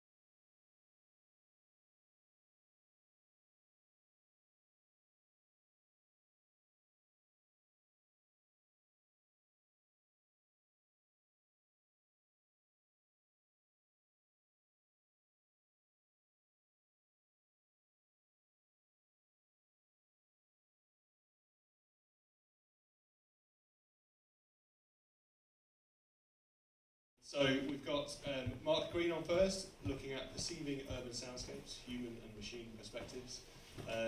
Mark's a PhD student at York, I understand. Brilliant. So I'll hand over to Mark that now, and then I'll explain what's going to happen for the last one once that starts. Okay, thank you very much, Mark. Okay, yeah. So as has been said, my name is Mark. I'm from the University of York, and my PhD is on machine listening for urban soundscapes. So I'm specifically looking at using spatial audio to analyse soundscapes. So I put together a bit of a presentation for today based on, as I'm in the first year and doing a lot of reading, as has been said before today, based on my initial literature survey and also the first round of work that I've been doing. So key points we're going to look at is what exactly is a soundscape. I'm pretty sure most of you are fairly aware of what they are, but I'm going to go through the formal definition. Our human impact on the soundscapes in which we live. So the urban soundscapes in particular very much shaped by human activity. The techniques we actually use currently to measure and quantify environmental sound, and then how people react to soundscapes, and then a little bit at the end about my project, which is spatial soundscape analysis. Okay, so what is a soundscape? Well, this is the definition from the EU Soundscape Directive document. The acoustic environment of a place as perceived by people whose character is the result of the action and interaction of natural and or human factors. So the operative part of this is that it is as perceived by people. So when we say soundscape, that is a perceptual construct in the mind of the person perceiving that soundscape. It's not something that's inherent to the place that you're in.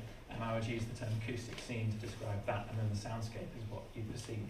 And it might sound like a bit of a silly semantic difference, but it actually does make a difference to how we then actually classify these sounds.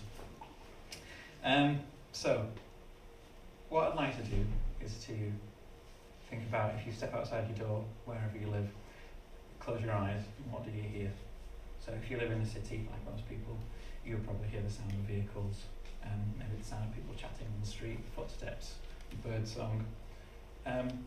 Think about what are the things that actually make up that. So a lot of it is human sound, as I said before. This ties into the idea of the Anthropocene, which is the age of humans. So it's actually a geological era that the geologists are now saying that we're in, whereas previous eras are defined geologically by factors completely beyond human control. In the modern era, the atmosphere and the environment of the planet has been shaped in such a way that it's now the age of humans, the Anthropocene.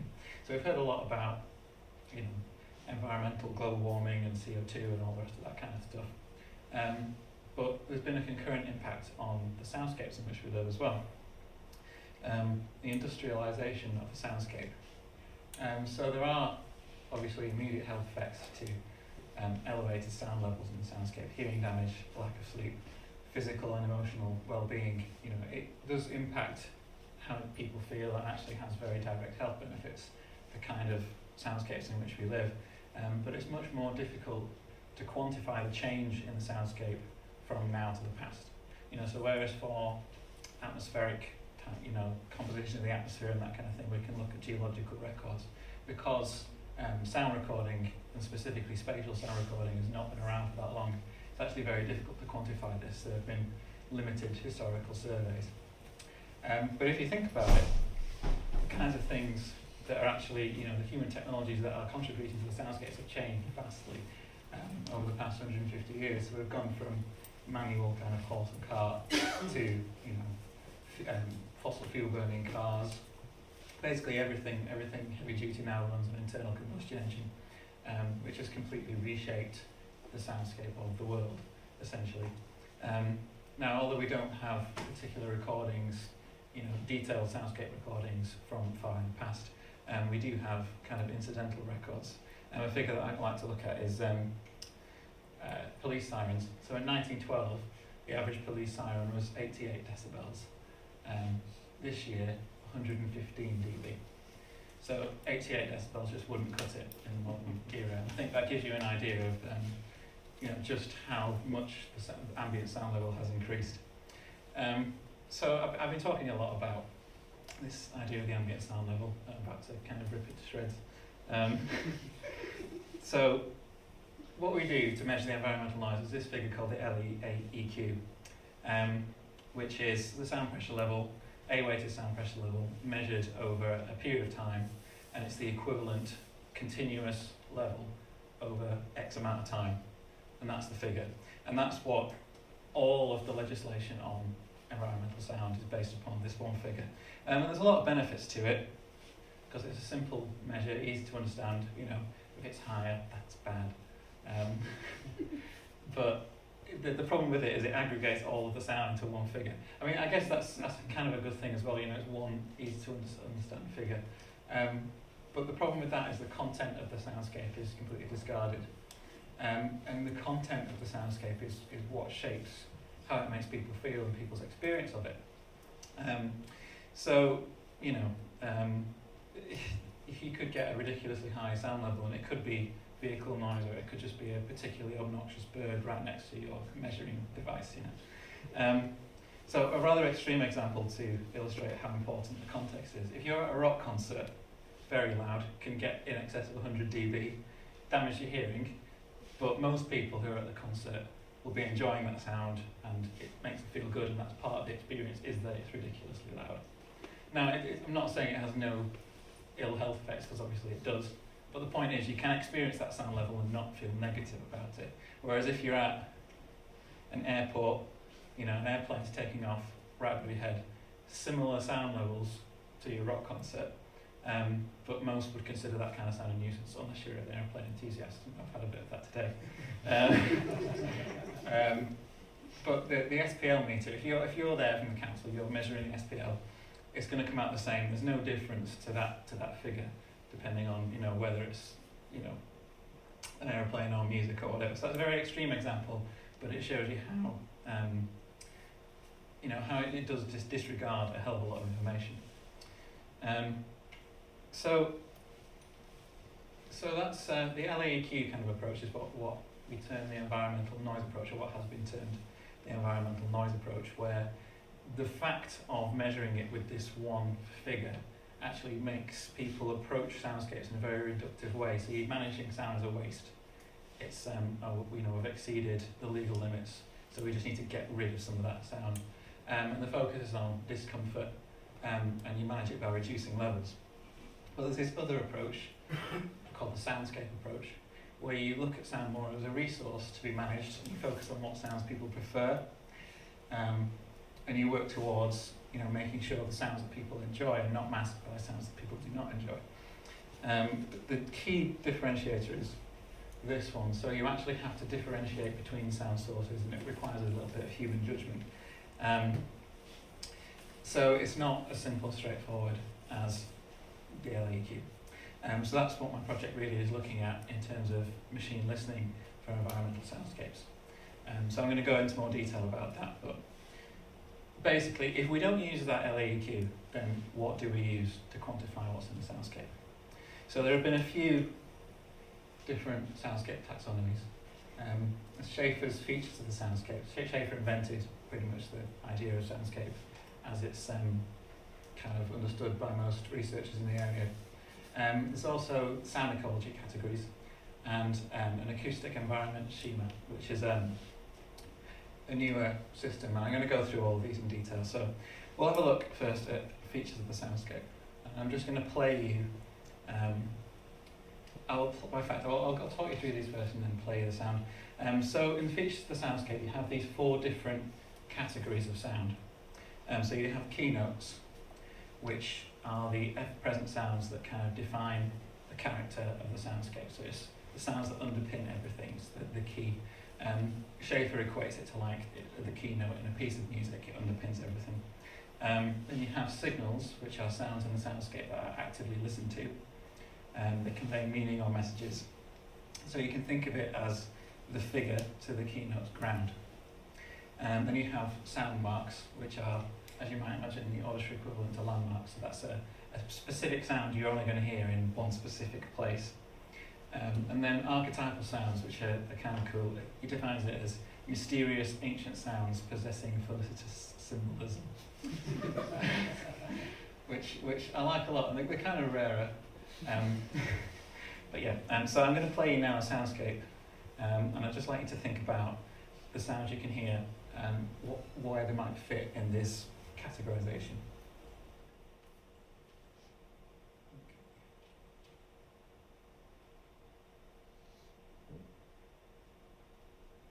Sound.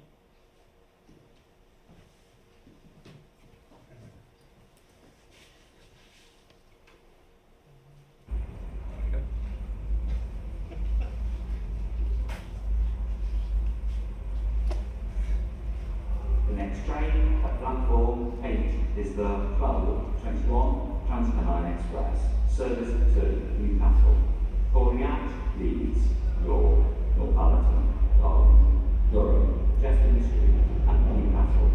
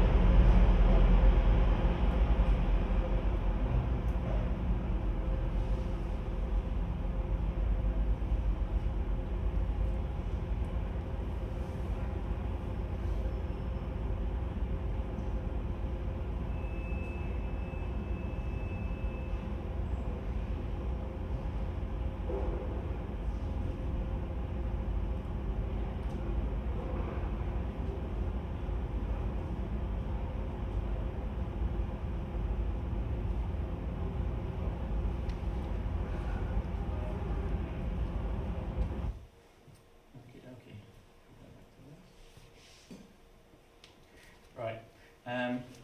So in this soundscape, there's a fair few different constituents. So going through it, I'd say the keynote, you could say that's the train noise. So there's a low rumble that kind of underpins everything. You know, when you're in a largish train station, it's just there constantly. You could consider that the keynote. But also kind of other common sounds that you get often in train stations. So the sounds of luggage and people going past, and it's fairly constant. And then you have the announcement voice, and that's, you know, fairly plainly a signal. And then maybe background chatter, but it's not something you're actively listening to, so that's a keynote, that's background sound. But there's ambiguity here because that announcement voice, it's kind of also a sound mark of British train stations. You know, you get that announcement voice, and that's what you hear in a train station in the UK. You know, you don't get that anywhere else. And then voices, they're also signals. You know, if you happen to be listening to one of those conversations, it's a signal. So there's ambiguity there. Let's play you a second soundscape recording. So it's got a rather older train.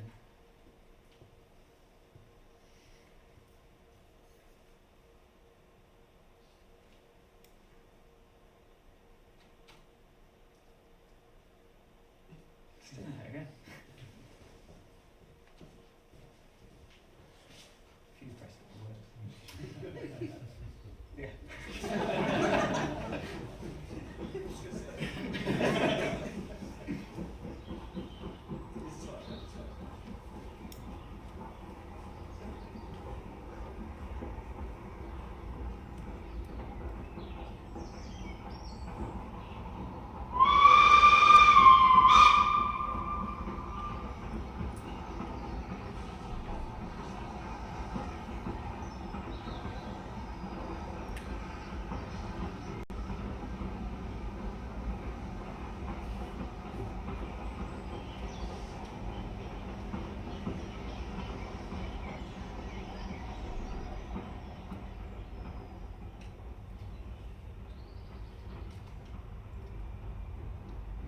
I've gone to that one partly because it's got a train in it, but also it gave me an opportunity to go to the archetypal sound. So this was a particular woodland at the back of Pickering Castle, with a heritage railway round the back. So in a sense that train is a sound mark of that location, and you could say that in a woodland the birds are the keynotes. There's also footsteps in the distance. You know, these are kind of things you get often in woodlands. But it just to demonstrate how ambiguous these features are. So obviously a train whistle, it's signalling. You know, it's letting you know that the train is there. That's the signal. But also, the bird song is a signal if you're another bird, and if you're listening out to, you know, if you're trying to escape from someone, a little bit of an odd situation, but maybe you're hiding in the woodland, you're trying to escape. The footsteps are a signal to you as well. But then at the same time, the train whistle, it's an archetypal sound because it's a felicitous symbolism sound from the 19th century that we already associate with that era. So it's a little bit all over the place. I think I really like these features because they do really well describe the categories of perception. But if you're trying to apply this to a machine listening system, it's just going to fall flat on its face because the computer, you know, I mean, what are you supposed to do if it's in all of the categories? Anyway, so following this, kind of came across the sound ecology category. So this splits sound into 3 top-level categories. So there's anthrophony, which is sound coming from humans, biophony, which is sound coming from non-human biological processes, and then geophony, which is non-animal natural processes. So I'm just going to play quickly one more soundscape.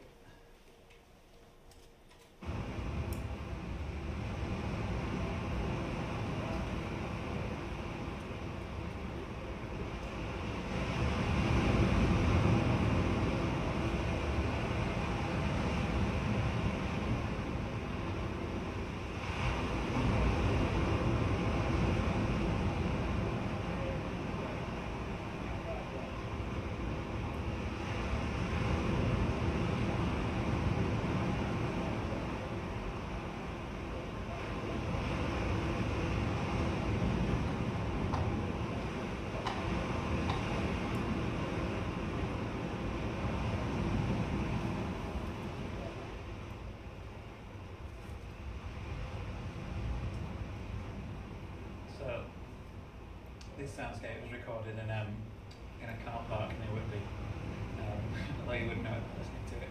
So it's obviously a very geophonically dominated soundscape. I'll stop.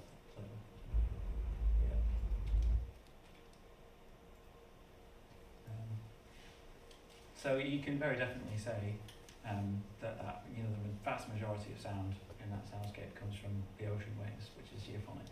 And you have a little bit of anthrophony as well. So some typical things you get in these categories. So anthrophony is obviously speech. The train sound would be anthrophonic. Biophonic, you've got the bird song, and then stuff like weather and the ocean. So by categorizing things in this way, you can say unambiguously, you know, something is geophonic or something is anthrophonic. Now, there is still crossover because you have areas where, you know, humans have shaped the geological landscape such that it wouldn't sound the way it did if humans had not been involved. But there's, you know, you can only go so far with it, and I think it's a lot less ambiguous than the features of the soundscape in terms of a machine listening application. So it kind of brings me back to the metrics. So what could we do instead of the LAEQ if we have information about, you know, where sounds fit into this kind of taxonomy? So there are other metrics that have been proposed, mainly for sound ecology, kind of animal research type stuff. One of them that I quite like is called the Normalized Difference Soundscape Index, which is intended to measure the biophony to anthrophony ratio. So it's mainly used in kind of forest type areas to measure the impact of humans on the area. And it has recently been applied to urban soundscapes. But it's calculated in a really kind of low level way. All that they do is take the ratio of power in the 200 Hz to 2 kHz band, which is assumed to be anthrophonic, to the power in a 2 kHz to 8 kHz band, which is assumed to be biophonic, which is clearly not great because machinery is much more wideband than that, and to assume that no animal will ever make a sound lower than 2K is a little bit ridiculous. But apparently this works really, really well in forest type areas and areas that are kind of predisposed to be natural. They've gotten good results from it. But as I said, it's been recently applied to urban sound and come out rather lacking. For instance, the moped and hedge trimmer, you'd expect them to be fully all the way over to anthrophonic, but they actually gave readings that are a bit more kind of over here, which is just a little bit silly. But it did say in this piece of research that a computational model of auditory attention could improve results. So that's kind of where my stuff comes in. Now, because my work is focusing on urban soundscapes, the anthro-bio-geo, they're kind of given equal weight if you're in a natural environment, but urban soundscapes are very much more dominated by anthrophony. So you can argue there's insufficient resolution for different urban sounds, which is where the acoustic environment schema comes in. So this, I'm not sure you can see it very well on here, but it basically shuffles biophonic and geophonic off to the side, and this entire left-hand side bit is anthrophonic. So you have the sounds categorised into motorised transport and human movement and electrical machinery, musical sound, that kind of thing.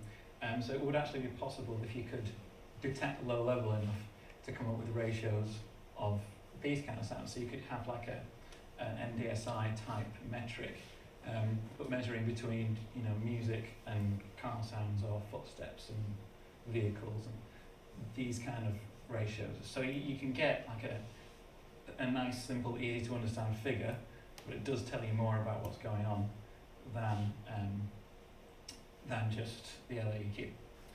But in order to do that, you do need better detection of sounds than just splitting them to frequency band and going, oh, what's the power here, what's the power here. So I'm just going to skip ahead a little bit. Right. So that kind of brings us on to my project, which is analysis of multi-channel soundscapes. So there's been a lot of work in machine listening done on music information retrieval and speech analysis. Speech analysis is something we now use every day, but not so much on just soundscapes in general, and even less using spatial audio. So most will use stereo or mono recordings of soundscapes, partly because the applications that they envision as kind of embedded devices, but also partly to emulate human perception. My argument is, if we want to understand what a soundscape is like as a holistic entity, rather than something, I should say acoustic scene, rather than something as it is perceived, then we shouldn't shy away from using spatial properties. So my project is analysis of multi-channel soundscape recordings. The aim is to initially identify the category of the environment, so where was the entire sound scene recorded, and then categorise sounds within the scene into the anthro-bio-geophonic, and then lower down as well, what object was causing that sound. And then use the machine learning to relate parameters of sounds like the spectral and temporal properties, and then sound source direction, which is something you really can't get from a mono recording, and then movements of sounds as well. Does the way a certain sound move inform how well we can understand what that sound potentially might be? So in a kind of system like this, where you could say, there's a broadband sound coming from up high, well, that's likely to be an aeroplane, or from low down, that's likely to be waves, etc. And then the idea is that we could biologically resynthesize soundscapes and make it ecologically valid. So if we can understand exactly what constituents a certain soundscape, we could resynthesize it in a way that is valid in a lab-based environment, which has lots of applications in urban planning and soundscape research, and then also VR and sound design, which are obviously the hot topics. So the initial bit of work that I've done, the recordings you've listened to today, have come from a database that I've put together, and it's going to be publicly released hopefully later this year, that I've called the Eigenscape database, which is a bunch of spatial soundscape recordings made with the Eigenmic and the Samsung Gear 360, So I actually had 8 different location categories and 8 examples of each of those. So there are 64 10-minute recordings recorded in 4th order ambisonic, and you've actually heard excerpts from that today. I went all over the place, all over the north. So we have, a wide variety of different environments. Here's my map. So all the way up the coast, it was quite a good lark to be able to go to 8 different beaches. And then the beauty of this map is you can zoom in, so that's everywhere I did in York, for instance. So I don't know if we have the time, but I've got just one last demonstration, which is how good these Eigen-mic recordings are. So I have a recording that I've taken down to 0th order, so that's mono, and then to 1st order, and then it goes to 3rd order. So you should be able to hear the definition of the directionality of the sounds kind of improving every 30 seconds or so. So I'll just play that back to conclude.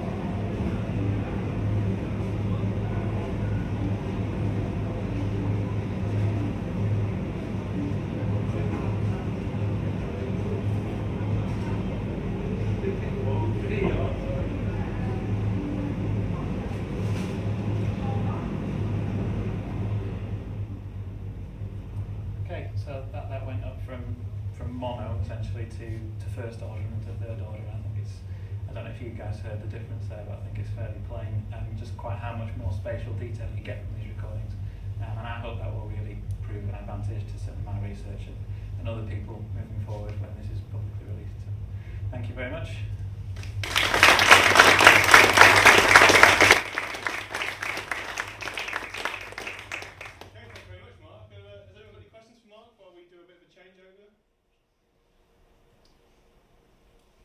How do you measure the success of your categorization? Well, you have to manually label the files first. So all I've done so far is just entire scenes. So I've not gone in and actually identified individual sounds within the scene. So at that stage it's fairly easy because you go, I've got, like I say, 8 of each different soundscape, and I know where they came from. So I know which ones were a pedestrian zone, which ones were a train station, etc. I split it into 4 folds, so I can train a model with 6 and then test it on 2. And if it comes back with the same label, you can say it's successful. But when you start having to drill down, it becomes a case of actually manually annotating the scenes. So I'll have to listen to these soundscapes and write down, what time, what direction each of the sounds are, and basically apply the same system to that. So aren't you also ultimately hoping to have an understanding of the loudness of the different composite things as well? Yeah. So measuring the success of that strikes me more difficult to do. Yeah, I mean, I guess you're right about that. If you're trying to, measure the contribution of each of the sounds. I mean, what you can do from the recordings, because the Eigen-mic has got the digital gain structure, I know exactly what the gain was on all these recordings. So I will be able to calibrate and figure out what that is, and I will be able to figure out as a percentage of the power of the recorded signal what the contribution was. and from that derive the dB level. I think it will be doable, but it is a little bit complex, you're right. Okay, any other questions for Mark? Okay, thank you very much, Mark. Okay.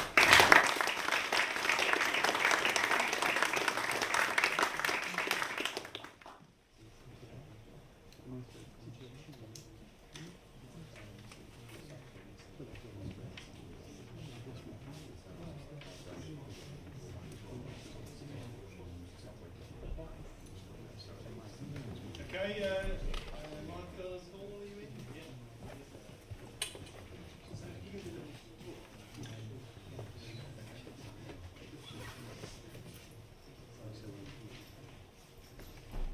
So the final talk and little performance for the day is Michael Brown and Paul van der Maspel from the University of Derby, who are going to talk about, or give you a performance of time tides and exploration of dynamic loop-based performance diffused in a multi-channel environment, which is, I kind of guess, what we're in. So I'll pass you over now, and got some activities for you in a second.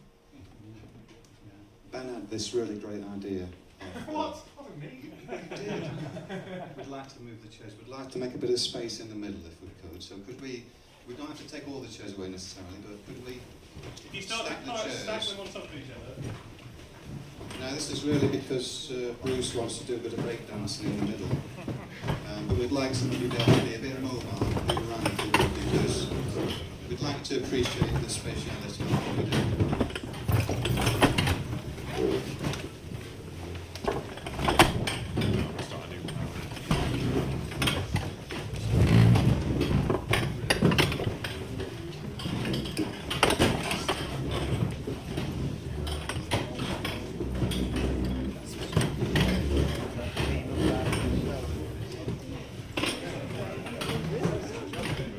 It's not meant to make you feel too uncomfortable. If you do want to find a seat on the edge, then by all means do so. But Bruce, you've had the floor now. So, yeah.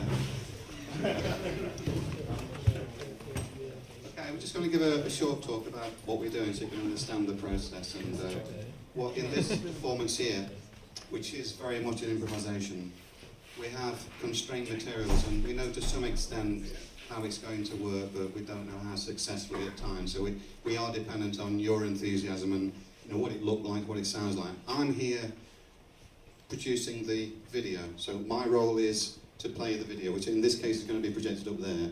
There are a number of different scenarios where we might conceivably project the video onto you or onto different walls, but in this case it's going to be up there. Now I'm using a system here which you might recognise, an APC40, which is normally used for sound. And I'm using it as a kind of basic vision mixer. But I'm using it as pretty much you might use sound. I have 8 channels and each button will trigger a different loop. And here I'm using something called VDMX. And I'll tell you a little bit more about how I'm interacting with the audio in a minute, but Paul's going to tell you what he's doing with the sound.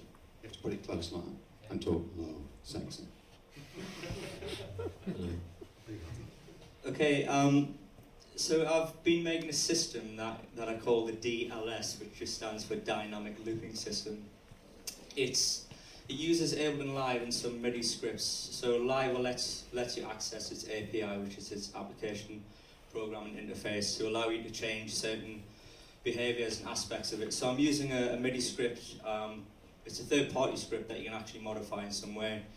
It's called CliffX, and it basically allows me to do some dynamic looping on the fly. So I've got an Ableton push controller, and I've set it up in user mode. So all these red buttons here allow me to do different divisions of the beat, usually in 2s. The green buttons allow me to chop it into 3s, essentially. So what I can do, I can send it to a multi-channel system. So what we've got an 8-channel array in stereo pairs, and there's me, Michael, and that is, oh yeah, you fixed the beard, didn't you? Yeah, a bit of bald spot. Brilliant. Some Photoshop to put some up here. Wow. I've got a big bald spot, but I didn't have enough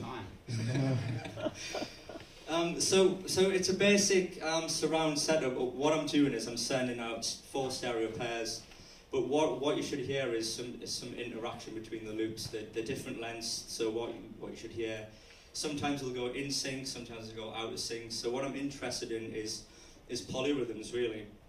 And the way we've got this room set up like this is so you can hopefully explore the space and move in and out of different rhythms, although this is still very experimental. It's a new process that we're trying out. But yeah, that's kind of the idea. I'll pass you back to Michael.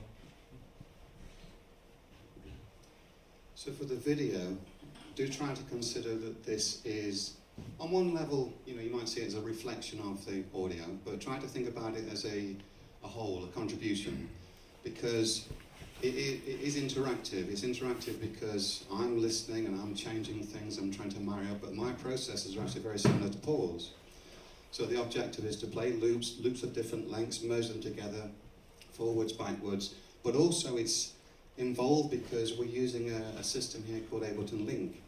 So in actual fact, I have control over tempo. So does Paul, and I will be exercising that control. And technically, so do you. But I'd rather you not exercise that control. If you have a mobile device, you'll find the network. Give us 15 minutes to get going, and if you're brave enough, then by all means. Also, I'm using a system where I can listen. So I've got 3 analysis frequency traps that I'm sweeping and picking out different events. I'm also leaving some traps for Paul to find. So it is an interactive whole, so try to see it as a complete product, not just the video supporting the music. I think we're ready. Okay, take your positions. Also, walk round, but do walk round here just to verify that I'm not actually just doing email, because I know it'll look like that. Can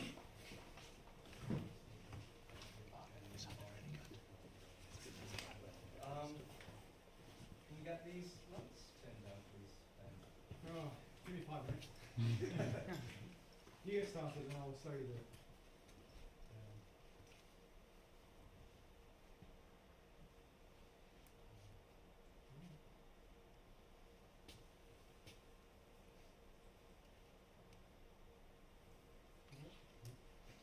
Oh, turn it up. Oops, sorry.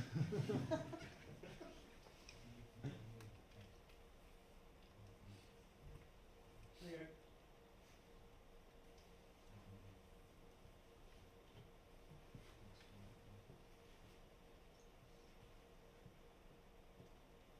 Just waiting for Link to have the thing. I'm going to improve that now.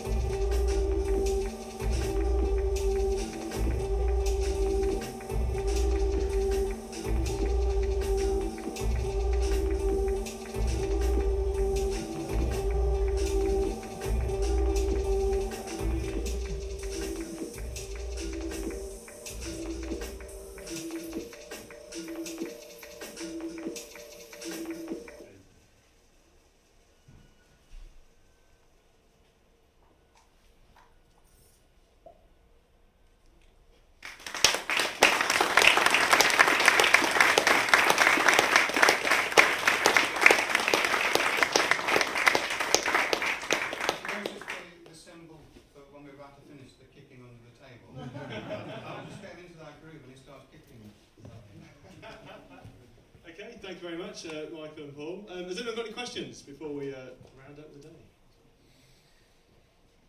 What was it? Yeah. So, okay. Go on.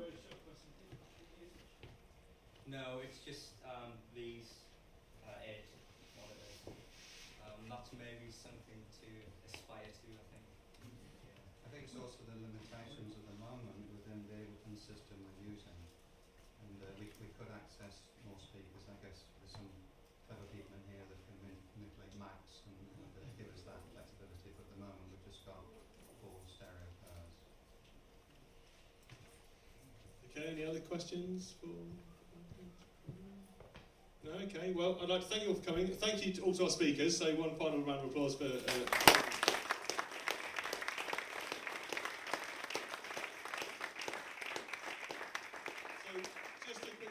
what normally happens now unofficially at the end is there's a pub just down the road called Mr. Grundy's. If you don't have to go and catch a train, plane, automobile or whatever, if you walk down the front of the building, there's like a pub called Mr. Grundy's.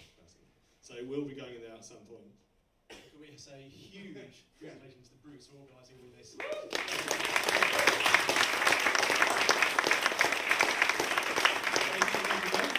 Thanks to Ben for sorting out, helped me and Ben did a lot of the wiring and stuff for this, and Ben's also broadcast it today. You'll be interested to know that Jimi Hendrix literally broke the Facebook feed today due to copyright.